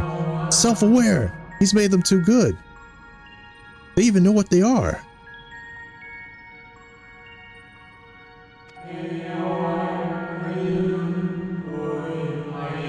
I know only that my name is Hythlodius, and that this city is a recreation, a phantom moment plucked from the well of history. Blowing my mind, Hythlodius.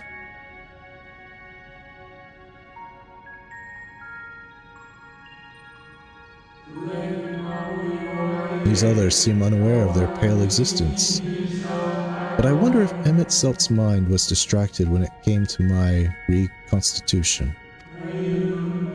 A stray thought would have been enough. Hythlodius may realize the truth, for example. We were close friends once, you see. Oh, this guy knew Emmett?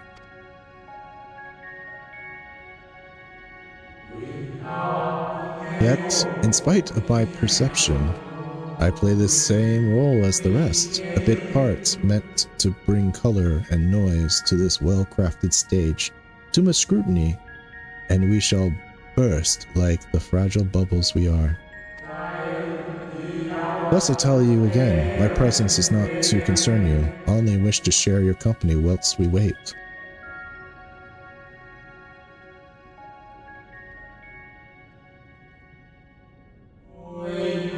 If you've come this far, then you know the catastrophe which awaits us on our morrow. Do you want to know, dude? Do you want to know what happens? The final days. What began as isolated incidences soon swelled into a world-spanning threat. The convocation of 14, well, it was 13 at the time. See, what's 13? Endeavor to create a will for our star, that they would repair the fundamental laws of order and halt the spread of destruction. But creation on such a scale required an immense source of power.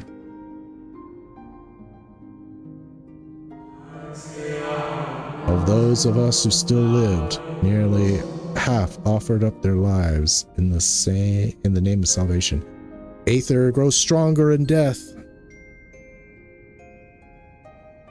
Ilbert knew this. Moonbrita knew this.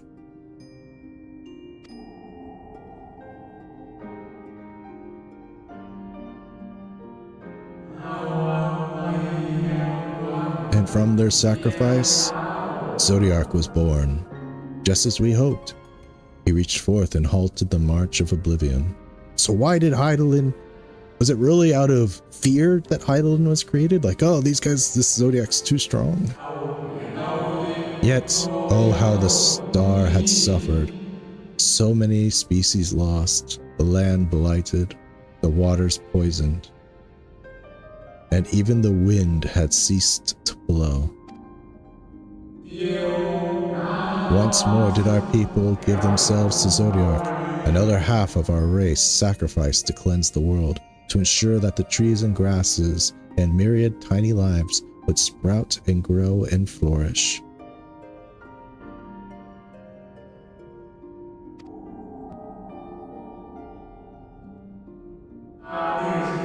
The cycle of life had begun anew, and we reconsidered the means by which we might protect it. The convocation decided thus: we would nurture our world until it was bustling with vitality. Then, when the time was right, we would offer some portion of its living energy to Zodiac. In return, he would restore to us the brethren whose souls had fed his strength. Together, we would resume our role as stewards. There were, however, those who disagreed with this plan. They argued that enough had been sacrificed to Zodiac, that this new world should belong to the lives newly born. These dissidents surrendered their life energies to the creation of Hydaelyn, an incarnation of their opposing belief. And for the first time in history, our people stood divided. You know then how this conflict ended.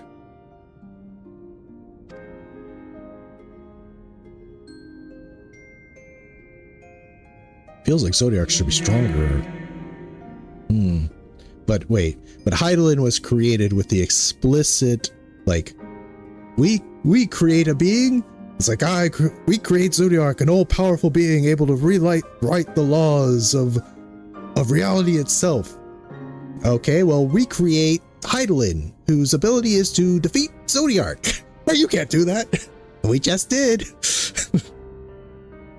I thought you might.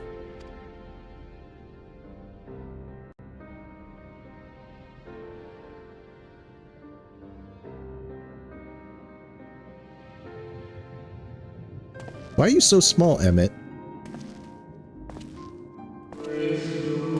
Emmett Selt has been the champion for the will of Zodiac. The original plan may have been set back by millennia, but he will not abandon his course. He will pay the price for our return by whatever means is necessary. How do you feel about this, Hythlodius? And though he may carry himself with a certain glib ease, Emmett Selt is not a man to bear his burdens lightly. In fact, I imagine they have only grown heavier with every passing century.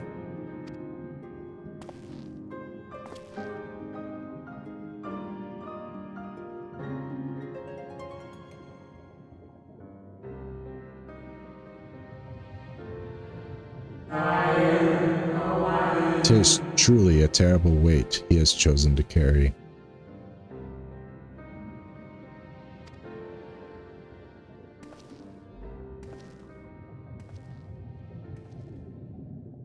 So not only does he need to restore Zodiark, but he also needs to feed life to it.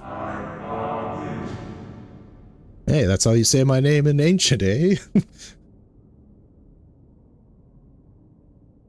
That's how you say Meteor Survivor. It seems your turn has come. Pray do not let me keep you.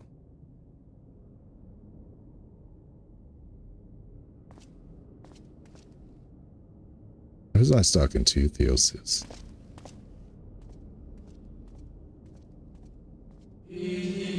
Oh, there was one last thing. You walk with another at your side, yes? Oh, Artbert? Are you talking about Artbert?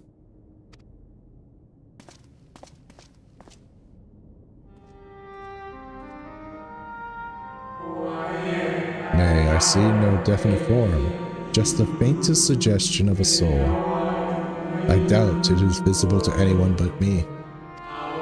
Otherwise, I assume you only can see and hear this ethereal companion.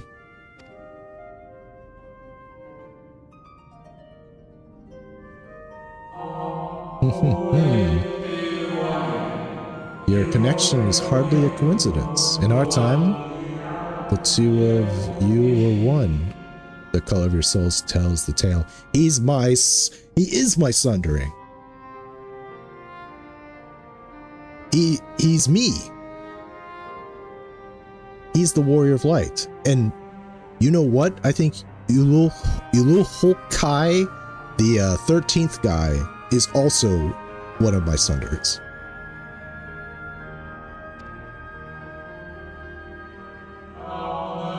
A hue that distinctive cannot be mistaken, no matter how thin the soul is spread.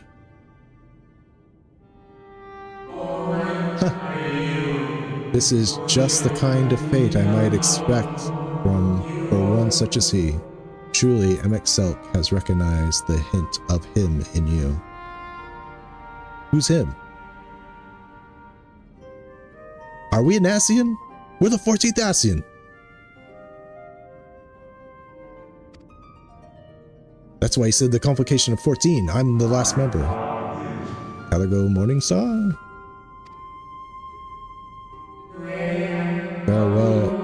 Fare you well, my new old friend. May you find what it is you seek.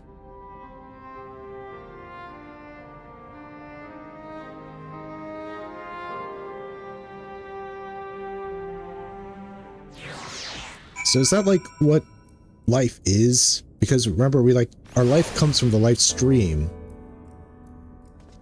So basically, we're all constantly reincarnating. So maybe I'm the reincarnation of some dude that Emmett knows, that they all knew, the 14th member. Because they said it was only 13 at the time. But the 14th, Emmett's like redesigned it so that there's 14 to include me. Your visitor's writ as it requested. When you wish to gain admittance to the capital, simply present the document to the attendant within.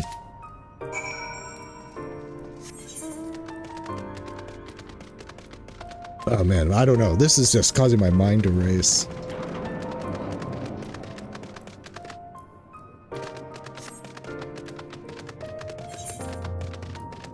That scene will look kind of different with my priest character, because my priest character has the same hairstyle and face as Artbert.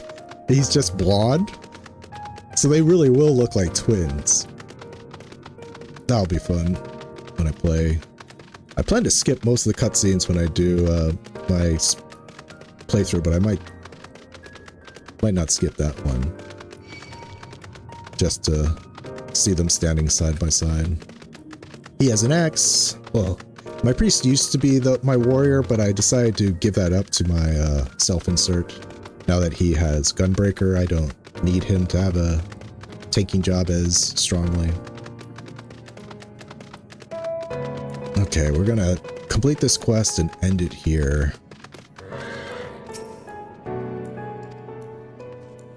Did you... ... Did you learn something? Caligo. Is everybody getting really depressed because of the conversations they've been having with these people? Ishtola and I just returned from the intuition call the locals call the Academia Ander.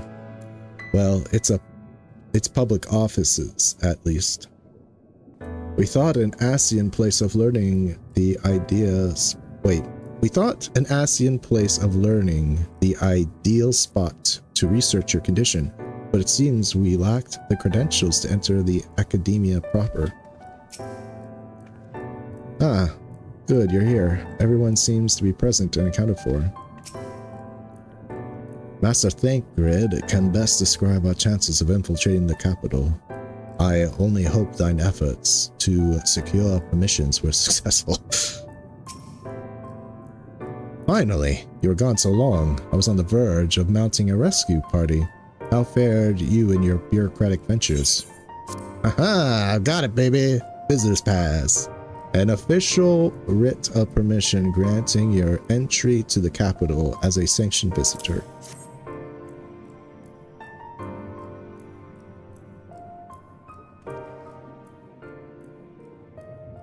Ah, I see my instincts were correct. And good thing too, Odianje and I weighed our chances of breaking into the capital. And an official entrance is by far the more attractive option. The capital boasteth not a single armed sentry, though it seemed that in their time they did not deem it needful to post guards. The windows and doors, however, appear heavily warded, though mightily did we strive with strength mundane and magical. We failed to budge them even a fracture of one ilm. Mayhap 'twas simply the case that Emet-Selt's recreations did not extend to their usual functions. It's like these windows are painted on! These are just painted windows. We didn't try everything, of course, but we thought it best to conserve our time and energy for more pressing matters. Speaking of which, Ryan and I tried asking about a cure for you. The problem is, these ancients didn't exist beyond Amarants today. They will happily tell you their own tales, but whenever we attempt to explain our situation, the conversation quickly becomes muddled. It's like talking with AI. What of you, Caligo? Was aught worthy of interest said during your efforts to obtain a right? Yep. Talk to this guy who's self-aware. And he hinted that I'm a reincarnation of somebody important. A great sacrifice of life in exchange for the brethren's resurrection. And you say all of the Asian's scheming has been leading to this? Is that what a rejoining is too? Also a sacrifice of life? All this time, but they still mean to enact this plan, then things won't end with the rejoining. Yeah, exactly. Then they'll need a... That's why it's told you, Alphino. I mean, what I said earlier, they gotta rejoin everybody, and then they're gonna kill whoever's left. And resurrect people. Because Zodiac apparently has that, the ability to rewrite laws of reality. Aye. I thought we knew their intentions in full, restore the world to its former glory, and in turn empower Zodiac to reclaim his throne as the will of the star. Yet, that was merely a step along the way. I hesitate to put into words, but we have to assume that following the final rejoining, the Asians mean to draw on the lives of the source to make their sacrifice to Zodiac. That does seem the most likely scenario. Mayhap those who ally with the Asians would be spared that fate. Or maybe they don't know. To see Emet-Selt just going, like, like his grandchild, right? The Emperor, like, I finally rejoined. He's like, yep, into Zodiac's belly you go. A fully unsundered man will be probably a much bigger sacrifice than us sundered souls. But what is the value of their surviving when all our history, all our struggles will be erased? I cannot conscience such an act. Of course not. And that's to say naught of what Emmett Silk plans for the Exarch's power. Do we stand by and let him threaten our future as well as our past? We need to find him, Caligo, and when we do, make your mark. Change the course of history in a way that's felt by those who came before, and those who came after, by everyone you ever met.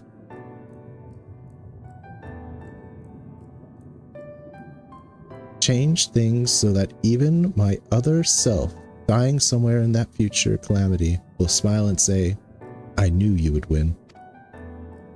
Speaking of other selves, do you know that Arbert's me? Is fighting Emmett Silk the only way? He's winning her over.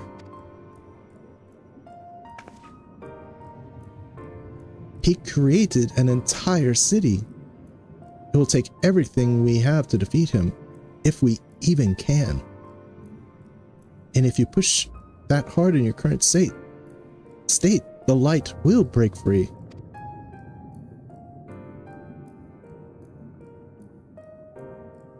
The decision to press on lies with you, just as it lies with each and every one of us.